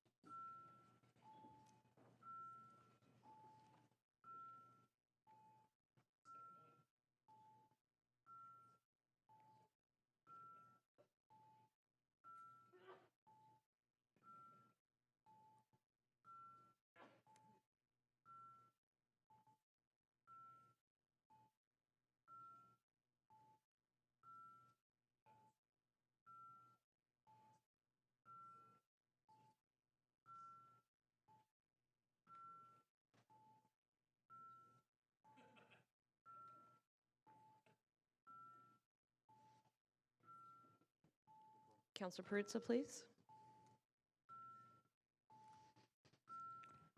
Councillor Crisanti, please.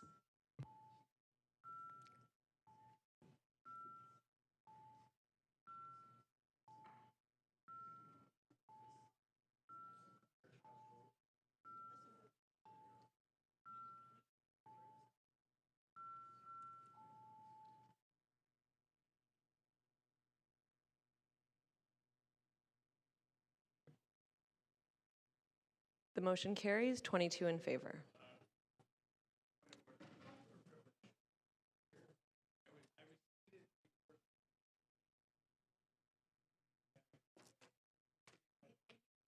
Absolutely, Councillor, our apologies. We can Can- update. How would you vote?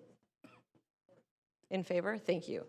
The motion carries 23 in favor. Okay, if we can put the next motion on the screen.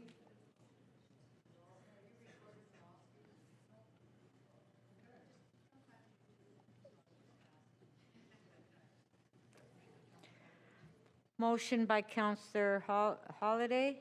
On favor? Opposed, if any, carried. Next motion.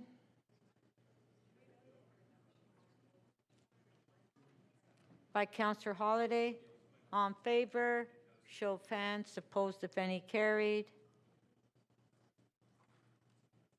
Motion, I believe, by Councillor Fletcher. Recorded vote.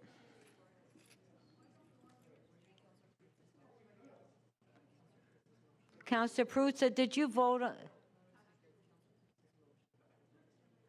Oh, Councillor Prutza had a motion? Oh, sorry, Councillor Prutza, yeah, you have a motion. All right. It's on the screen. Recorded vote. I have that one recorded. Thank you.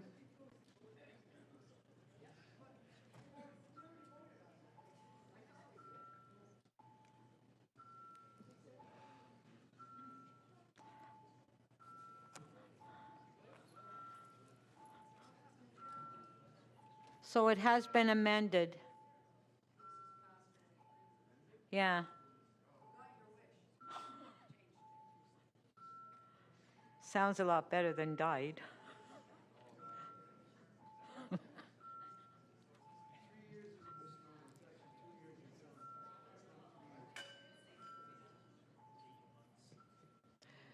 Councillor Pertza, please.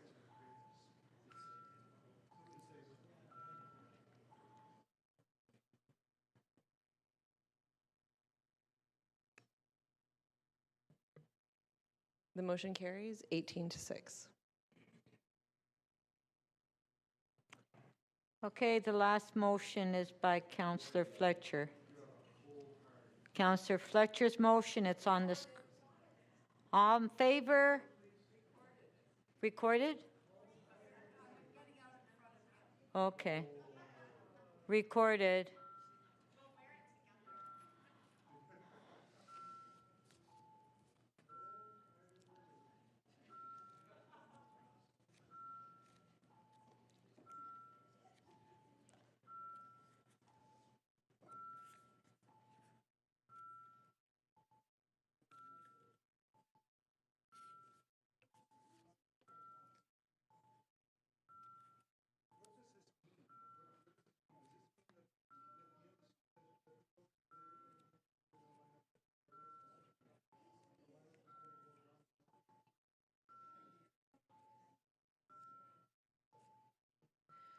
Councillor Robinson, can we have your vote, please? And Councillor Pertza.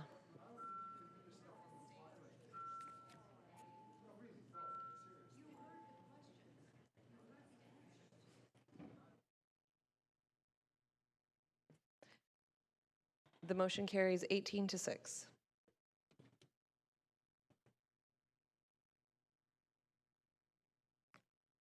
Okay, item is amended. Recorded vote. Recorded vote. Item is, Councillor Holliday. I had submitted it to the clerk. I don't remember if it's item 1I, which is the change in percentage. I wanted to vote on that separately. Those are on the committee recommendations that are before us. Okay, so we'll vote on that separately. I'd like a recorded vote on that, please. So that would be,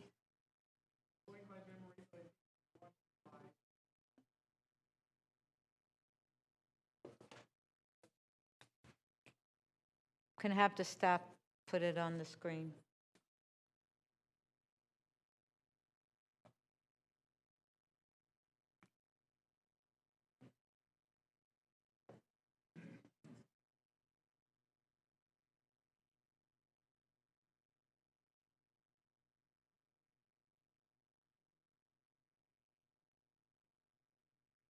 That would be 1I. Yeah. So 1I is voted on separately.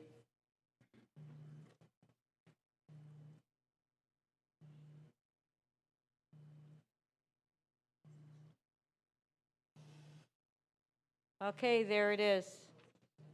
Recorded vote on that one.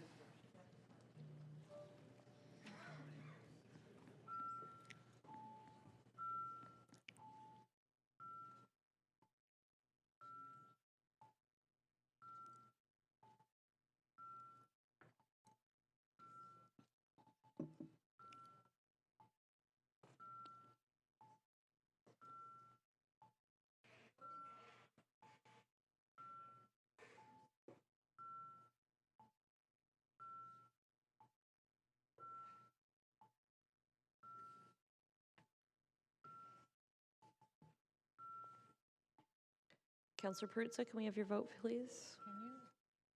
Can you sharpen my pencil?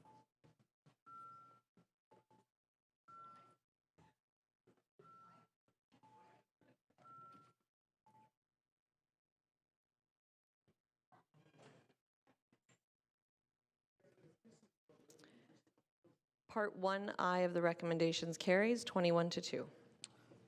Okay, item is amended. Recorded. Recorded vote on the balance of the item.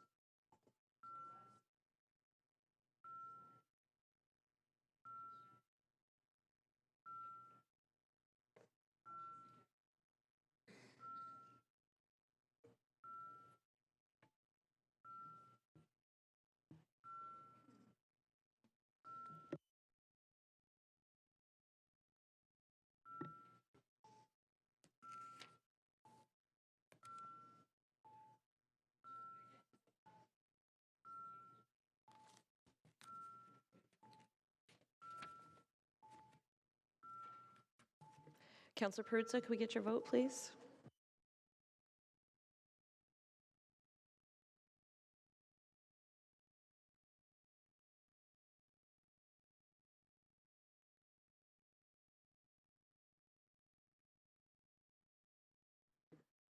And the balance of the item carries 21-2.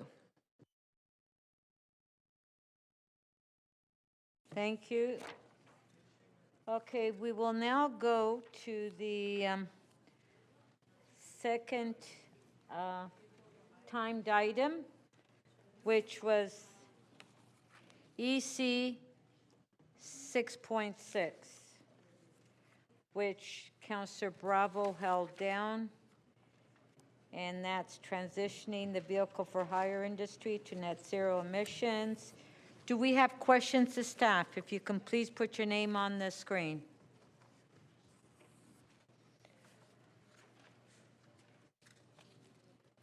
Nobody has any questions?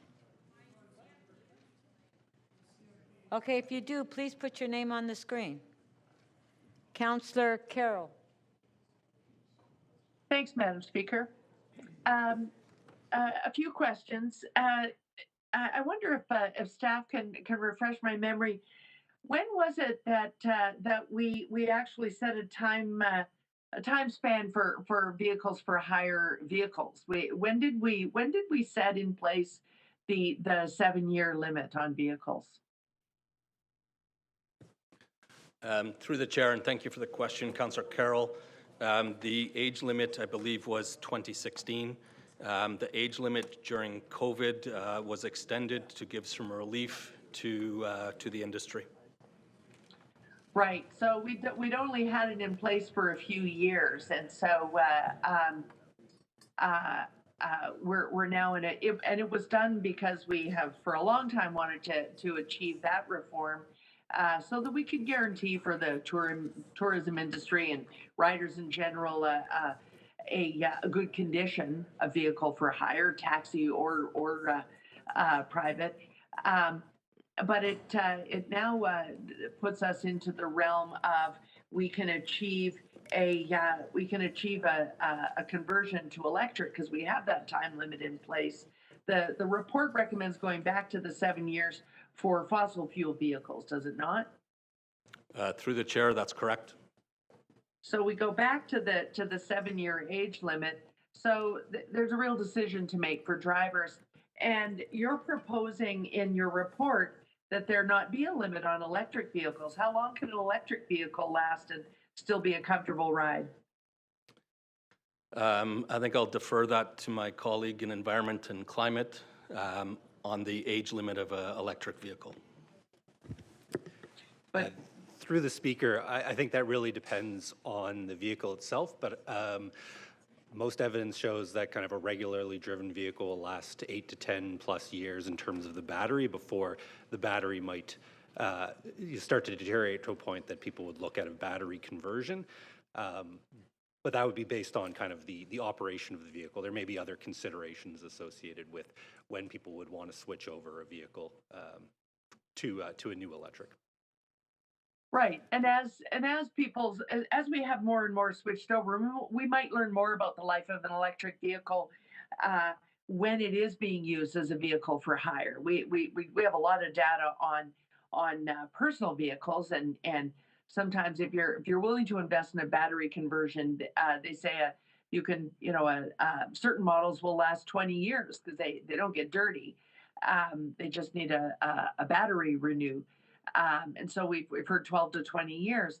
So in a way, is it safe to say that in your report, really the one big incentive is embedded in the report and doesn't cost the city anything at all?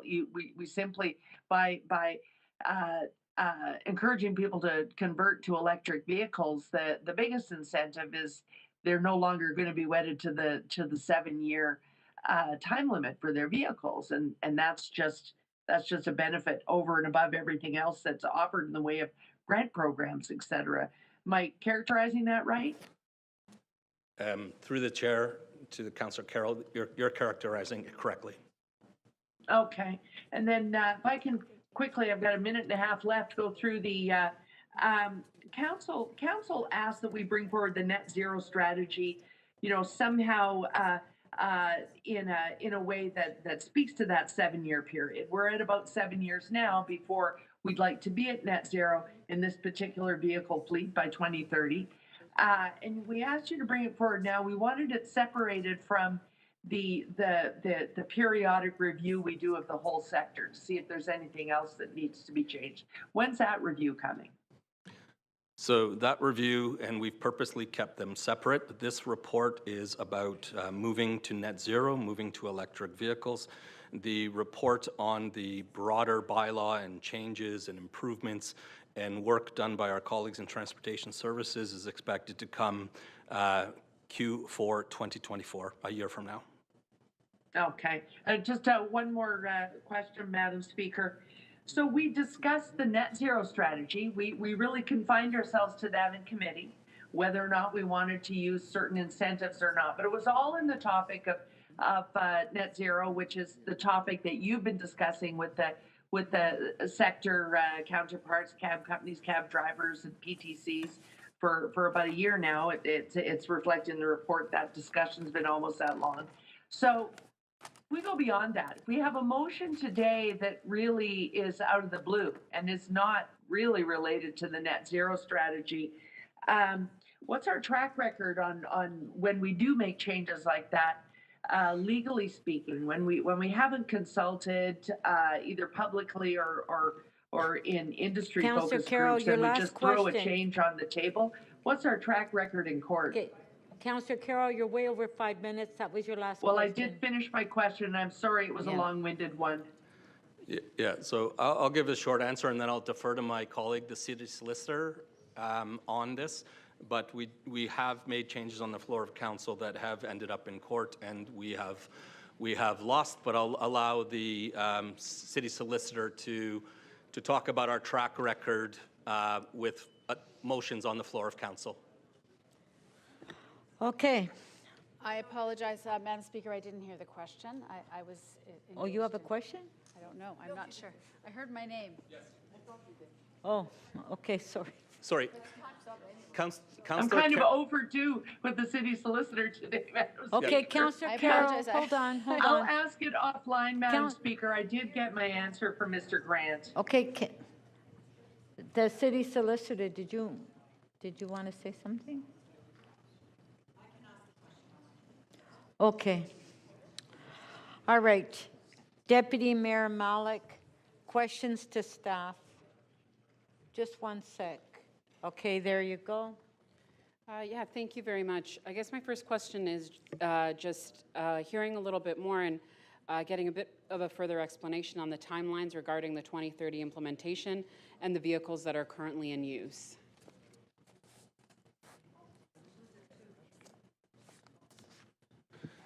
The report proposes to move the industry to electric vehicles by 2030.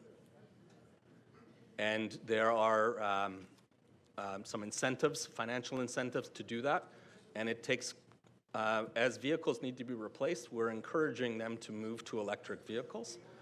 And City Council has requested myself and my division 2 times to report back on this and to get us to net zero by 2030. This report responds to those requests that were made in 2019 and 2021 of this council. And can you discuss the concerns you heard about equity in this process and how they're being addressed? The report speaks to equity. We are cognizant that this is a challenging industry in challenging economic times. The equity is to be dispersed across the entire industry. We want to move the vehicle for hire, traditional taxis and limousines, and private transportation companies to net zero, to electric vehicles by 2030. Okay, these are really important climate mitigation actions. And through this discussion, there has been concern for workers in the process. Can you speak with a little more specificity about the incentives or advantages that exist to ease the burden to drivers? So it's challenging. This doesn't get into the wage of the driver. This is about moving to electric vehicles and providing incentives that those vehicles, when they are converted by the owner to electric, the incentive traditionally would go to the owner. But if it's a owner-operated, it works for the driver. But there are often, in both industries, a number of people driving a different vehicle. So the incentive is less about the driver, and it's mostly about changing the vehicles that are used in this industry to electric. So can further measures be taken to lessen the impact on drivers? This council has already lessened the impact on drivers with reducing the fees, the licensing fees that the taxi and limo industry pay by 50%. Over the last 3 years, and that has continued. It's the only industry that has been, that we've reduced fees, or council has reduced fees of all the businesses that we license. Thank you.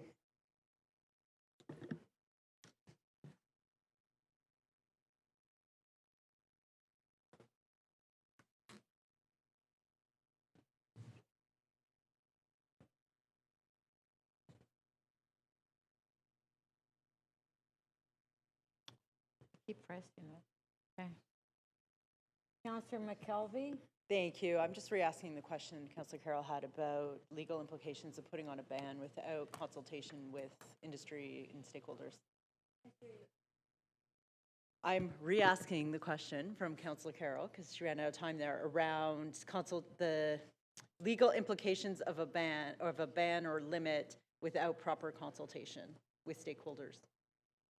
So what I can say is that there have been instances in the past when a change to a bylaw, a licensing bylaw, has been made on the floor of council, and those have been challenged, and in some cases the city has been unsuccessful.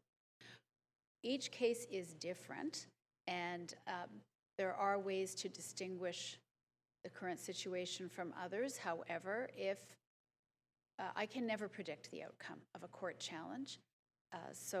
And there are always risks, but I'm not prepared to volunteer more without going in camera.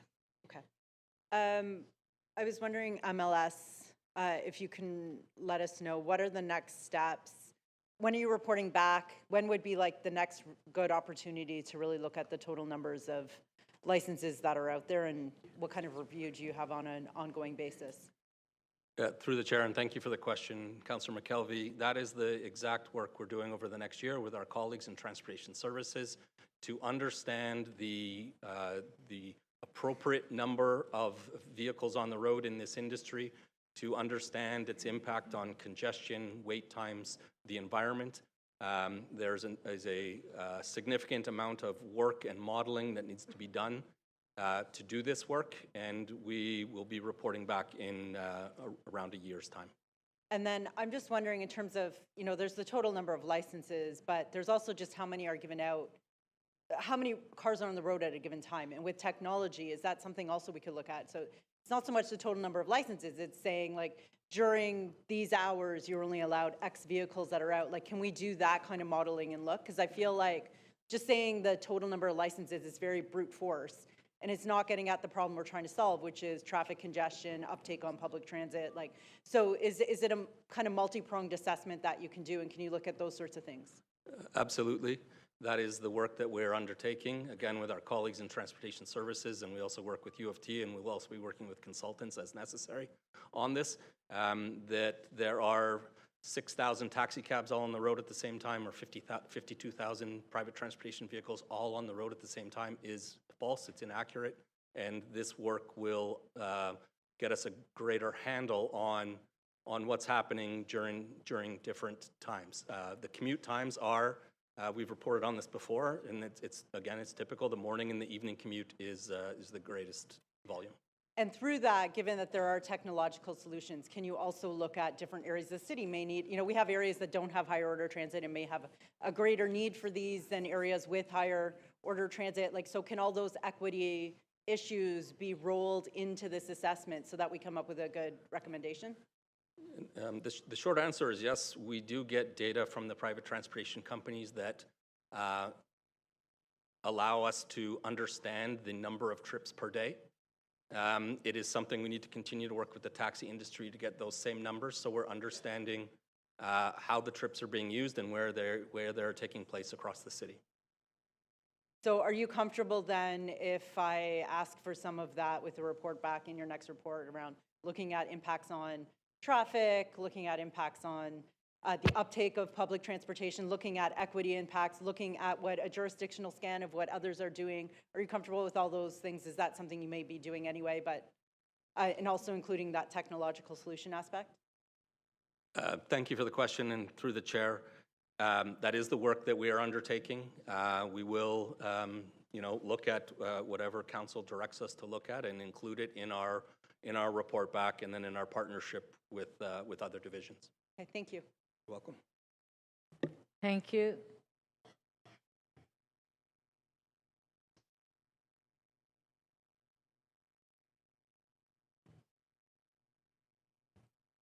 Councillor Bravo, questions? Thank you, Speaker. Thank you for staying on your feet, Mr. Executive Director. Clearly, a lot of work has been done to consider how to meet the 2030 goal that was set by Council for electrification.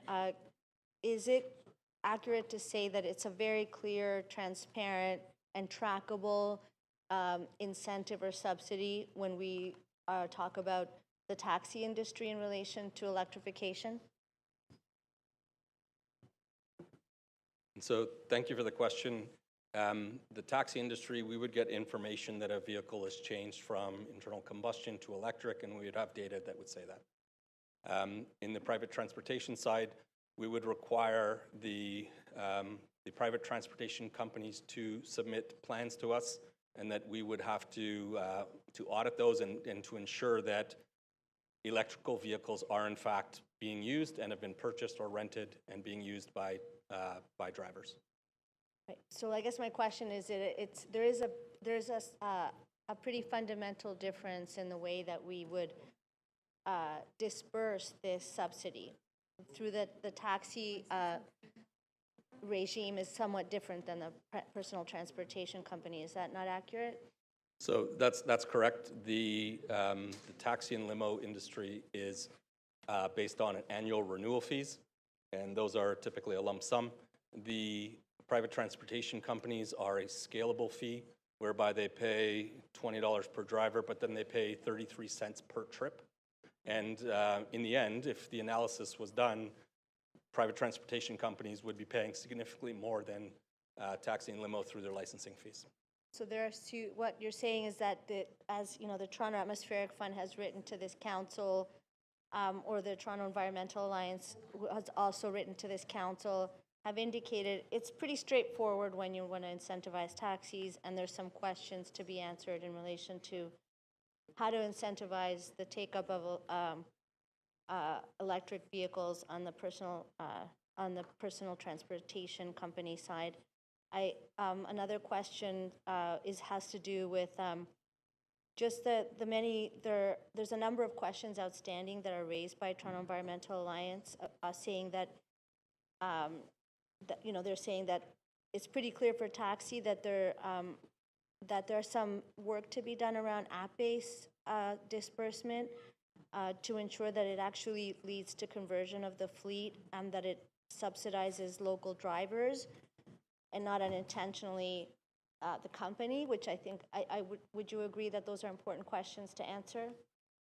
If the whole purpose of this is actually to reach our Transform TO goals. Our objective is to move the entire industry to electric vehicles by 2030. We have provided some incentives to drive that, and some of the private transportation companies have already verbally committed to only having electric vehicles by 2030. Yeah.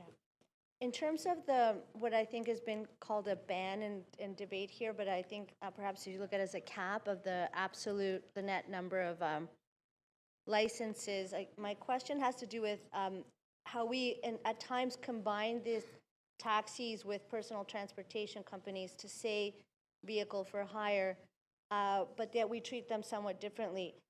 Do we cap the number of taxi licenses in Toronto currently? So owner licenses are currently capped in the city through our licensing, through the bylaw. Okay, so there is some... But not drivers. Right, okay, thank you. Thank you.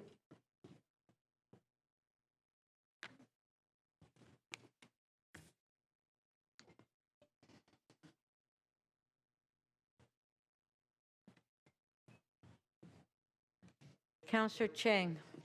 Thank you, through the chair. Given that the data of personal transportation companies is largely hidden from the city, how enforceable is a cap? Would a cap be? So I would completely disagree that it's hidden. We receive data from private transportation companies monthly, quarterly. It's on open data. So that would be a mischaracterization. So how enforceable would a cap be? How easy or hard would it be for us to enforce something like that? So we have the tools that are necessary to enforce. I guess what you're asking is how do we enforce the cap? Mm-hmm. So to use round numbers, 52,000 is the current number of private transportation company drivers that are licensed with the city. If 200 of those chose to drop off because they don't want to do that line of work anymore, it would open up 200 spaces for people who would like to do that type of work or interested in do that work, but it would be capped at 52,000. We will again work with our partners to ensure that that number is accurate, and it's really market driven. But right. I think we have the tools necessary to do that. So this proposal here is a $10 million cost. Is that correct? and it's an operational cost. And I'm just wondering why it wouldn't be better for us to consider this in the scope of the entire 2024 budget, given that the city's resources are finite and we're battling for so many things. How do we decide this is the best use of $10 million versus, because if we make a decision in this silo, when we come and talk about the 2024 budget, it's like we've already decided the $10 million allocation. So I understand it's part of the MLS operating budget, but it makes me think that in general, we tend to make these huge budgetary decisions without saying, well, what are the competing interests that tell us that this is the best use of $10 million? So it's important, thank you for the question. It's important to clarify that the $10 million is spread out over 6 years, from 2025 through to 2030, so 6 calendar years.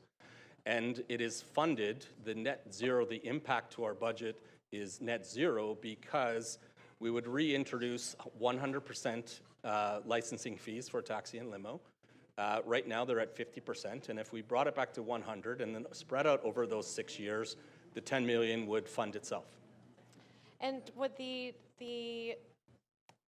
need to replace a car or removing the need to replace a car every 7 years if you have an EV, would that not be incentive enough for people to convert, or do we really have to also give money to make it happen?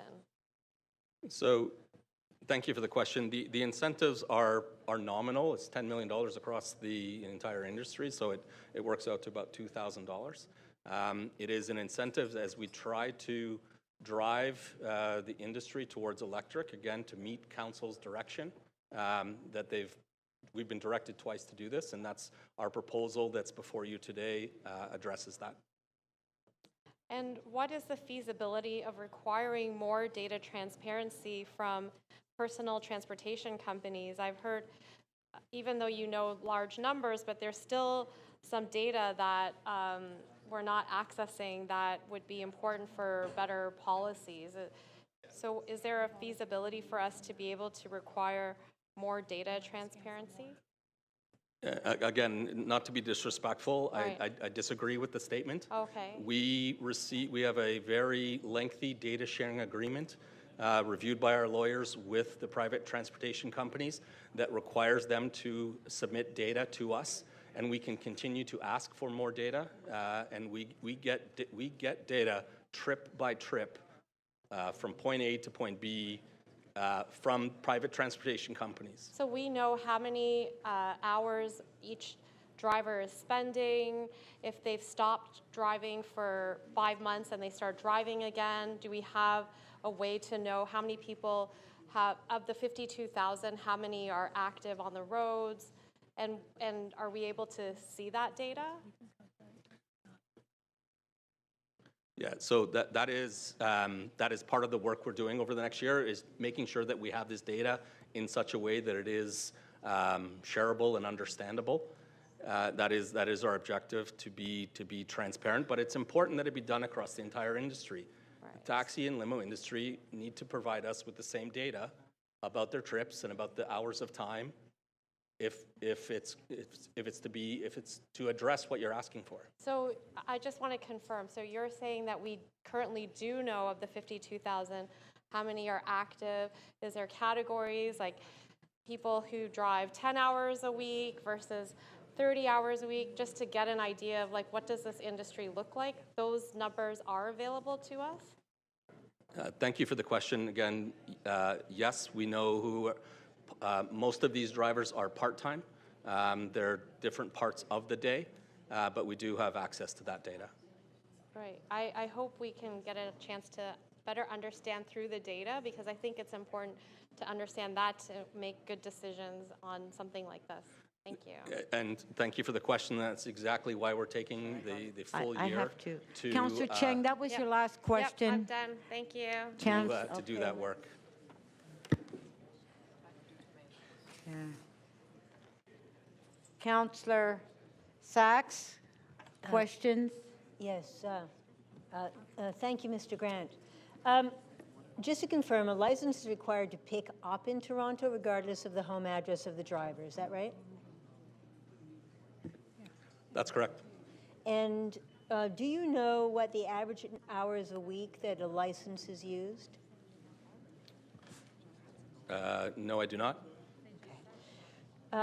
Do the companies involved know that we're considering a cap today? Pardon me? Do the companies involved know that we're considering a cap? Not to my knowledge.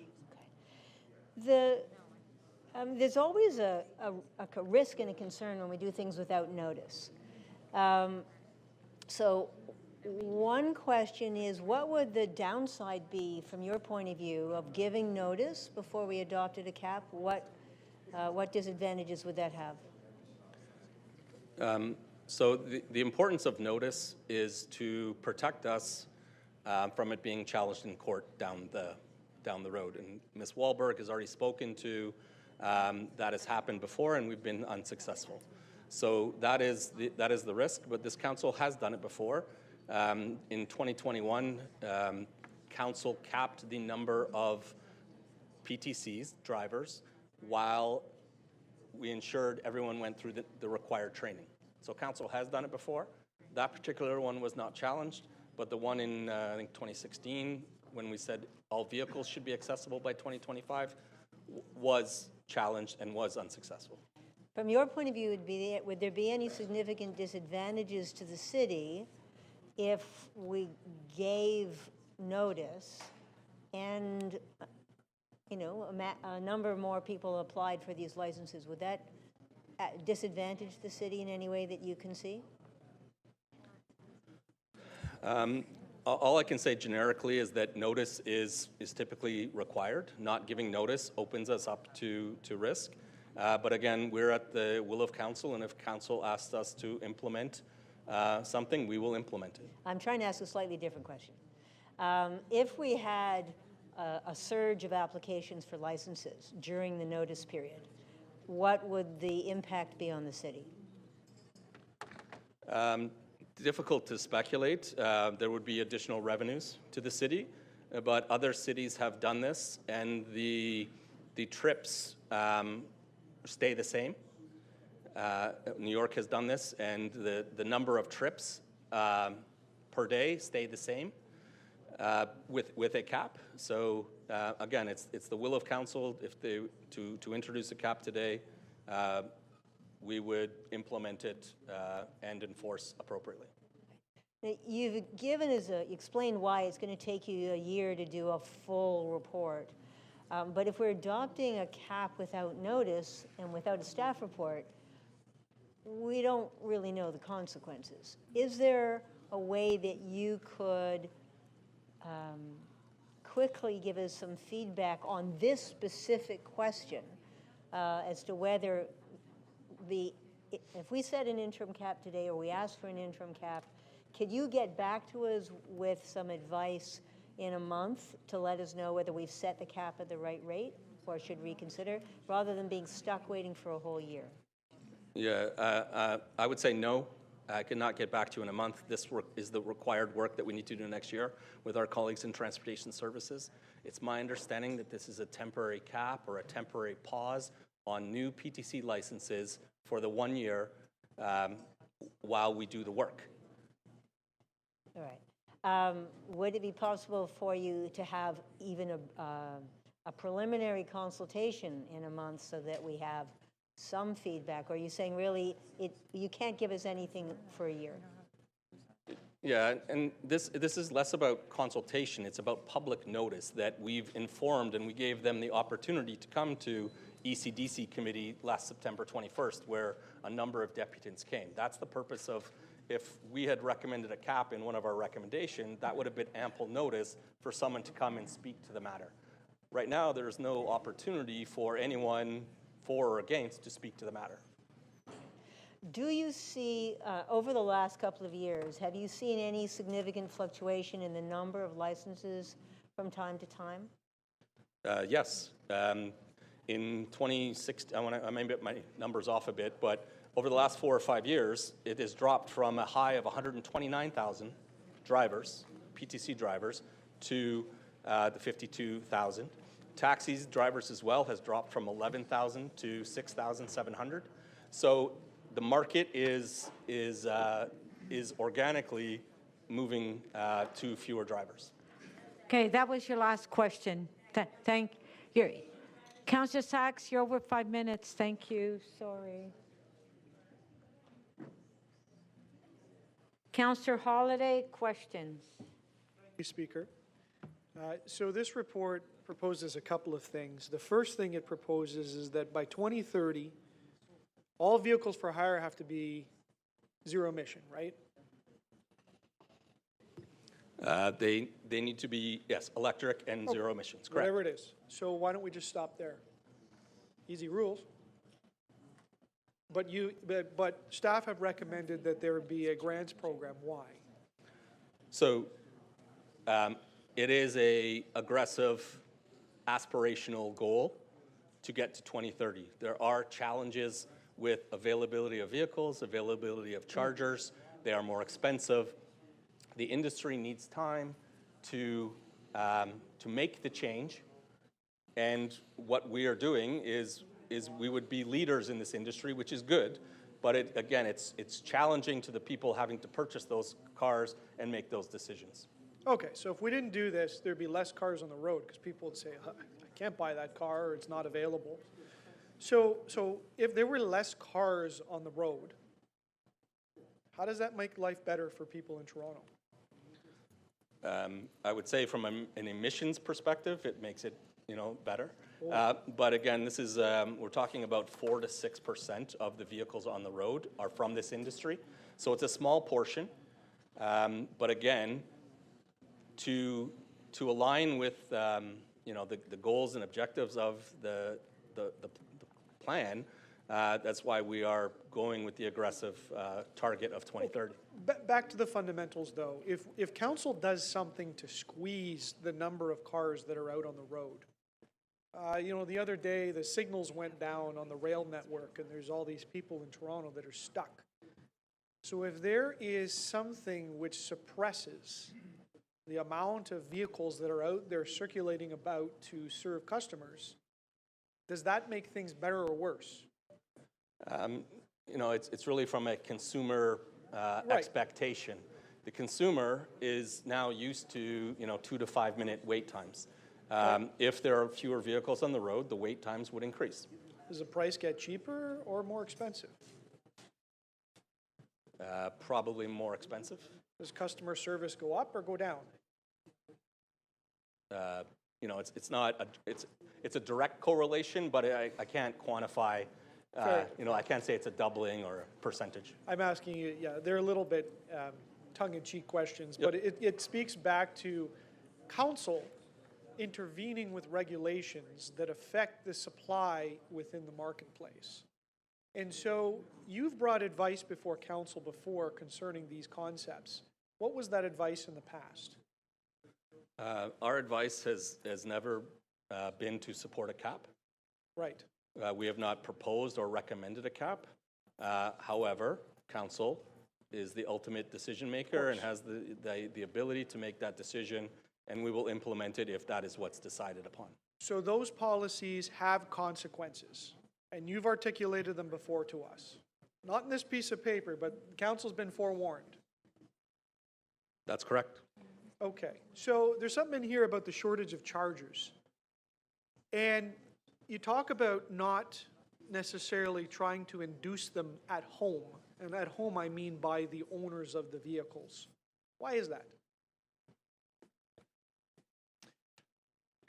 So I think through the speaker, the availability and use of chargers really depends on access to the chargers. So owners of vehicles may not have easy access at home, so we need to have a network of public charging to support that as well. In addition to those who may have access at home, who will need to charge during their day. Where do they live? There's a stat in the report. Do they live in Toronto? So our data shows that over 62% do not live in the city.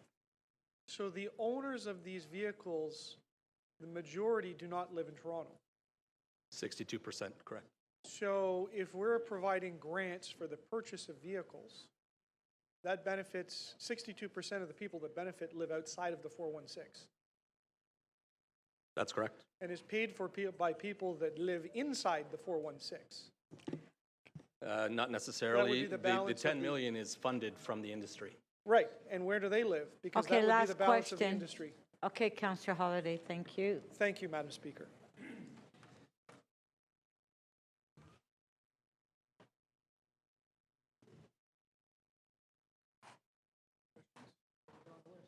I am on the Councillor list. Bradford, Yeah. questions? All good. Thank you, Madam Speaker. Through you, the purpose of the report in front of us today is really speaking to creating a framework for helping the vehicle for hire industry transition to net zero by 2030. Is that correct? That is correct. Okay. So if we were to introduce a cap or a freeze today on the floor of council, if you were to walk that on, do you think that would help us get more electric vehicles on the road in the vehicle for hire industry or less? It's hard for me to say. I don't think it would have an impact. So if you can't actually sign up, say you're a new driver, you're trying to get into the industry, you're more likely to have an electric vehicle, but you cap it today, that's not a pathway for you to move forward because you can't get licensed, you can't join in. Would that not have an impact? So yes, it would we would only move 52,000 vehicles to electric. Right. This is a question for city legal, I think, and I just want to circle back to the discussion earlier on the legal ramifications of moving these sort of policies on the floor without any consultation, walking them on here. And to be clear, it's the idea of a freeze or a cap motion, which I think we can anticipate to see, as everyone who's been watching for the past hour has heard a lot of questions about that. We're anticipating that's coming. So I'm going to ask the question in advance. Have we ever had those types of motions come here before City Council in the past decade where you walked a change like that onto the floor? Maybe it was around accessibility requirements in the taxi industry, and we received a court challenge as a result of that? Yes, I can think of a couple of situations. And the one that I just loosely referenced around accessibility accommodations for taxis, and then the taxi industry took the City of Toronto to court on that. Is that correct? That is correct, and the city was not successful. I do have to say, though, that each case is different, and also I cannot guarantee the outcome of any court proceedings. Right. But the point I'm trying to illustrate, and you're confirming, is not dissimilar to what we might see here today when something is walked onto the floor, counter to the staff recommendations that, introduces a cap or a freeze on an industry without the consultation. There is a reasonable risk, because we've seen it before, that the city could be challenged in court. And Yes. if we look at those examples, we also lost in court. There is a reasonable risk that the city could find itself in court. And I cannot ever predict. I'm not suggesting that you're predicting the outcome. I can distinguish situations, but I can't predict the outcome. Right. Thank you very much. And then, I guess, back to Carlton maybe, would it be your recommendation to move anything today? Would any dramatic action that would that would impact the vehicle for hire industry in terms of numbers of licenses or a cap or a freeze, would you recommend that council waits until your full report as intended before we make a decision on that? And so thank you for the question. That is what we brought forward to Economic Development Committee in September. We did not recommend a cap. We're speaking specifically to moving the industry to electric vehicles. And that is again, the essence of the report. It didn't get into those type of specifics. And back to Councillor Carroll's questions off the top then, is there a separate process underway where you're currently examining that would perhaps be a more appropriate channel to make those kind of moves or explore that? Absolutely. That is the work that we're doing with Transportation Services to understand the number of vehicles, the congestion, how the vehicles are moving, the hours of operation, the kilometers traveled. All of that work is a significant amount of work that will be reported on in a year's time. Your words, a significant amount of work. So with that in mind, the more fulsome or comprehensive approach would be to allow you to do that work over the next year, bring it back to council, in which we could have a better informed decision as a council. Absolutely. I will always recommend accuracy over speed. Thank you very much. Thank you, Madam Speaker. Thank you.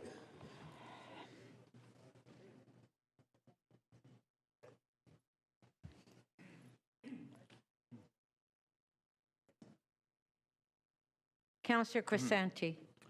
Thank you, Speaker. So under the current policy, someone was to buy a vehicle today, a new vehicle. How long does he have to keep it before purchasing the next vehicle? Is there a time frame?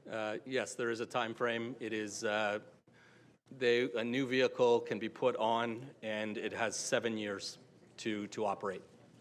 So 7 years. So 2023, that takes you to 2030. So so then, in the same scenario where someone then is good with his vehicle for a couple of more years, and someone purchases a vehicle in 3 years from now, in 2026 or 2027, can they continue to get the use of that vehicle for those 7 years?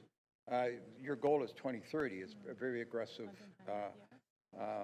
yeah. So goal to meet. there are some exemptions, but if someone bought a internal combustible engine in 2026, they could only drive it until 2030. They would not get the full 7 years. Again, we're giving the 7-year runway to give people the opportunity to make a decision. And these are very big decisions for this industry. The vehicle is the highest cost. And if they choose to go with the traditional internal combustion or move to electric, again, we want to provide the runway to help them to make that decision in a time that works for them.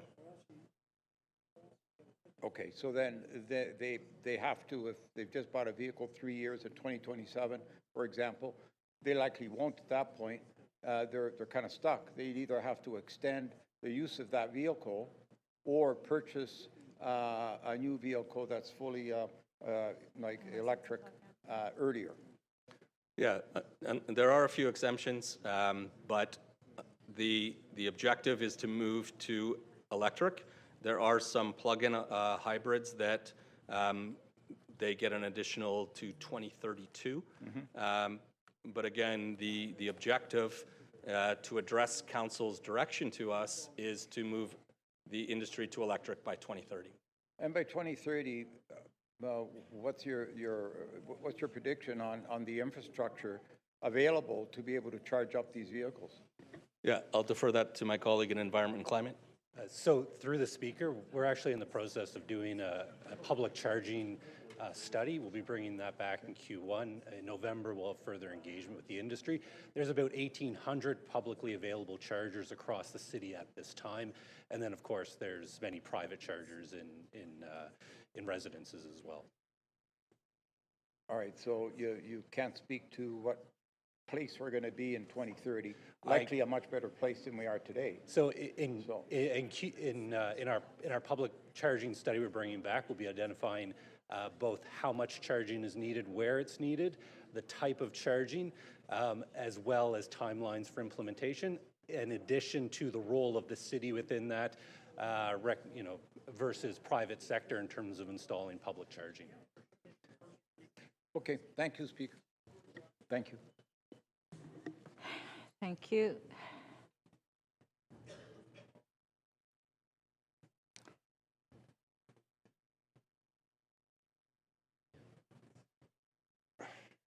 Mr. Grant, I feel for okay, you. Okay, just one moment. Okay. Okay. Councillor Perks. I signed up for this. You signed up for it? I guess I did too, and we're both victims of this issue in our past. But in all seriousness, this is an issue where you come under a lot of pressure. My memory is that there was a Toronto Star article a year or 2 years ago that showed that Uber and other private transportation companies contacted City of Toronto public officials 4,700 times. Is that your experience, that you and members of council come under intense pressure on this issue? That number sounds a little high. I think the entire industry speaks to members of council quite frequently. I would say both sides. The lobbyist registrar left an hour ago, but it is a heavily lobbied industry. Yeah, it's very heavily lobbied. But to be clear, the Toronto Star reports that Uber lobbyists since 2013 have contacted city officials like you and council members like me 4,700 times between 2013 and 22. Does that sort of feel like the kind of experience you've had?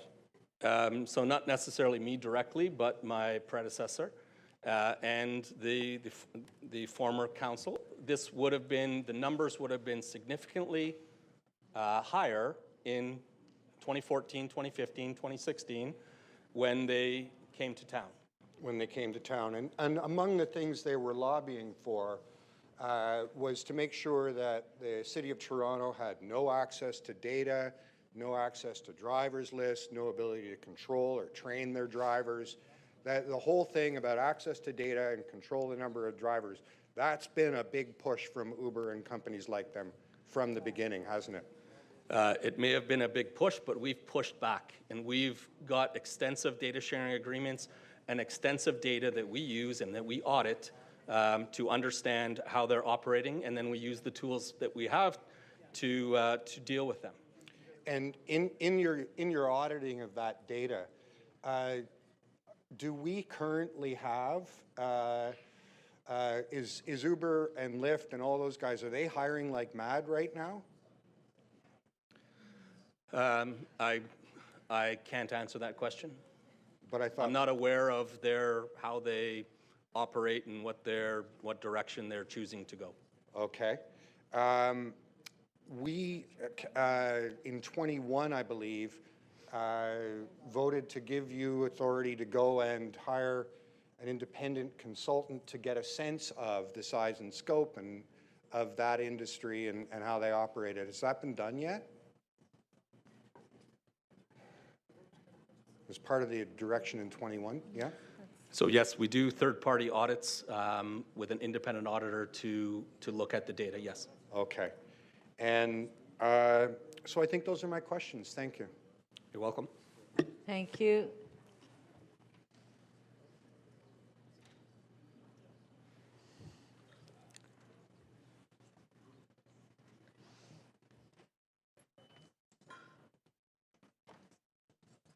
Councillor Myers, questions? Thank you, Speaker. Through the Speaker. Could you just state how many vehicle for hire licenses are there currently available? The round number is 52,000. 52,000. And are we able to distinguish amongst those 52,000 how many of those licenses are actually actively being used versus I might have a license for a number of years or a number of months and not be using it? So we receive trip data per vehicle, per kilometer, and we could access that data. It's our understanding that many of these are inactive, many of these are part-time. So many of these, would you say the majority are inactive?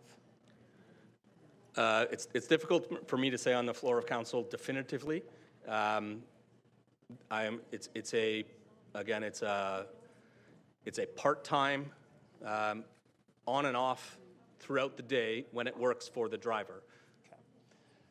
So if there was a cap in place, and let's say there was someone who did want to drive for Uber or Lyft or any other rideshare, is there anything preventing one of those companies from taking an inactive license away from someone and giving it to someone who wants to be active? It's not something that we regulate.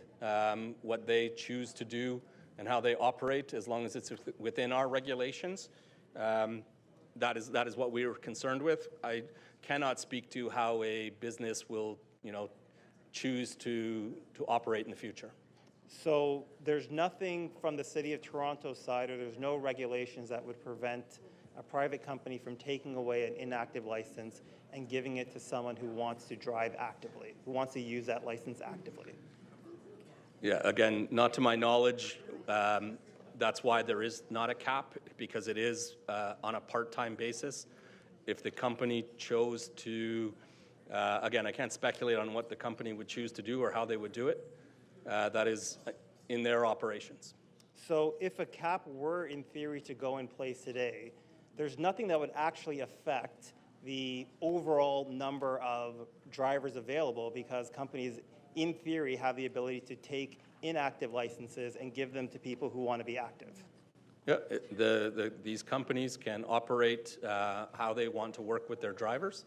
Our regulations are, don't speak to that level of granularity. Thank you very much.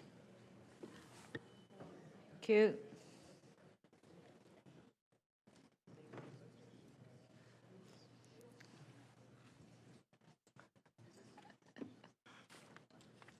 Mayor Chow, questions? Yeah. I see a report request, several report requests, dating back to 2021, asking staff that the release of data on vehicle for hires. I see the analysis of the impact on TTC, requested by TTC in May of 2021, which is as promised of part of TTC service plan. And then I see another request, the framework on the fleet size, which your staff is asked to comment to within a year. That date was, I believe, in 2021. And I also have other requests that I did not see any response. So, why is that the case? That is the case because this council continues to request additional staff reports for us on a number of matters. My division has over 200 outstanding directives that we're trying to bundle and bring back. The outstanding pieces that you mentioned will be reported back in 1 year's time as part of our report.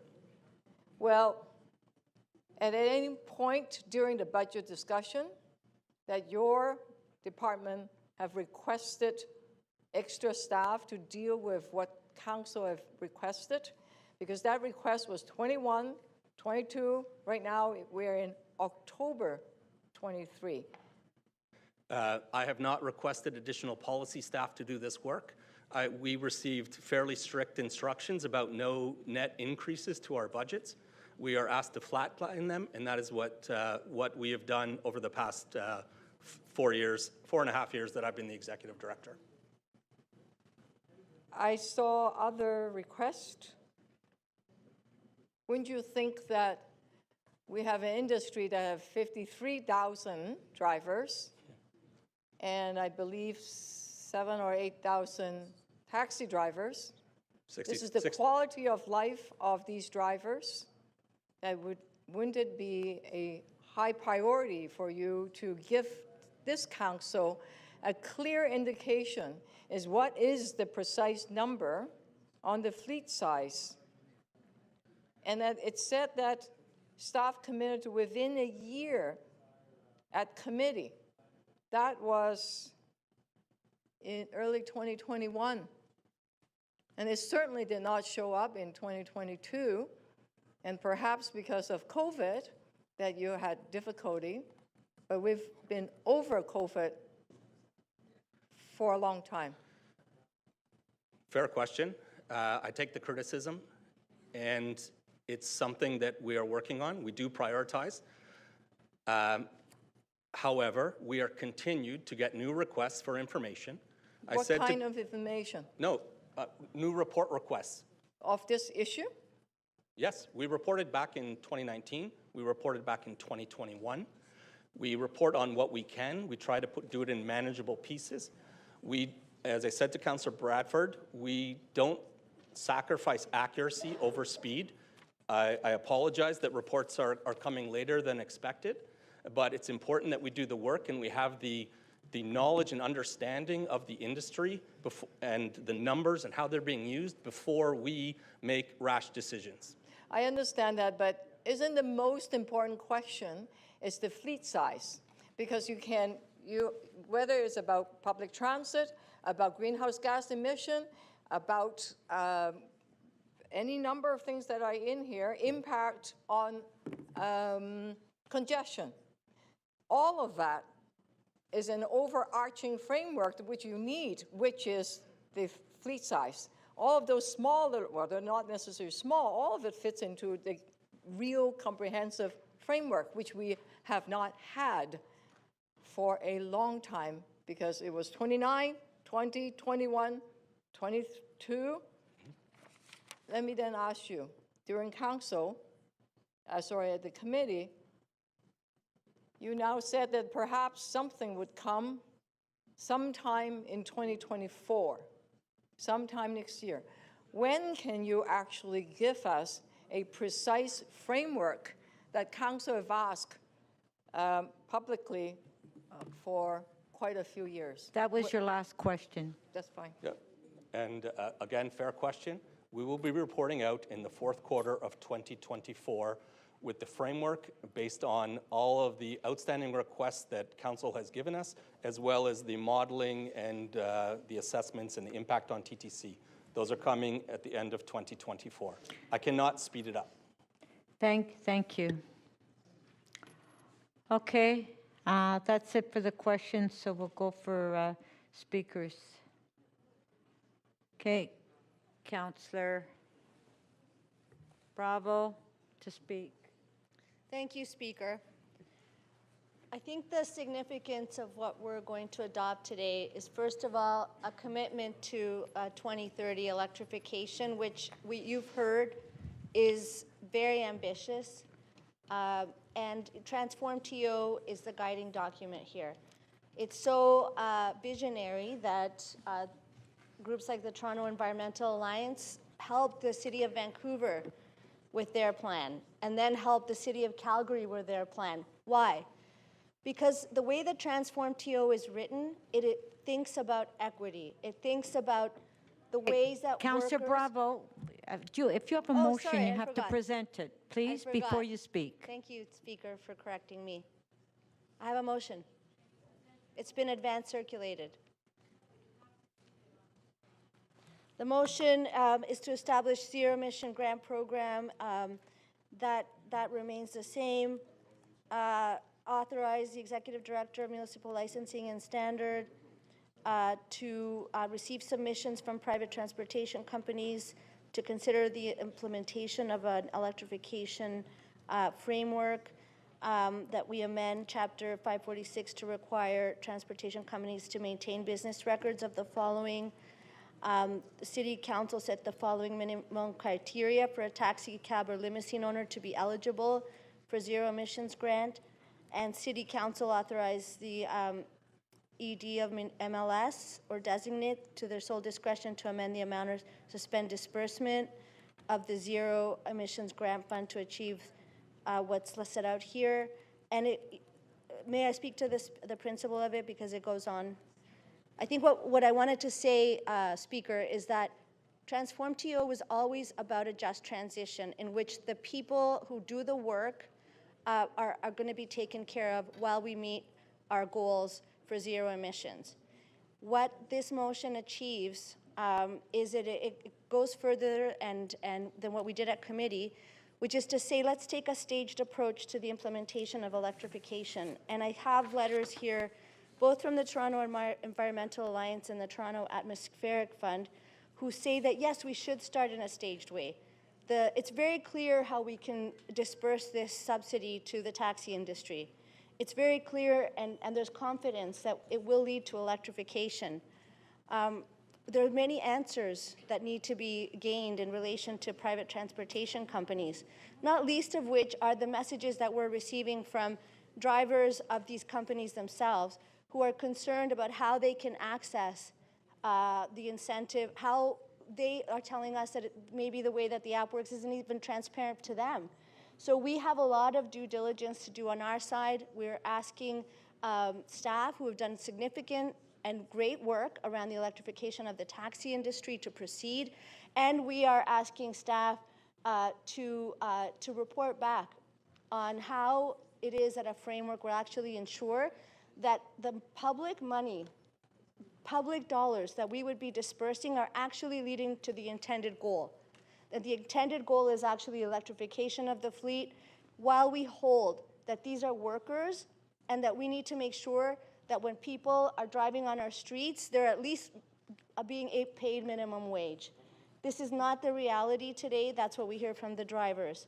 And so we have an opportunity here to be bold and visionary around climate, but to also make sure that we're bold and visionary on ensuring that what we do here is a just transition to electrification, to zero emissions.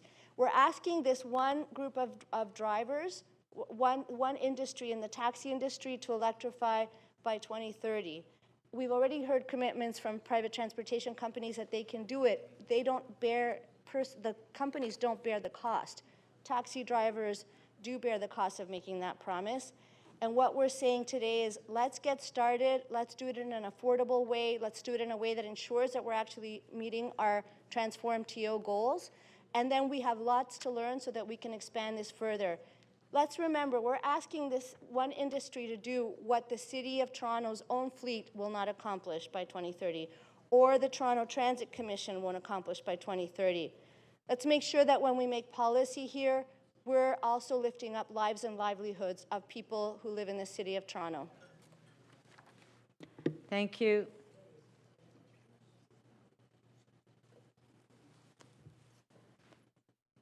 Councillor Carroll to speak.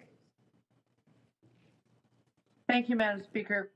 I am going to support the motion that Chair Bravo just put before us. It is slightly different than what staff recommended, but I'll tell you, it's been shocking, across the whole of the community and the whole of council, the lack of understanding of the support. It's easy to forget, I think. A vehicle for hire report is always big, and even when you're making one change, it can be huge because of the very number of business models within this sector. There are the brokers and the company owners, the drivers and the shift drivers. Then there's the ride sharing industry, the private transportation companies, and within that, their own fleet that they put out, rented vehicles that they put out, and the few people from the early days that are still doing this in their own vehicles, although those are fewer and fewer every day. But suffice it to say, multiple models, and so it always gets very complex. But the number one benefit to achieving net zero isn't even really costing you one thin dime. The big change there was made back in 2016 when we put our foot down and said vehicles for hire vehicles should be safe, reliable, and a minimum number of emissions, even if they are fossil fuel vehicles. And so we said the maximum age can be 7 years. But we also set a task for this industry once we got to that 7 years, when we said at the end of the year, I think it was the last council before Christmas, in 2021, we asked Mr. Grant to get that whole sector to net zero by 2030. That's pretty much a cue to put down everything else you're doing, get them all in a room, and come up with a way to do that. So if some pieces of information that we had also asked for in one meeting or another, or even that meeting, didn't get met, it's because we were asking the department, most put upon throughout COVID, all the way through to Omicron in 2022, but also dealing with rooming houses and every other initiative we've introduced that runs across that desk. But net zero strategy was taken seriously. And so what's before you, it was a recommendation, in the staff report, I should say, it was a recommendation that COVID is well over. We think it's more than reasonable to say that by Jan 1, 2025, we ought to be able to get away from the COVID discount and go back to the license fees that we had pre-COVID. And having done that, those funds will help us build an incentive program to get to net zero. Now, the first incentive is free. If you get that net zero vehicle, you're no longer wedded to the 7-year time frame for fossil fuel vehicles for hire. And so there's a built-in incentive already the minute you purchase that vehicle. But the other thing through industry conversation that Mr. Grant brought forward was by March 1st, I want every company, taxi companies and PTCs alike, to show me their transparency plan.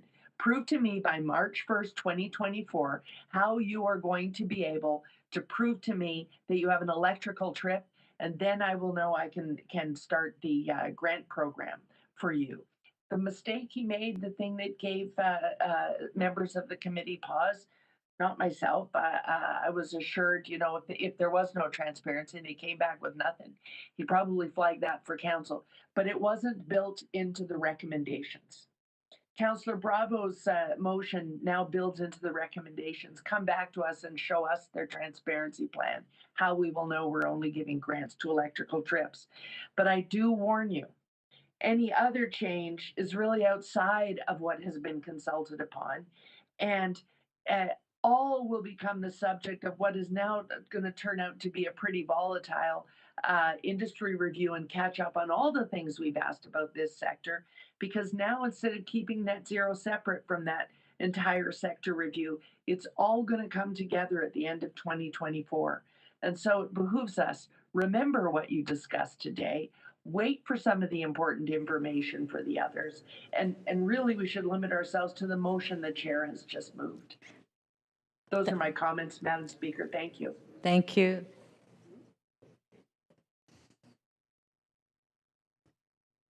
Councillor Pasternak to speak.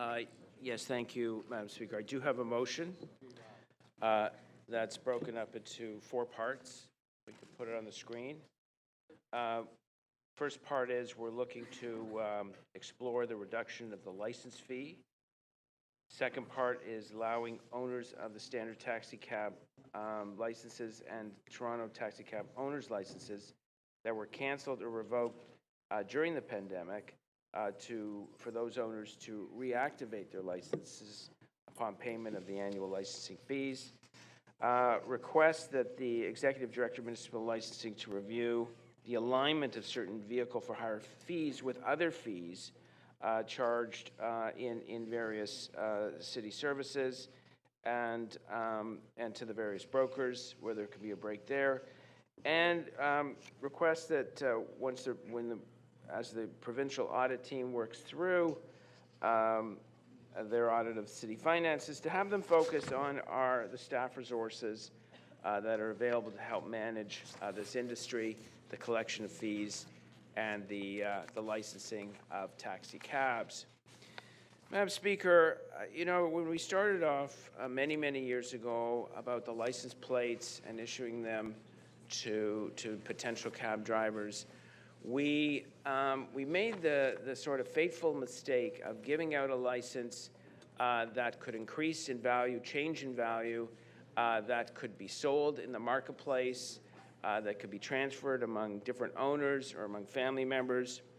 And you can't sell a liquor license, you can't sell a hunting license, you can't sell a fishing license, you can't sell a driver's license. But we made the fateful mistake of having something that changes in value in the marketplace. And everyone was fine with it. The city and individual taxi drivers, when a taxi plate was $300,000. But once you moved into a situation in which the value of those taxi plates declined or sunk, that is when we ran into trouble, big trouble. Our taxi industry ran into trouble, and of course the city did as well.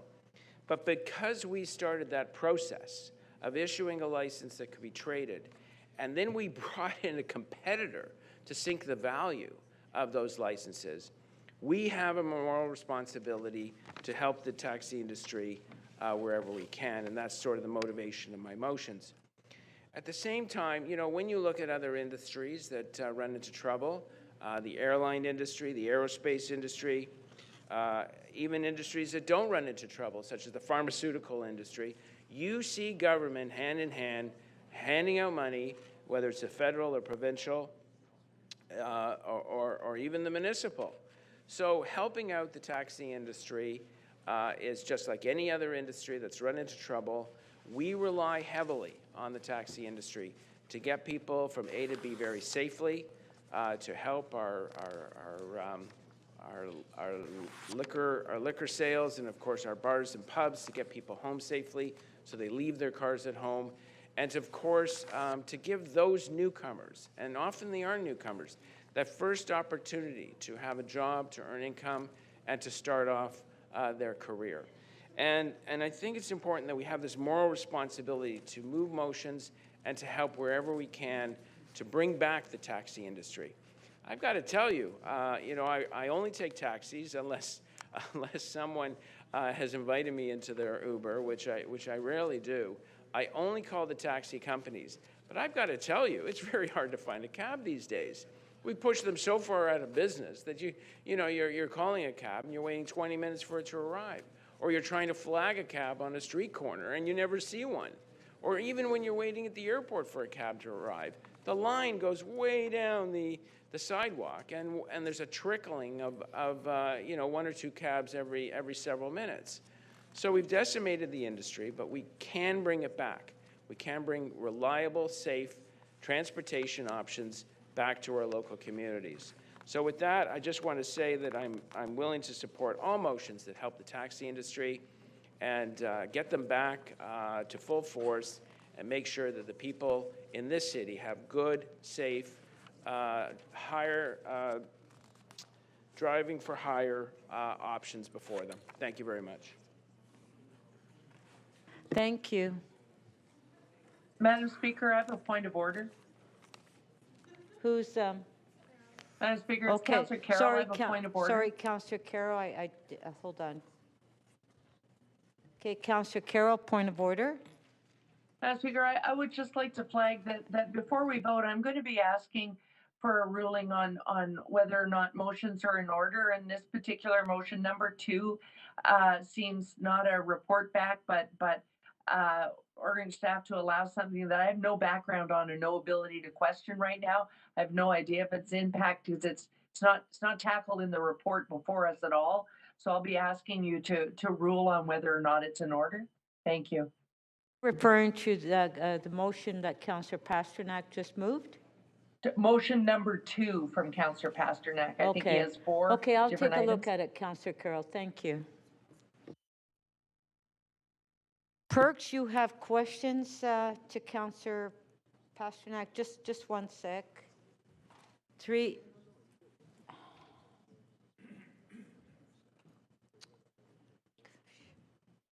Okay. Councillor Perks, 3 minutes clarification of the motion. Yes, thank you, Speaker. And it's on the section that Councillor Carroll just was asking about. Just first, I want to confirm I'm reading this request. I'm reading this accurately. You've moved a 4-part motion. Parts 1, 3, and 4 are requests. Part 2 is an actual direction. Yes, that is okay. That is worded. Although, yes, the requests and number 2 you could describe as a direction. Yeah, it simply allows owners of plates that were canceled or revoked during the pandemic to get their license reactivated. That's the essence of it. That's correct. Yes. Why are licenses canceled or revoked? Well, they were basically they expired. That's the only reason a standard taxi cab license could be canceled or revoked?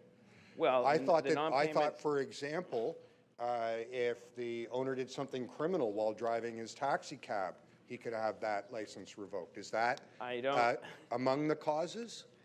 I don't think that is what we're referring to. Well, I'm sorry, your motion doesn't say canceled or revoked because they expired. It says simply canceled or revoked. Well, it does reference the pandemic, and we know what happened. But it doesn't say canceled or revoked for a specific reason. No, if you want to move a friendly amendment saying that it does not include those who are convicted of a criminal offense. Well, what other reasons are there beyond criminal offense and expiry? Tell me what I'm buying here if I vote for your motion. Well, you're giving the opportunity of those who have let their licenses expire who has. I've heard that argument. I want to know the list of reasons that taxi cab licenses could be canceled or revoked before I vote for this. Do you have that on hand? I've given you the reasons about their license expiring. No, do you have the full list? Or they're not. No, No, Councillor you Perks, don't. that is Okay, not- thank you. You're welcome.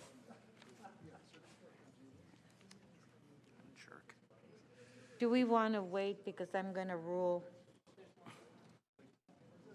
It goes for the question? But shouldn't, before we go into questions, if I'm going to rule on the motion, then I should before they start asking questions. Okay, fair enough. Correct? Yeah. Yeah.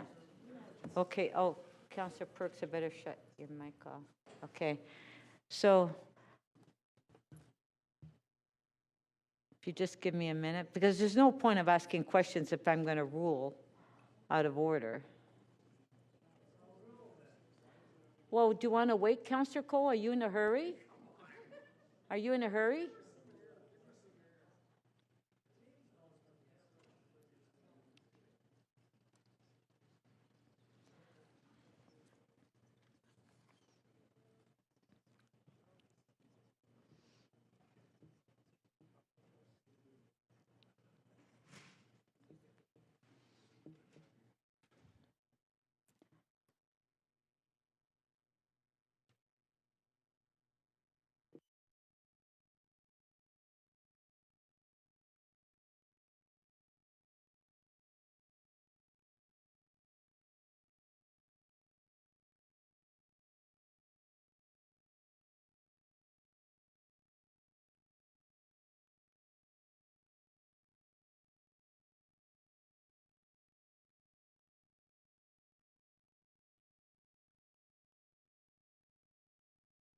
Okay, so my ruling on Councillor Pasternak's motion is item 2, 3, and 4.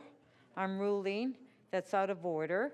After reviewing the motion, I am ruling that parts 2, 3, and 4 are out of order as the issue of taxi licensing and enforcement activities, costs, and fees are not before council on this item. 1 is in order, but 2, 3, and 4 is not in order. So if you have questions on 1, Councillor McKelvey?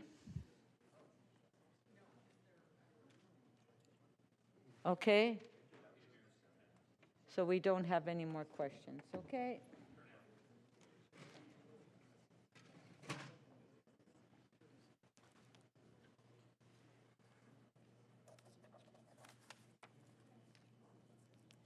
Councillor Cole to speak.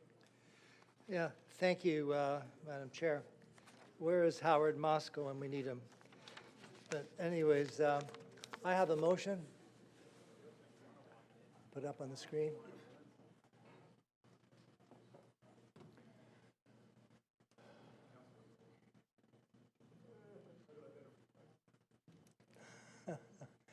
In order to manage current levels of greenhouse gas emissions and vehicle for hire industry, City Council implement a policy to maintain the net total of vehicle for hire and private transportation company driver's license at no greater than current levels as of October 12, 2023, until such time as the Executive Director, Mr. Licensing Standards, reports back on a comprehensive framework, including emissions, congestion, transit impact. So I'm just basically dealing with the, I guess, the overall arching intent of the motion before us, the bigger motion, and that is we're trying to deal with air quality, we're trying to deal with the climate crisis, we're trying to deal with the city's attempt to manage, I think, congestion, and I'm just asking for a very modest change here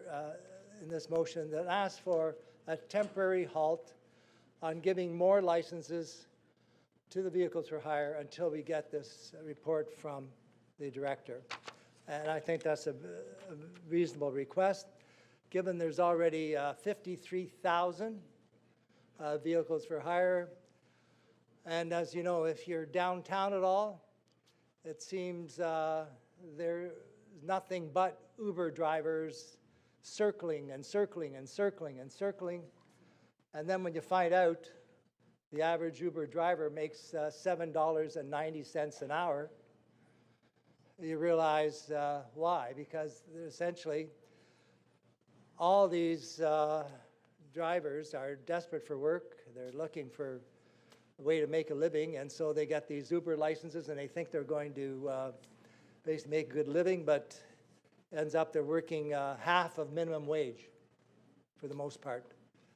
At the same time, as I said, because they're so desperately looking for rides, and they're rushing all over, especially in the downtown core, in certain areas of the city where there are serious air quality issues, that this kind of impact on air quality occurs. I'm not saying they're not the only one contributing to our air quality problems, but it's one factor that we can do something about in a very modest way. And I just think it's a reasonable attempt to try and just manage these licensed drivers for Uber, and we're also fair to the prospective drivers that are desperate to try and make a living. But again, the main thing is here is we are trying to deal with our air quality problems, which are not getting any better, as you know, because of there's also been a big reluctance of many people to go downtown to work, and it's not only because of the issues in the TTC, is because, as you know, there's a reluctance for people to work 5 days a week. They all, not all, but many people want to work from home. So the ridership we used to get to go downtown to the bank buildings and the towers isn't there. And so that's another cause to air quality problems, because you just try to come downtown any day of the week, except Monday's about the only day you can come downtown, because nobody seems to work downtown on Mondays for some reason. But anyway, the roads seem to be clear on Monday. But, and the 4-day work week, all these things. So anyways, my proposal is just to hold on on granting more licenses until we get the report back. And meanwhile, we can get this comprehensive report on how to lower congestion.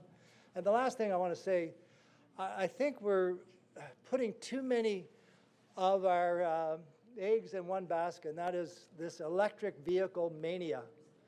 You know, the cost of these things is out of this world. Like in many cities in the world, they actually drive hybrids. 10 seconds. And you can have a decent impact there. So why should we be forcing people to pay $100,000 for some Tesla that breaks down and you can't charge and you can't fix? Thank you. I'm not a fan of Tesla. Thank you. Okay, we do have a number of questions for you. Councillor McKelvey, 3 minutes clarification of the motion. Thank you. Okay, just one moment. Okay. Thank you, Madam Speaker. Are you open to a friendly amendment at the end that says, with the exception of zero-emission vehicles? Sure. If that's the problem that we're open to solving? Yeah, sure. Okay. Thank you. Councillor Carroll, questions, 3 minutes. Well, Madam Speaker, I'm kind of on the same wavelength as Deputy Mayor McKelvey, I think. Councillor Cole, I don't know if you're aware of London, UK, rather than cap the number of licenses, moved a model. They have a model to get to 2030 where any new vehicles licensed for hire must be ZEVs. And since you're moving no net new, we can have as many as 200 drivers. We heard Mr. Grant say leave a year because of exactly what you described. Sometimes the pay isn't so great. So could we add to that any new vehicles licensed within that net number? Any new vehicles licensed for hire must be ZEVs? Well, again, as I said, I don't like that because I'm not a fan of these, all these electric vehicles being a panacea. Okay, so that's the other issue I have. So I'm not a big fan of that amendment.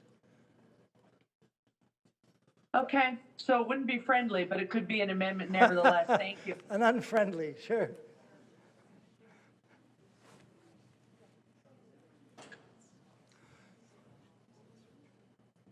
Robinson, 3 minutes, clarification of the motion. Yeah, I wanted to ask if you heard staff's comments that they were opposed to this concept. Of limiting the number? Yes, cap. They were opposed. Why would they be opposed to limiting I'm for a short asking if time you until heard- they do the report? I don't understand. I didn't get that. I'm asking you if you heard the staff's comments. I did, but I didn't quite discern that they are against waiting a few months until we get the report and just put a limit on the numbers of licenses issued. Did you also hear them talk about the market and how the market's taking care of the overages, et cetera? Did you hear the market comment?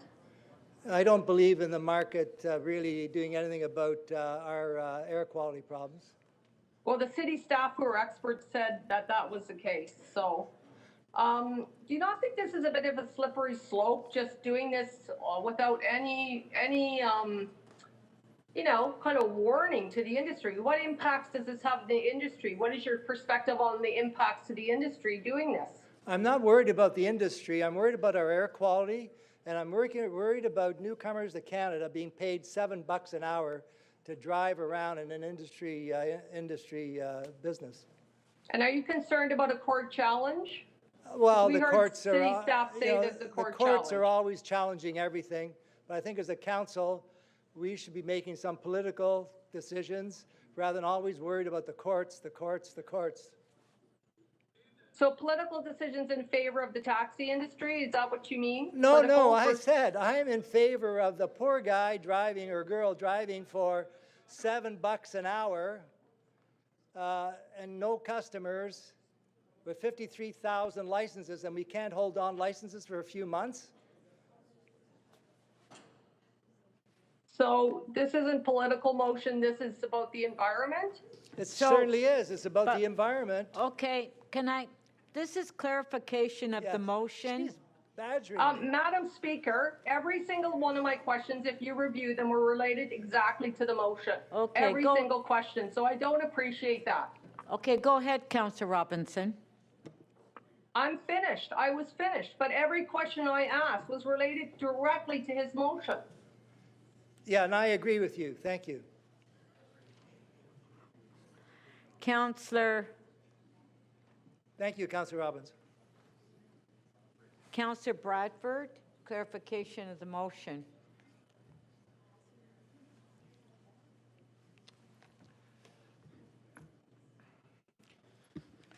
Thanks, Madam Speaker. Through you. Are you aware of what happened to prices of vehicle for hire and rideshare in New York City when they introduced a similar motion to freeze the number of licenses provided?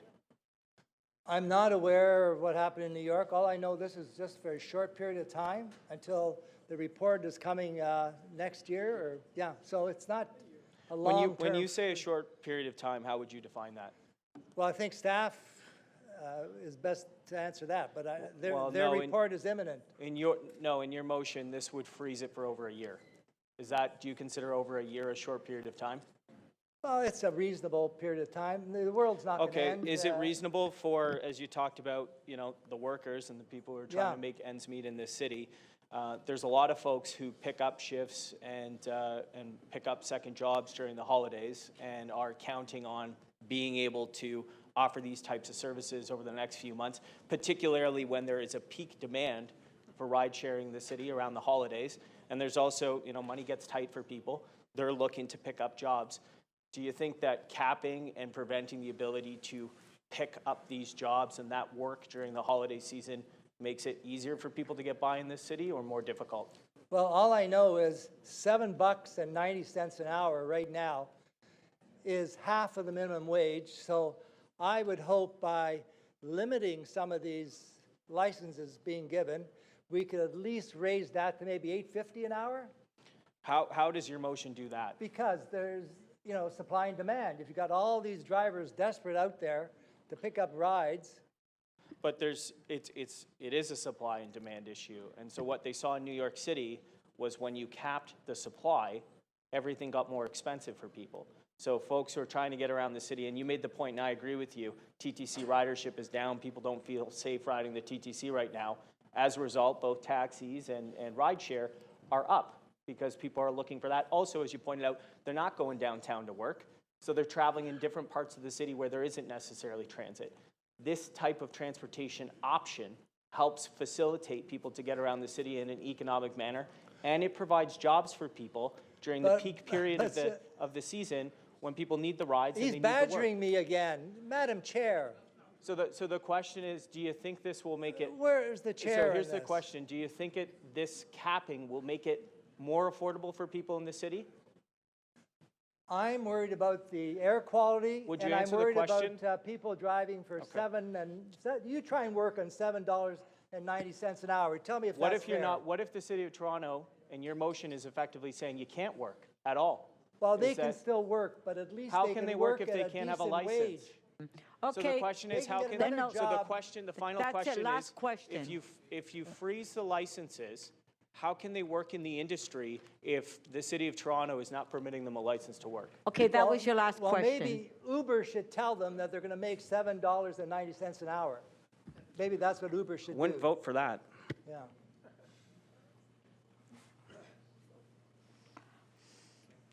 Councillor Chang, clarification of the motion. Thank you. Through the chair, I'm just wondering if in the drafting of this motion, unintended consequences have been considered, including the commoditization of an Uber license. So where if you have a license and you know that other people can't get one, you find a way to Thank you. to make money off of the license that you hold. Well, I'm not sure I'm qualified to answer that complex question about commodity. What's the word? So I guess my question is, have unintended consequences been considered in the drafting of this motion? Listen, I tried to do my best to deal with our air quality crisis, our congestion crisis, and the fact men and women are working for $7.90 an hour. Do you have data on the air quality impact as well as the impact of traffic from Uber Well, or all you have to do rideshare? is just go walk around downtown or even up Yonge Street. You'll see all these Uber people up and down the street and with empty vehicles desperately looking for a driver, I'm sorry, I rapid can't riders. tell when I see cars on the street driving around if it's a person driving around or if they're a rideshare driver. So Peruzza, please. So- Councillor Peruzza.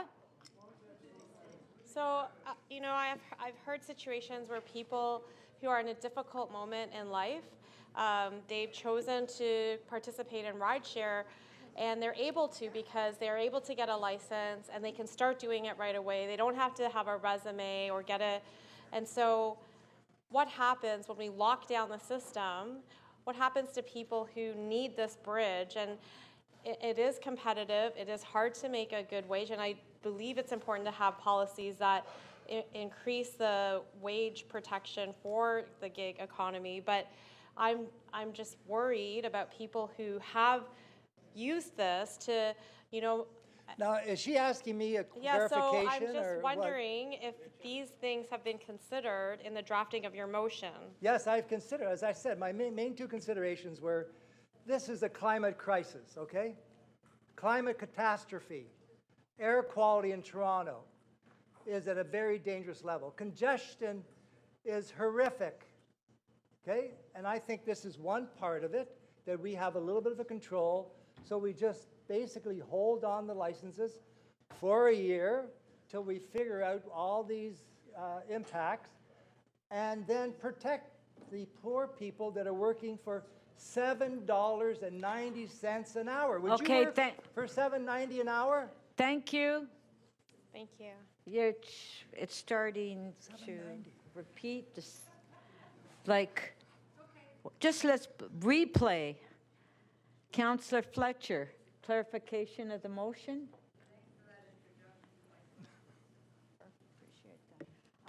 I just wanted to be, thank you, Councillor Peruzza, you're so helpful. Your motion is not saying we're capping forever and No. a day, that's Till the it. It's study only is done. 53. Just to be clear, it's saying we're doing this temporarily, we're checking on all these things, air quality, what the market can bear, everything else, impact transit.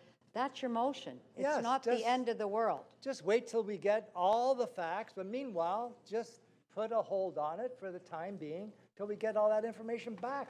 So it's basically a pause. Yeah, right. Time out. So timeout, taking a pause, part of one of the factors that we're looking at, and it's pretty, I don't want to say pretty simple, but some of the questions are, you know, this is forever. I just want to be clear. It's till the report's coming back. It's a pause. There's 53,000 cars. I don't know how many drivers that means, but could be more. It could be 100,000 drivers or 75,000 drivers, but there's 53,000 Ubers currently in our system. And you're simply saying, stick at 53,000, take a pause, come back and tell us that, done, correct? Yeah, it's a temporary timeout, pause. Thank you. Thank you.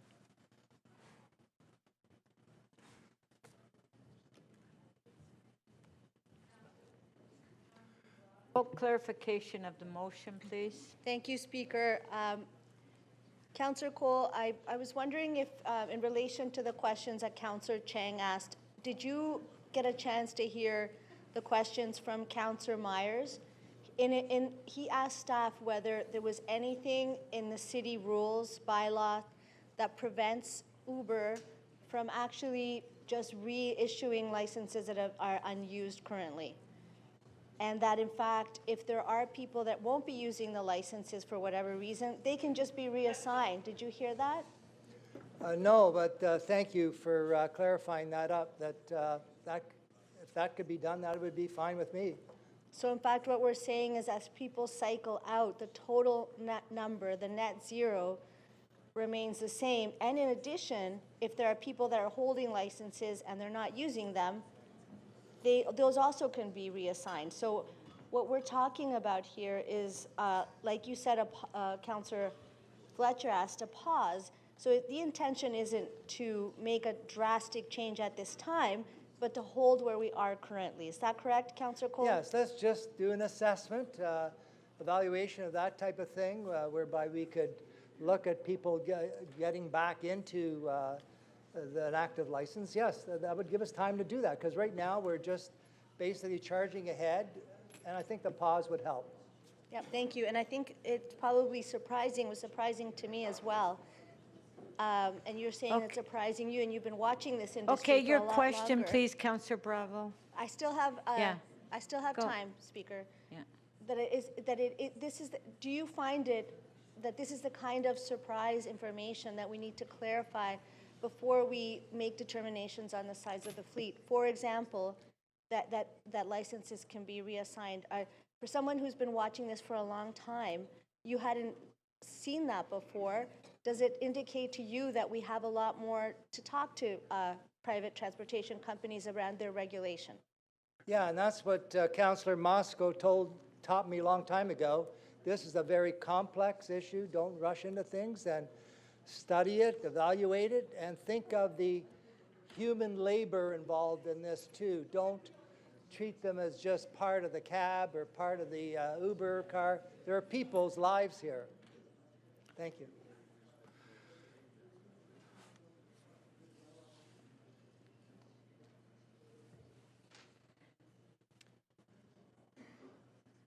Councillor Holliday.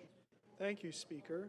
I wondered if Councillor Cole could explain to me one more time why he's moving this.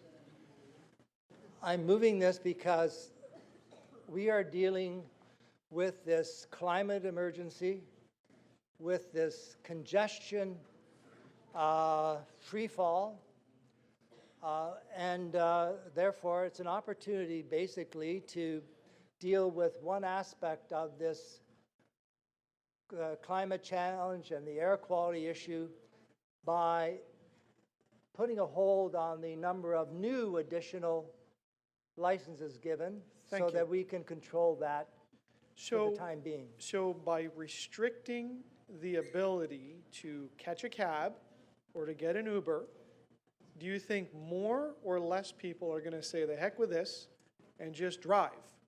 Or are they all going to get on their bikes? No. So is this actually going to make greenhouse gas emissions greater? Because I thought having things like taxis and PTCs means you don't need to own a car, and you can use that shared mode of transportation more efficiently. So are we making things worse, or are we making things better?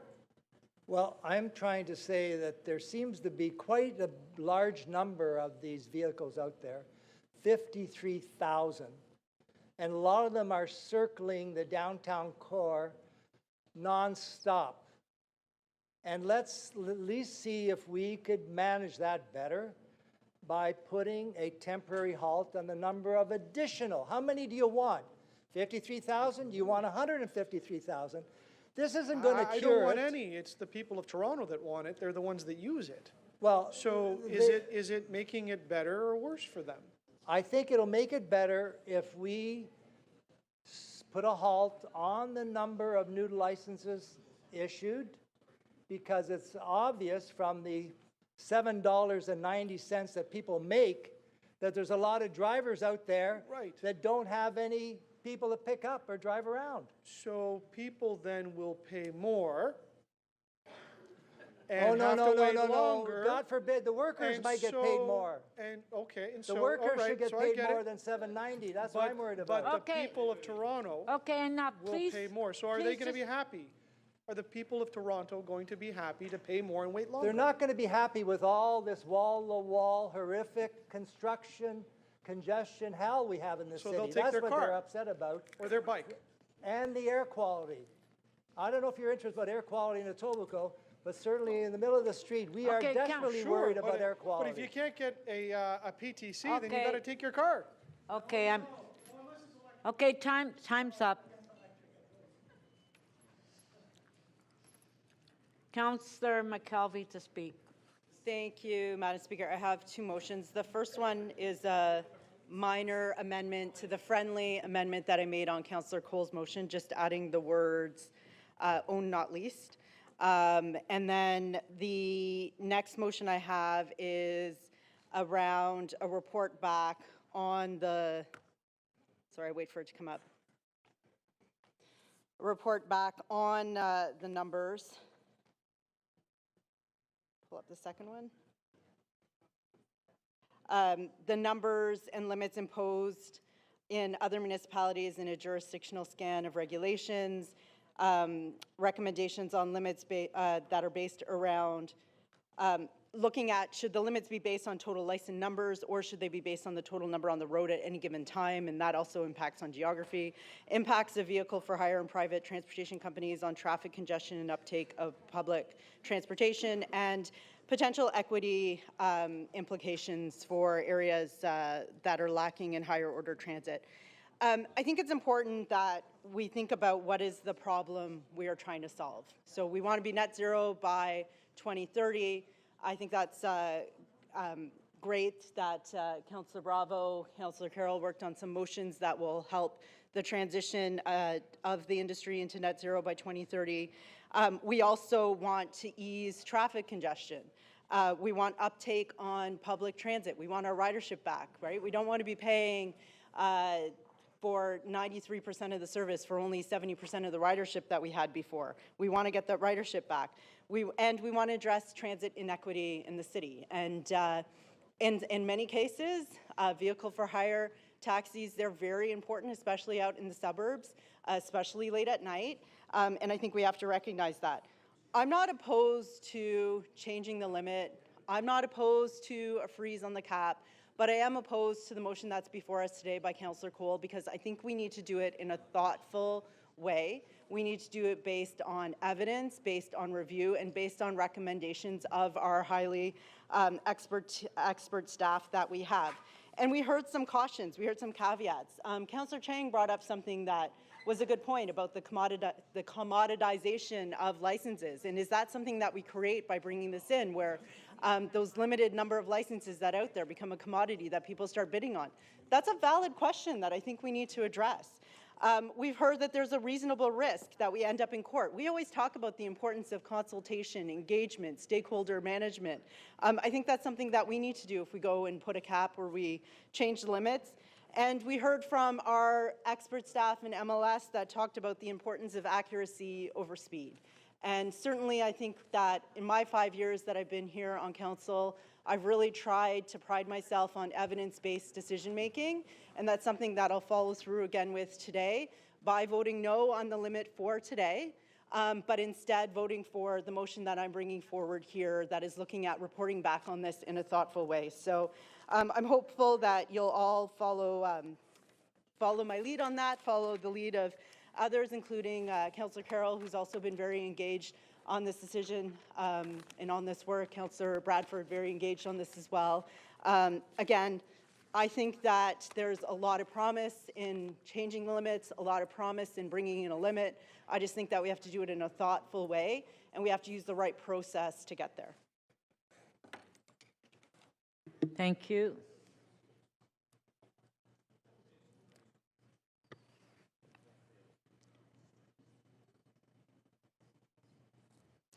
Councillor Perruzza to speak.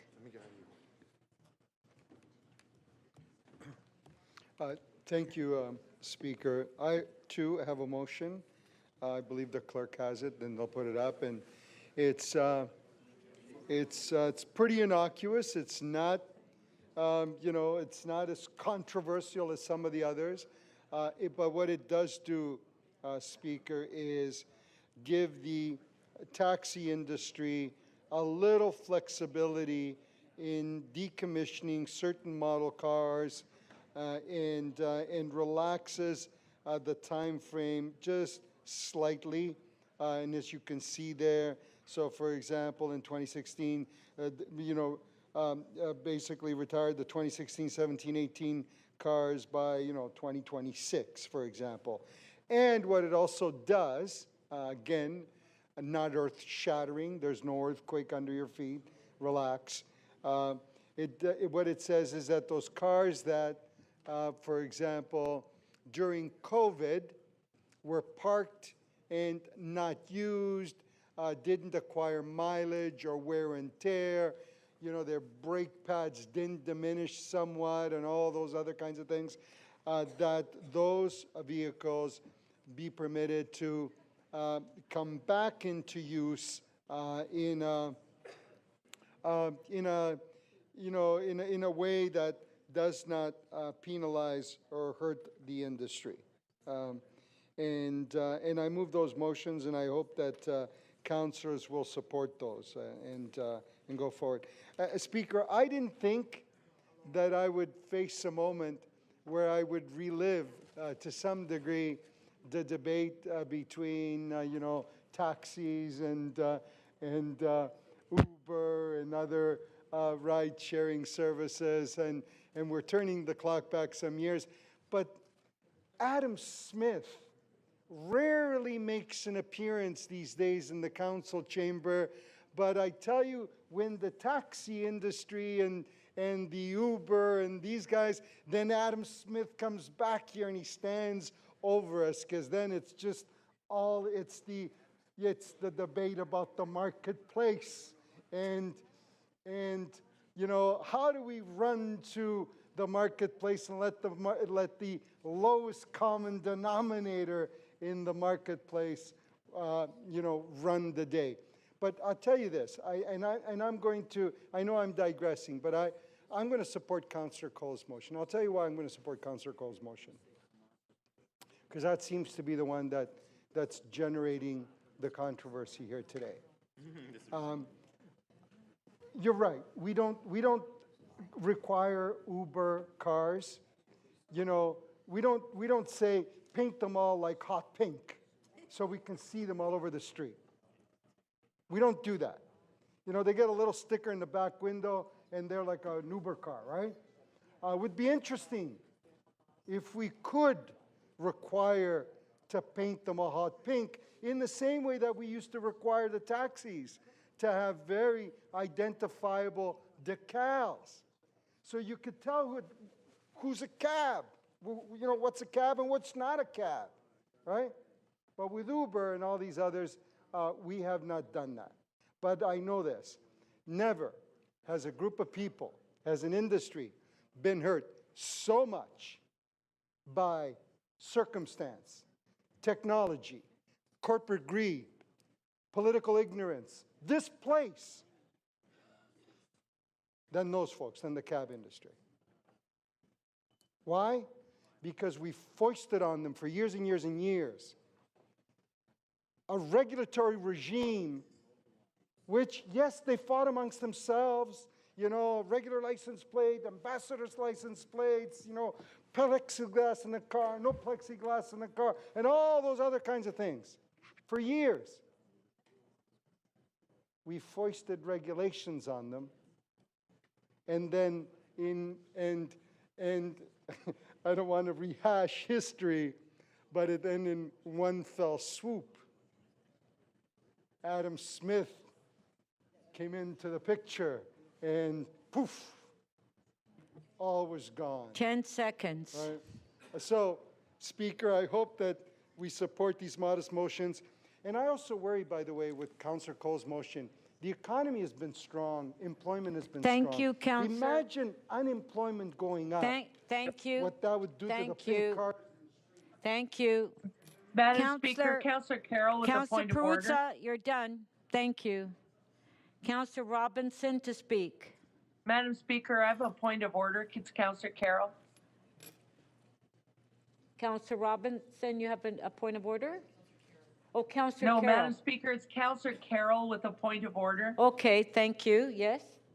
Thanks. I'm going to ask, Madam Speaker, again, that you look into and rule on whether or not the motion is in order. We have a recommendation about 1 year, but I have no way to check on the impact of the rest of this motion because it's not covered in the report in any way, shape, or form.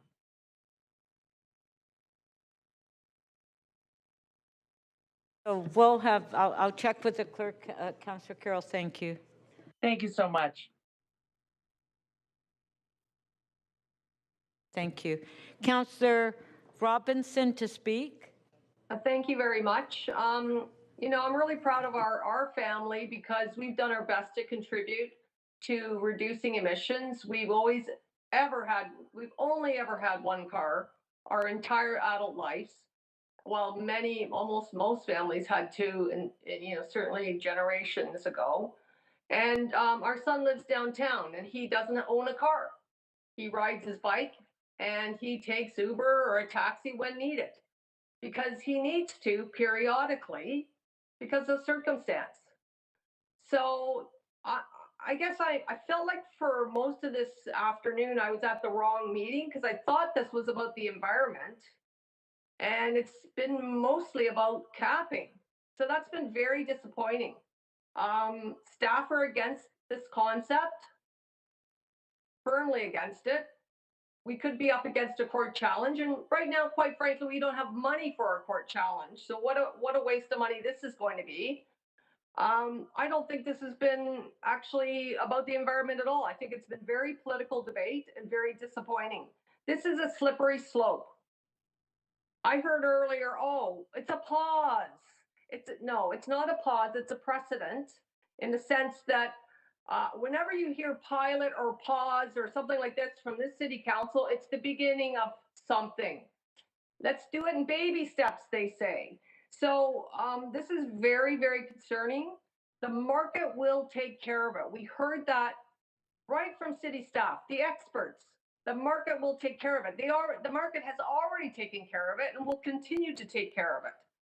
Also, people can't access parking. Like, there's just not as much parking in the city, and maybe that's a great thing. But that's why they don't jump into their cars and they take other alternative methods, whether it's a taxi or an Uber or a Lyft, whatever it is. Vehicle for hire, taxis are great. I mean, I have lots of taxi cab drivers in Thorncliffe Park. They're amazing people. And but the parking isn't what it used to be.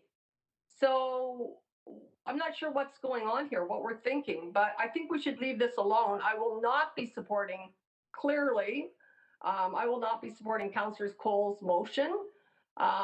We have no idea the impacts, even on the short term, and I'm quite sure that this is not short term. I want to be on record today saying this is not short term.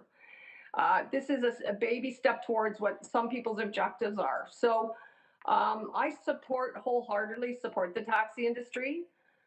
They've had a rough go, but I don't support capping of any industry.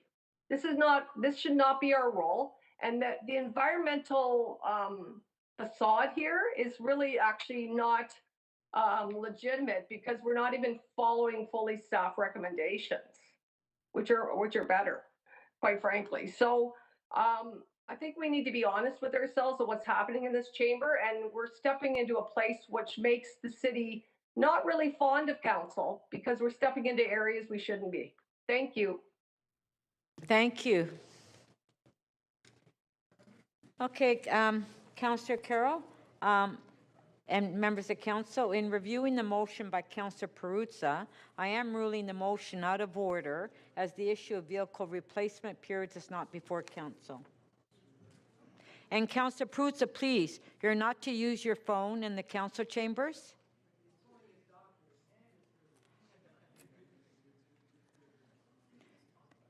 Yeah, but you're not allowed to use your cell. Councillor Perruzza, please, you're not allowed to use your cell in the council chambers.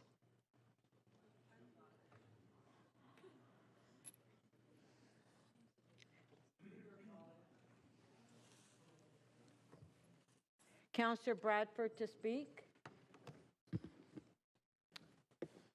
Thanks very much, Madam Speaker. This has been a really interesting discussion today, but if you go back and you watch the tape and you look at the bulk of the time, the issues that were identified, the questions of staff that were asked, it wasn't actually really about the substance or the content of the report. And so that should give us all pause about what is this chamber engaged in today, what is the objective of the motions that are on the floor, and what are we trying to accomplish as a city council. Now, I wasn't here in 2012 when the first sort of ruckus debates about ride-sharing programs coming to the city of Toronto took place. Some folks in the chamber were here, some of us were not. But I do appreciate that it has been a contentious discussion for obviously more than a decade now here in this city. But a lot of Torontonians have made decisions about how they're going to get around the city. I think those decisions continue to evolve. And as a local government body, as an administration, we have put in place frameworks, rules, regulations, safety provisions to make sure that as industries come forward, new industries, disruptors come forward, we're putting rules and regulations around that to make sure that these systems, these industries can operate and function and make a contribution to our city. And I think based on the number of volume of rides and trips that people take in all the different ways they move in the city of Toronto, Torontonians value that choice. So the work that Councillor Carroll and Economic Development Committee, Carlton, others have had underway to try and bring this industry into a more fuel-efficient, environmentally friendly era has been underway for a long time, and as we've heard today, there's more work to go. But the discussion today has largely been hijacked about a freeze and a cap. And for everyone who's watching this at home or online, probably, yeah, not many of you, but when you go back and you look at the tape, you have to ask the question, why were we all talking about caps and freezes before Councillor Cole's motion even got put on the floor? And that's because that is the pressure. That is the push from various interested parties to have that discussion today on a report that is actually completely unrelated to that. And astute observers would ask the question, why? And if you ask the question of staff, if you ask City Legal, they would say, we are opening ourselves up to a whole bucket of risk. We've seen this before. We've seen motions walked onto the floor, and I would suggest in an irresponsible manner, moved forward without consultation, counter to the work in the staffer report, and we have been legally liable. We have been taken to court, and we have lost. We've asked the questions of our staff who have been engaged in this work, in those industry roundtables, listening to stakeholders, listening to Torontonians. And the work that we have in front of us today shows us a way forward. And it also says that work isn't done. It says the work is not finished and more work is to be done. And there is a proper time and a way to have these conversations. But I would say it is not the best of local government when we stand up these motions where there are a heck of a lot more questions than answers, and put us in a position where we are not only legally liable, we're not actually addressing the work in front of us, which is about how we green our fleet of folks who are helping people get around the city.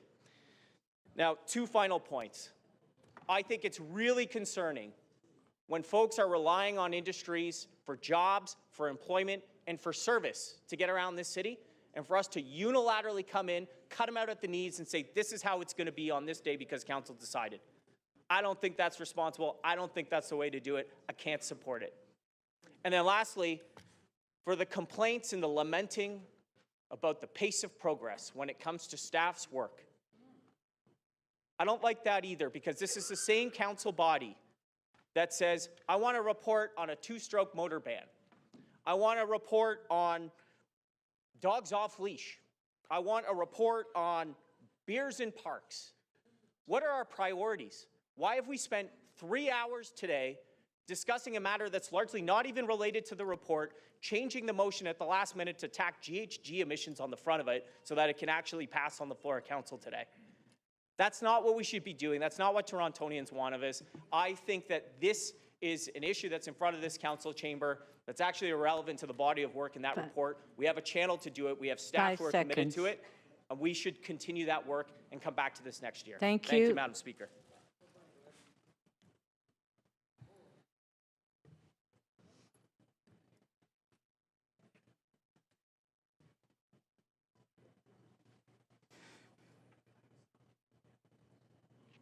Councillor Chang to speak. Thank you, Madam Speaker.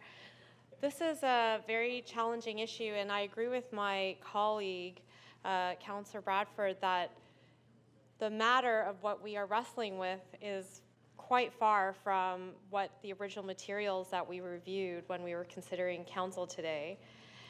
And what I'm struggling with is that there are a large number of people who are in the industry, using the industry, and without data, without a report, we're enacting a motion that's going to change the nature of it within a day. And I think it's a very broad and sweeping and impactful decision. And I'm a very cautious person. When I ran, and I think many people when they run, they say things like, we want to make data-based decisions, and I think most people want their leaders to make data-based decisions, but the data isn't ready for us.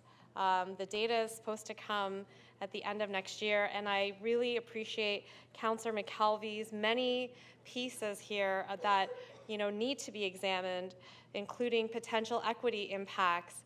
And, should it be a cap on number of licenses versus the total number of people active on the road? There are really great questions that we should be wrestling through to come up with a very smart and reasonable approach. I don't think anyone here wants people making $7 an hour. I think we all want people to make a living wage, which is far above minimum wage now in Toronto. And New York City actually has implemented more than minimum wage for their rideshare, taxi, and limo drivers. And although we don't have that jurisdiction, I think we need more of a jurisdictional scan. We need to collect this data and have a measured approach that actually is supported by staff. So I am grateful for many of the thoughts shared, and I do appreciate the root of why we want to cap. We don't want people to be struggling, and we don't want people to think that they can make a great living by signing up to do rideshare and then find out they've paid all these fees and they're not even able to recoup. Those are hard questions that we need to wrestle through, and so we don't make decisions lightly. We should never make decisions lightly, and I'm just afraid that by doing this decision without the data, we don't know the cascade that it may have. And I don't even know what the cascading impact could be, but I often struggle with how slow bureaucracy works sometimes, but I also realize the importance of data-based decision-making. So I will not be supporting a cap, but I will be supporting our Councillor Bravo's motion and supporting the many other pieces of this that are being moved forward. Thank you.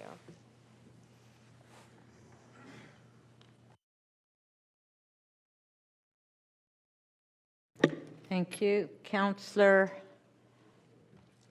Perks to speak. Thank you, Speaker. Well, I haven't been here for every taxi fight. I've been here for more than Councillor Bradford, and yes, they get a little rough. Frankly, though, this is one of the best iterations of it that I've seen. Like I kid you not, in other years, we have had the item come back at 3 successive council meetings. We have debated them at one council meeting I can remember for 11 hours straight. These are difficult and complicated issues. The way Torontonians move around the city is not simple. It is not easy. I foolishly set my alarm clock to the wrong hour this morning and had to call a taxi at the last minute. I'm always a transit rider.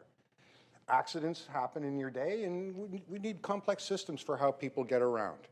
And that's why these debates can be difficult and complicated. They touch our lives and the lives of the people we represent in so many ways.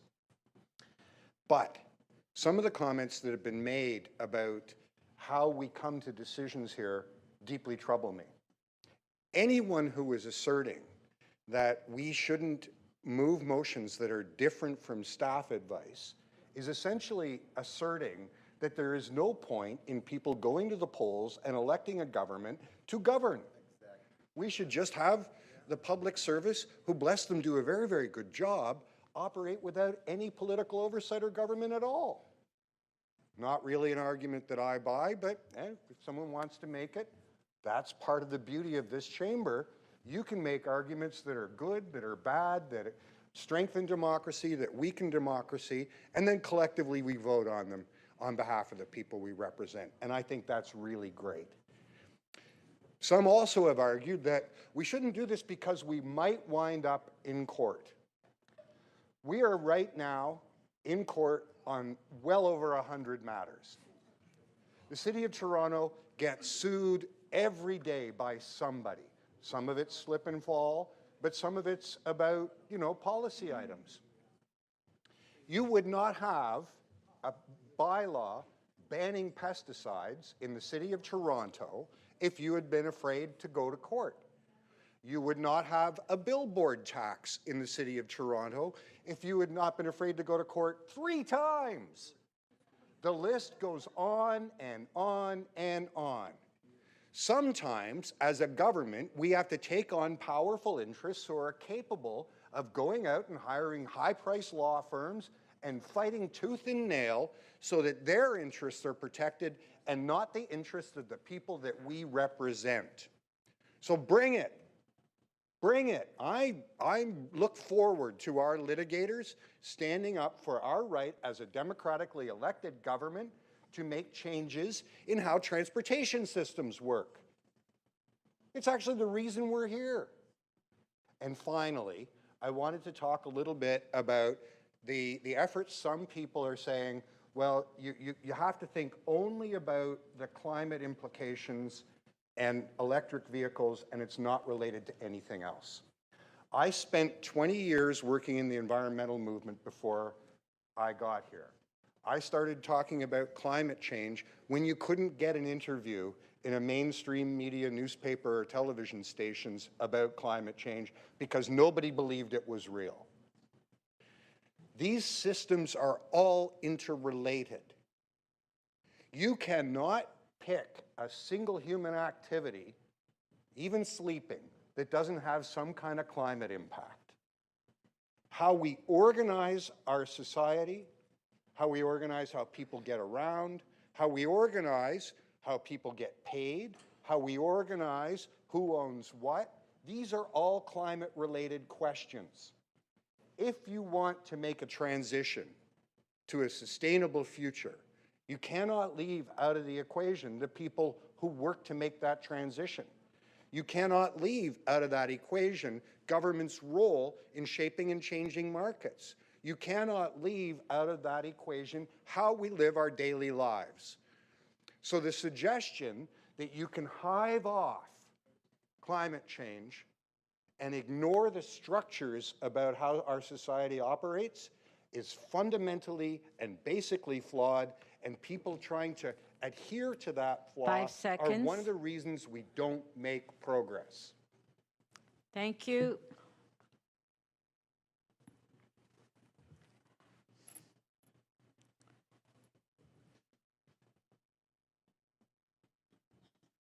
Councillor Fletcher. Thanks, Speaker. I won't take too long. I was here for the initial debate, long debate in establishing a ride share in the city. And I would have to say at that time, we didn't actually have a lens, is to say, what would the impact be on congestion? What should the right number of cars be? What is the impact on air quality of introducing a large number of vehicles, particularly into the downtown core? What's the impact on the transit system? How are we going to quantify these kinds of things? This is actually, in my mind, Councillor Cole's motion to say, let's pause new ride-share licenses or the ability to add more while we look at a few of these things. And I have heard from Mr. Grant in answering the mayor's questions, there's a whole number of things that are kind of in the hopper. They're on the list. They're coming up. And I'm sure some of these things are there, but being able to look at them without adding 10,000, 12,000, 20,000 more cars on the road, I think is a good idea. Because let's say we don't do this, and then we get 10,000 new cars. So we've got 63,000 or 70,000. What's the impact on transit? What's the impact on air quality? What's the impact on congestion?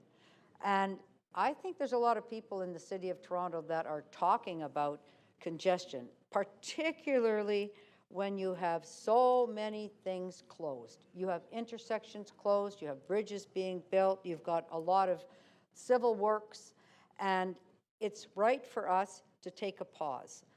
It's not saying we'll never add anything new. It's simply saying we're going to pause this. We have to look at these things, and without saying anything about anybody else who was ever here, this is a good thing to do. Why can't we accept that's a good thing to do? There are 53,000 vehicles on our streets that weren't here a number of years ago. Let's just say we want to understand what that means for our city in many different ways. So I don't know why this has become so controversial. I've heard a lot of speeches here that the sky is falling. I don't think it's falling. I think it's reasonable. And I don't think we'll be sued. This is not saying you can never have another vehicle. This is saying we're going to look at things that our residents have asked us to look at. And the TTC is something very important. We understand what's happened out of COVID. We have a chair of the TTC that wants to understand these impacts. We've had a TTC board. I don't know if they've ever asked to look at these impacts, but it's important. Are people that need to get to work, number one, what kept running through the pandemic that we subsidized heavily? Transit. So frontline workers could get to their jobs. That hasn't changed. They're still going there. We need to have a robust system. We need to understand these impacts and act accordingly as a city, as being elected to govern in the best interest of all residents. Thank you. Thank you. Okay, before, Mayor, I haven't turned your mic on yet because I just want to ask before we go to the last speaker to the mayor. Is there anybody else that would like to speak that they haven't put their name on the screen? Because the mayor will be the last speaker. Okay, Councillor Holiday.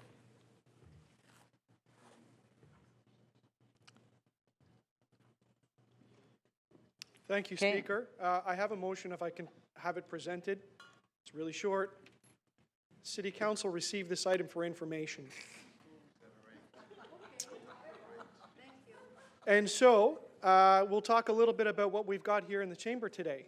We spent the morning figuring out how we would drive a policy change by drawing money from people.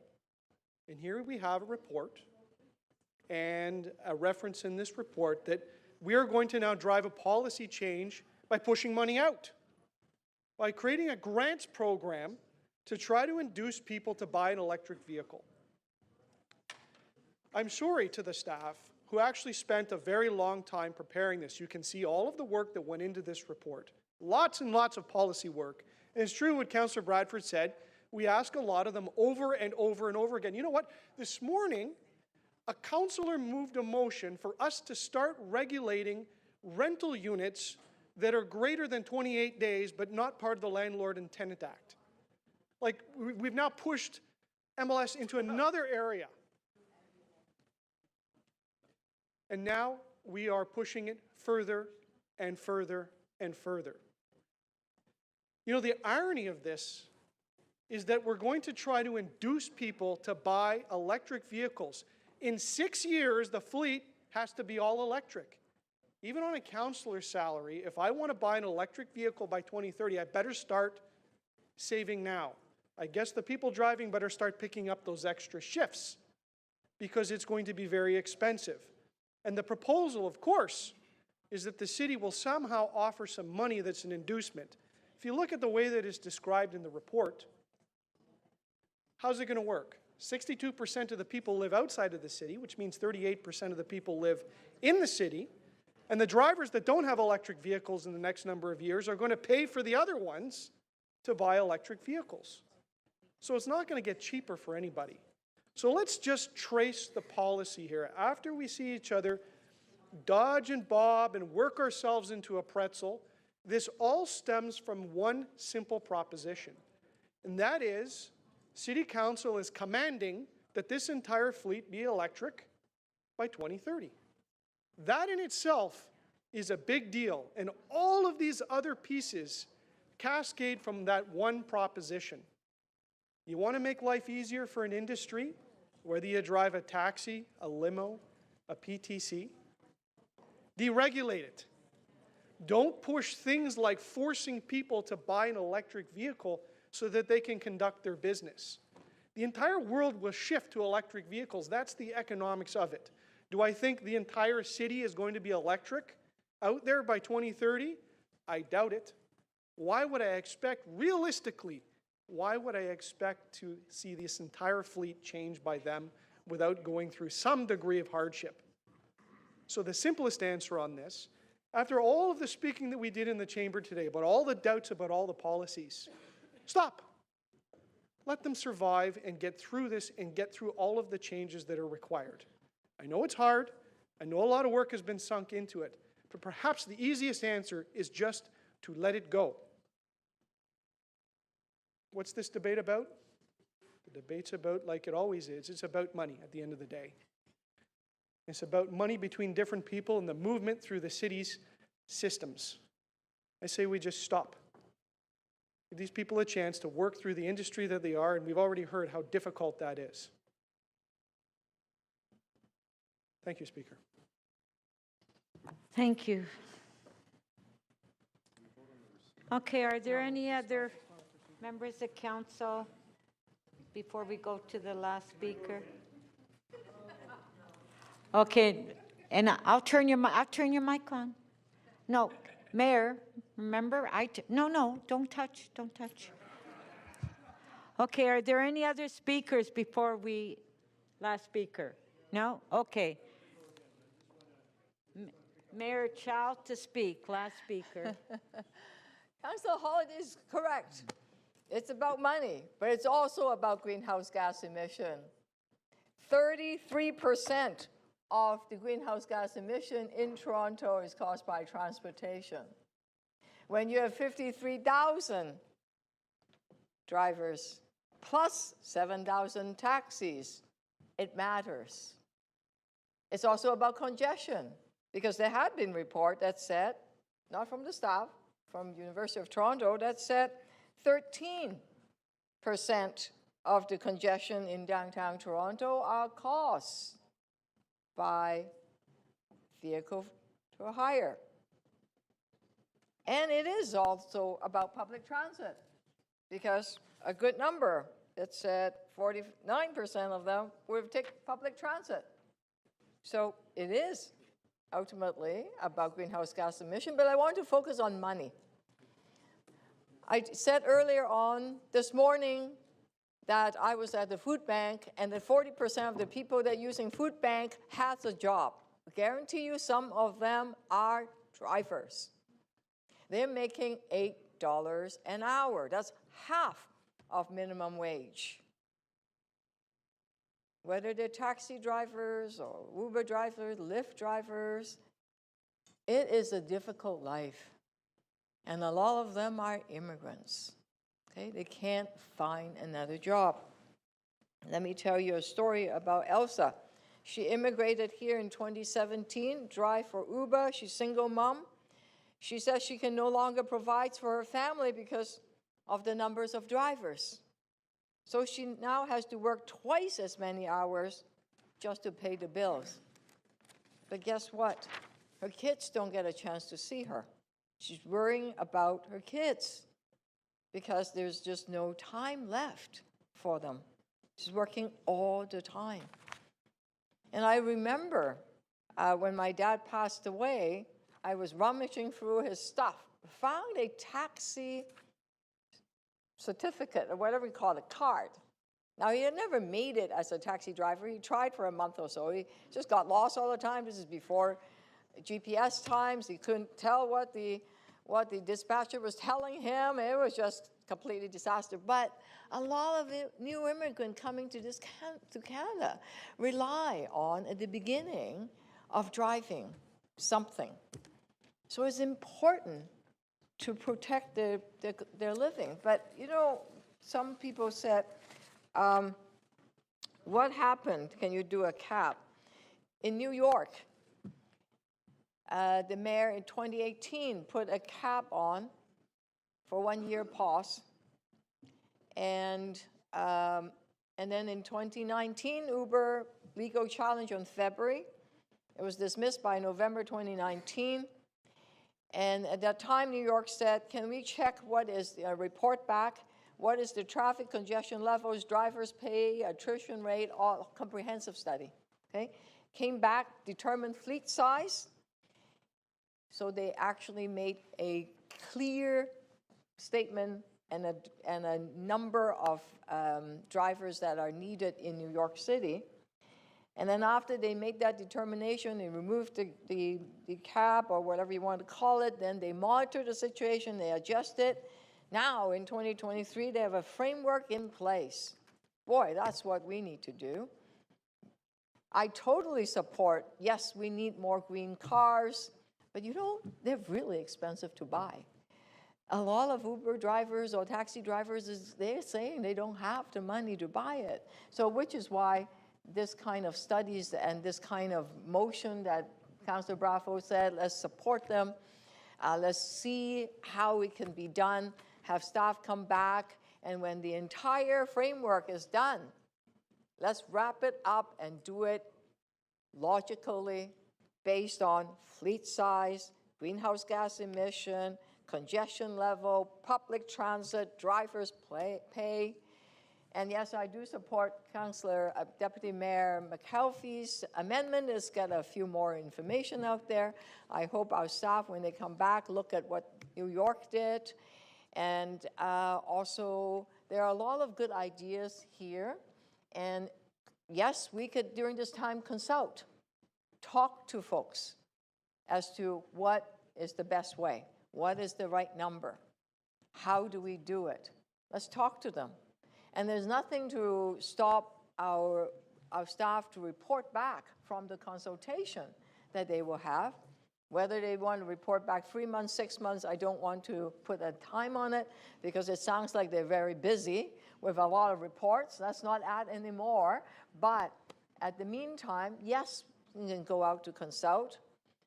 But there's some things you don't give notification, whether it's income tax or when you when you want to cap something, you need to do it immediately. You know why? If not, everybody's going to rush out and get all the licenses. Then you might as well not have a moratorium.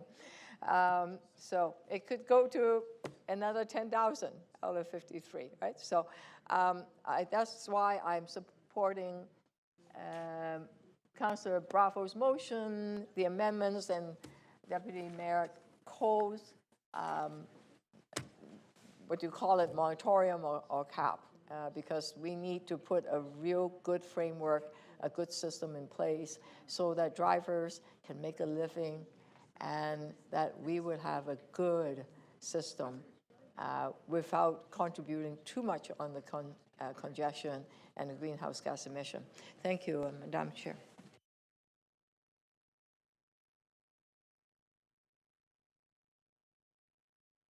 Speaker, before we vote, I'd like to raise a point of order. I'd like you to rule as to whether or not Councillor Bravo's motion number 1 is in order, and it is based on the following concern. The original committee recommendations were separated at committee, and only part of them came to council. So what committee sent to council was the establishment of a rule concerning zero-emission vehicles. The parts of the recommendations that were removed had to do with the grants program and the reestablishment of the discounted fees that were paid out by the various drivers. This particular motion by Councillor Bravo reinstates some of those recommendations. It reinstates the grants program, but it doesn't describe how it's going to be paid for. It only says that it's going to be the MLS's budget. If I can finish, in order for it to be in order and not amending the mayor's budget, the money has to be described where it's coming from, and those recommendations were removed. So I just need to know if this is the standard which will be governed by in council with respect to identifying budget. Please stop disrupting. Now, Councillor Holyday, why didn't you question it when Councillor Bravo moved the motion? Well, it was a lengthy motion, and I discovered this here, and I also realized Okay, that well, those we'll have have been to, separated. I know, but we're just trying to get to a vote, and then Councillor Bravo's motion was moved, I don't know how many hours ago. But, okay, can have the staff print a copy for me so I can review it. And Councillor Cole, try to keep it down. Nobody disrupts you when you're speaking.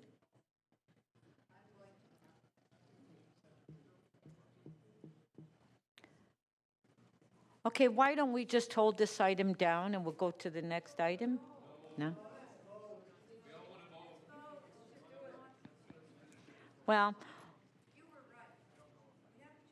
Well, I don't think, I don't know. People are not paying attention. No, I know.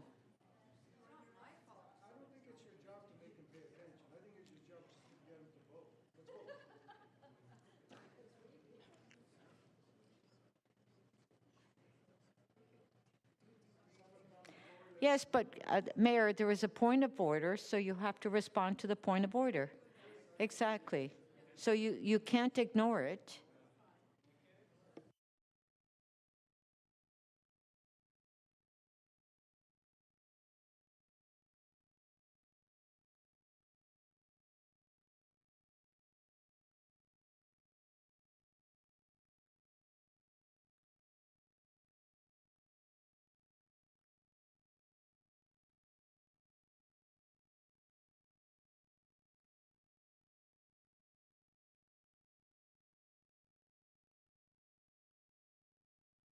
Okay, we'll take a 5-minute break to give the staff an opportunity to go through the motion.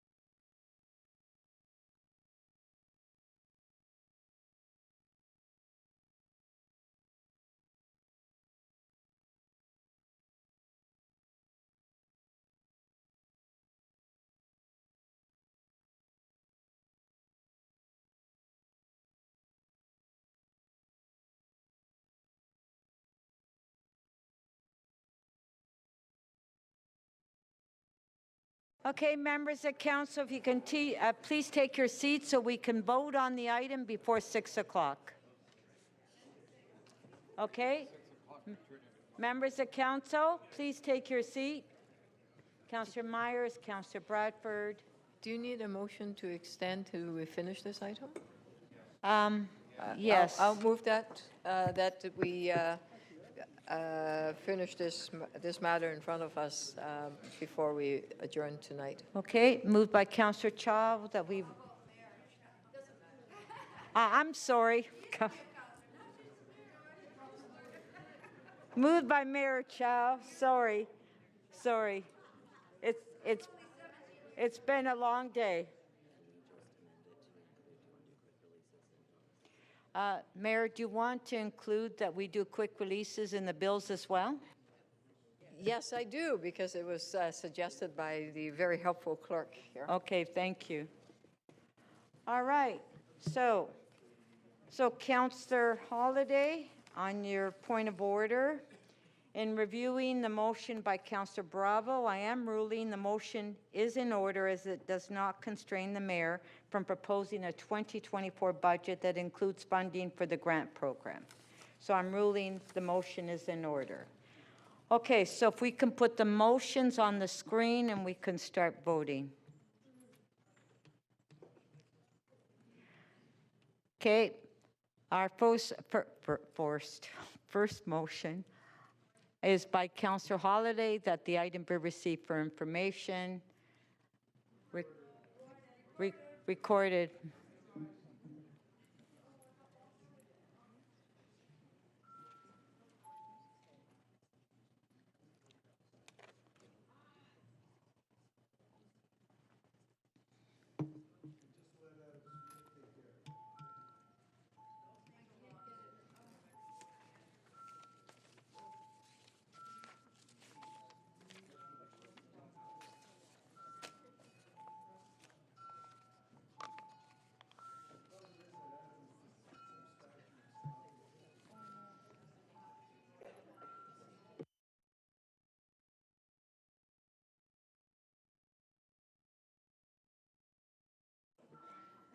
Councillor Bradford, Councillor Robinson, please.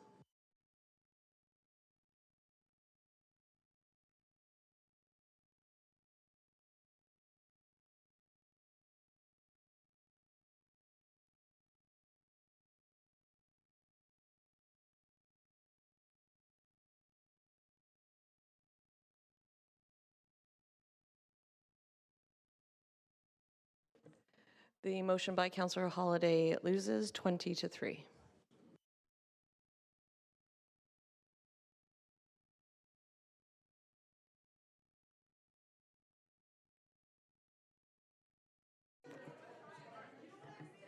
If we can put the other motion on the screen, please. Motion by Councillor Bravo. Do we want a recorded vote? Recorded.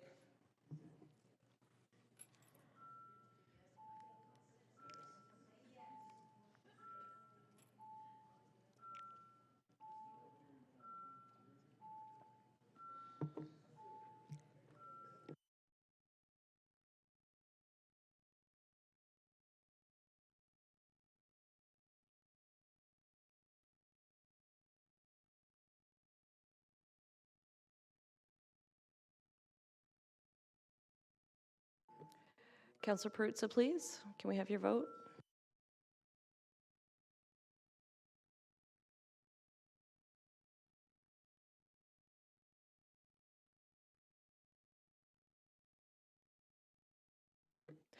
Madam Speaker, the motion carries 21 in favor.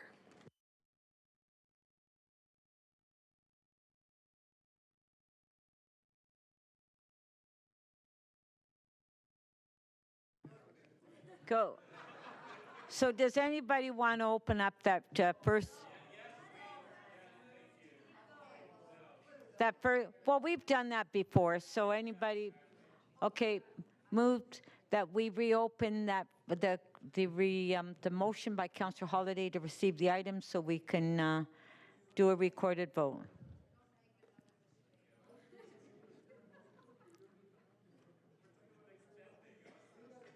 On favor, carried.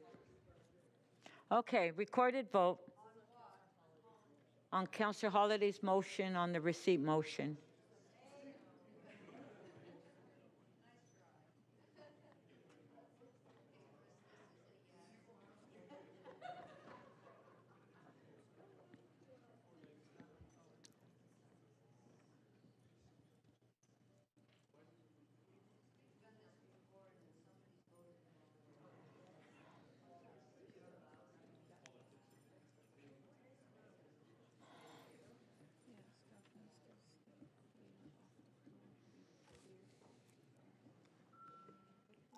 Members, your voting panels are open on the revote for Councillor Holiday's motion.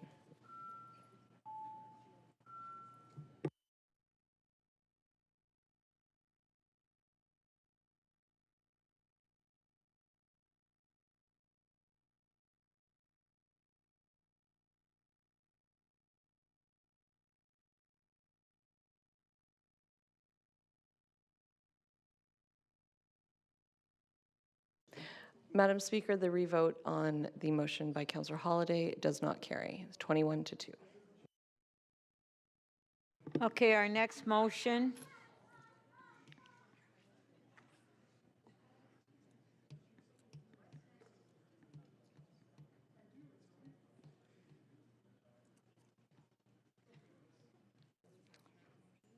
Motion by Councillor Pasternak.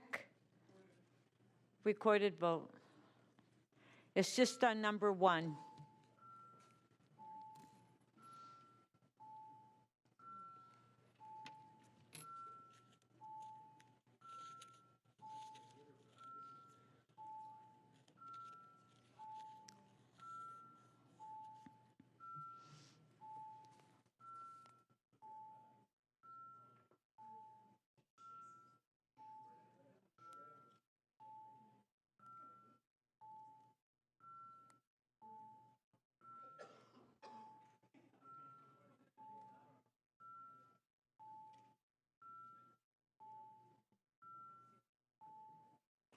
Councillor Chang, could we get your vote, please?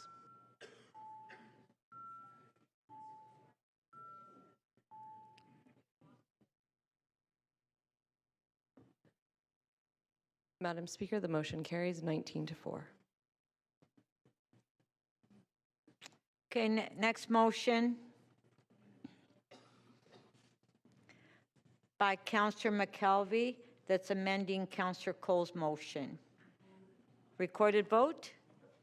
Recorded vote?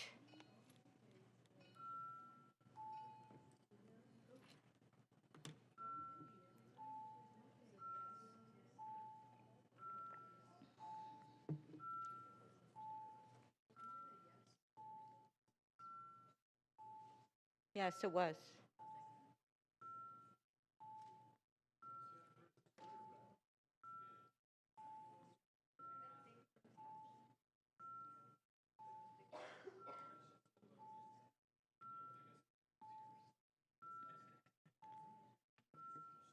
Councillor Perruzza, Councillor Crisante, please.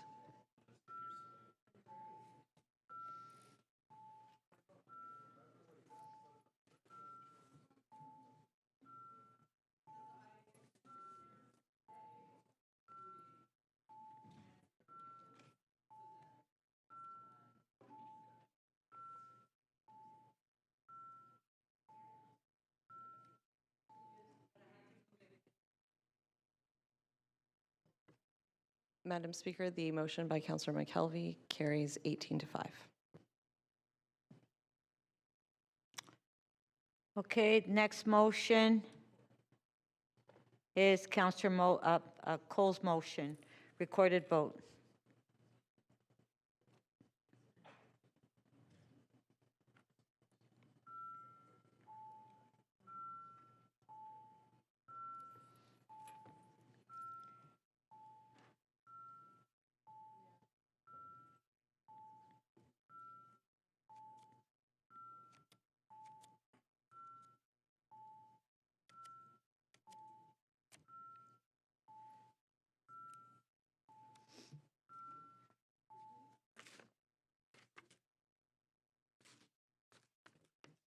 Madam Speaker, the motion carries 16-7.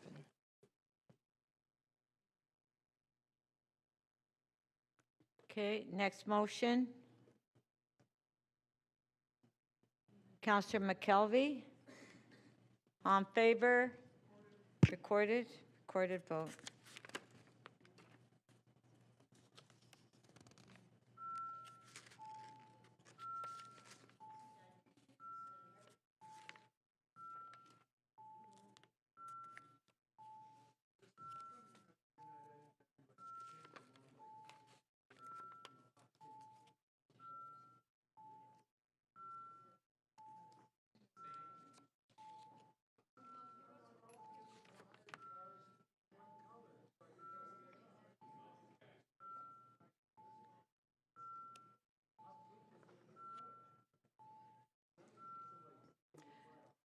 Councillor Fletcher, your vote, please.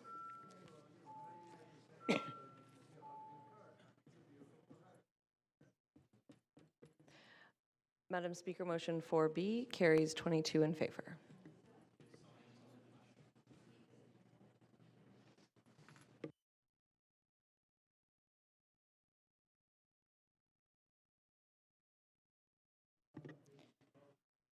Item is amended. Recorded vote.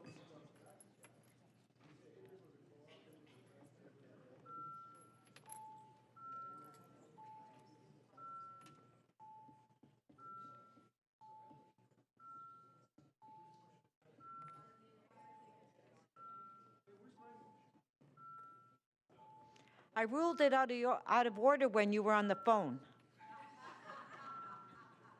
You were talking on the phone and I ruled it out of order.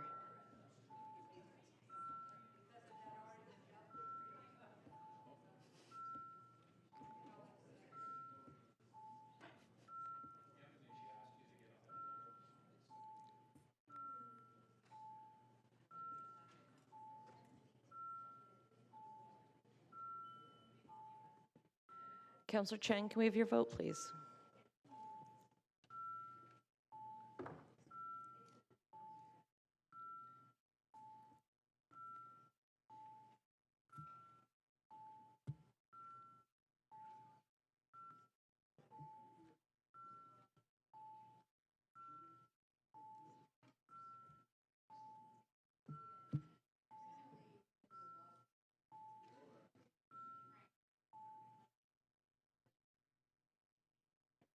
Madam Speaker, the item is amended, carries 22 in favor. Okay, thank you. That's it. So, quick releases. Councillor Robinson. Yes, I've got one on NY 7.5. It's Bayview Avenue, the official plan bylaw amendment. And so I have motions submitted to clerks. They have them. 2 motions related to that appeal report. So North York Community Council supported staff's recommendation. I'm just adding 2 things that came up through that debate and with input from the deputants. One is to, in consultation with heritage staff, to explore all options to preserve the heritage value of Talbot quads, one of which is, I believe, designated. And then the second one is the, as part of the ongoing proceedings, that the applicant address concerns of the Leaside Baseball Association and implement measures that will ensure the continued success of the operations of the adjacent baseball fields at Howard Talbot Park. Okay, so on NY 7.5, Councillor Robinson has an amendment. On favor, show of hands. Opposed, if any, carried. Item is amended. On favor, carried. Councillor Morley, quick item? Okay, just one sec. Okay. Thank you, Madam Chair. I'd like to release, if I may, sorry. Oh, well, we're not, you can't Not there release yet? it. Okay, no problem. Thank you. Okay. We haven't dealt with members' motions yet. Councillor Moyes. Chair, I'd like to release EC 6.3. I'm sorry? EC 6.3, support for Toronto restaurants. I'll release that. EC? 6.3. Okay, just let me find it for a sec, please. Okay, I have it. Yes, you're releasing? Yeah. Okay. EC 6.3, support for Toronto's restaurants. Councillor Moyes is releasing. All in favor? Show of hands. Opposed, if any, carried. Thank you. Councillor Sachs. Yes, TE 7.77. I have a motion, which I hope the staff have ready now. Okay, let me just check with staff to see if they have it. They're nodding. T 7.77. Does staff have the motion? Okay, so if we can put it on the screen. This is a patio for a restaurant in my ward. Okay, so on the amendment on T 7.77, all in favor, show of hands. Opposed, if any, carried. Item is amended. All in favor, carried. Thank you. Councillor Cheng, quick item. CC 11.14. There is a motion. CC 11.14, yes? It's adopt the confidential instructions to staff. Okay, so you're releasing that with the okay, so can we put the motion on the screen? This is CC 11.14, 3343 Center Avenue. Amendment is on the screen. On favor, show of hands. Opposed, if any, carried. Item is amended. On favor, carried. Okay, Councillor Cheng, another one. So releasing EC 6.8. CC. Councillor Ainsley? Pardon? No, I'm just telling him. I'm releasing 6.8. CC? Yeah. EC 6.8, Heron Park Outdoor Pool. Okay, just a sec. Let me find it. EC 6.8. Okay. You're releasing that? Yeah, and I have two more, so we can. Okay, on EC 6.8, Councillor Cheng is releasing. On favor, show of hands. Opposed, if any, carried. Okay. Releasing GG 6.17. Okay. Okay, that's the award of negotiated request for proposal.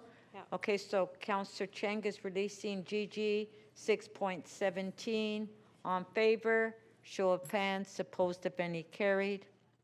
And I'm withdrawing my member's motion 11.2. Okay, well, we can, yeah. Do that tomorrow. Huh? Okay. Which member's motion, Councillor Cheng? MM 11.20, North York Civic Center. Okay, I worked out something with. Okay, Oh, no. Councillor. It's good. I worked something Okay, out Councillor Cheng is moving a motion to withdraw her motion to MM 11.20. All in favor? Show of hands. Carried. Thank you. I'm done. Thank you. Okay, Councillor Sachs, did you have another one? Pardon? I'm sorry, we did the wrong amendment on 7.77, so I don't know if staff have the correct one, but if we have to reopen it, we can fix it tomorrow. Do we have the corrected one? There was. They don't have it. Okay, I'll send it again. So do you want to reopen the item then? I just want to reopen it. We'll deal with it tomorrow. Okay, so Thank motion to reopen T 7.77 by Councillor Sachs. On favor? Thank you. Carried. Thank you. Okay. Okay, may I have a motion to introduce the confirmatory bills? Councillor Bradford, would you like to do that?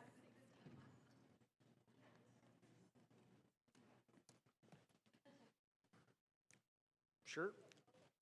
Motion here to introduce the confirmatory bills.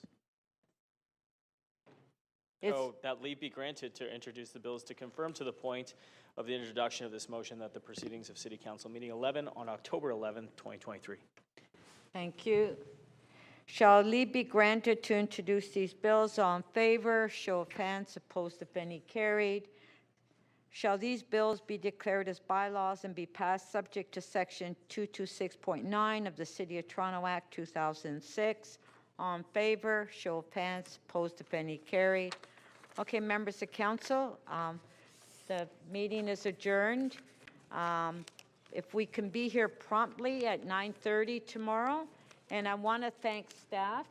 And I also want to thank Carlton Grant for the hard work that he's doing in his department and the number of reports he's bringing towards us. Thank you, Carlton.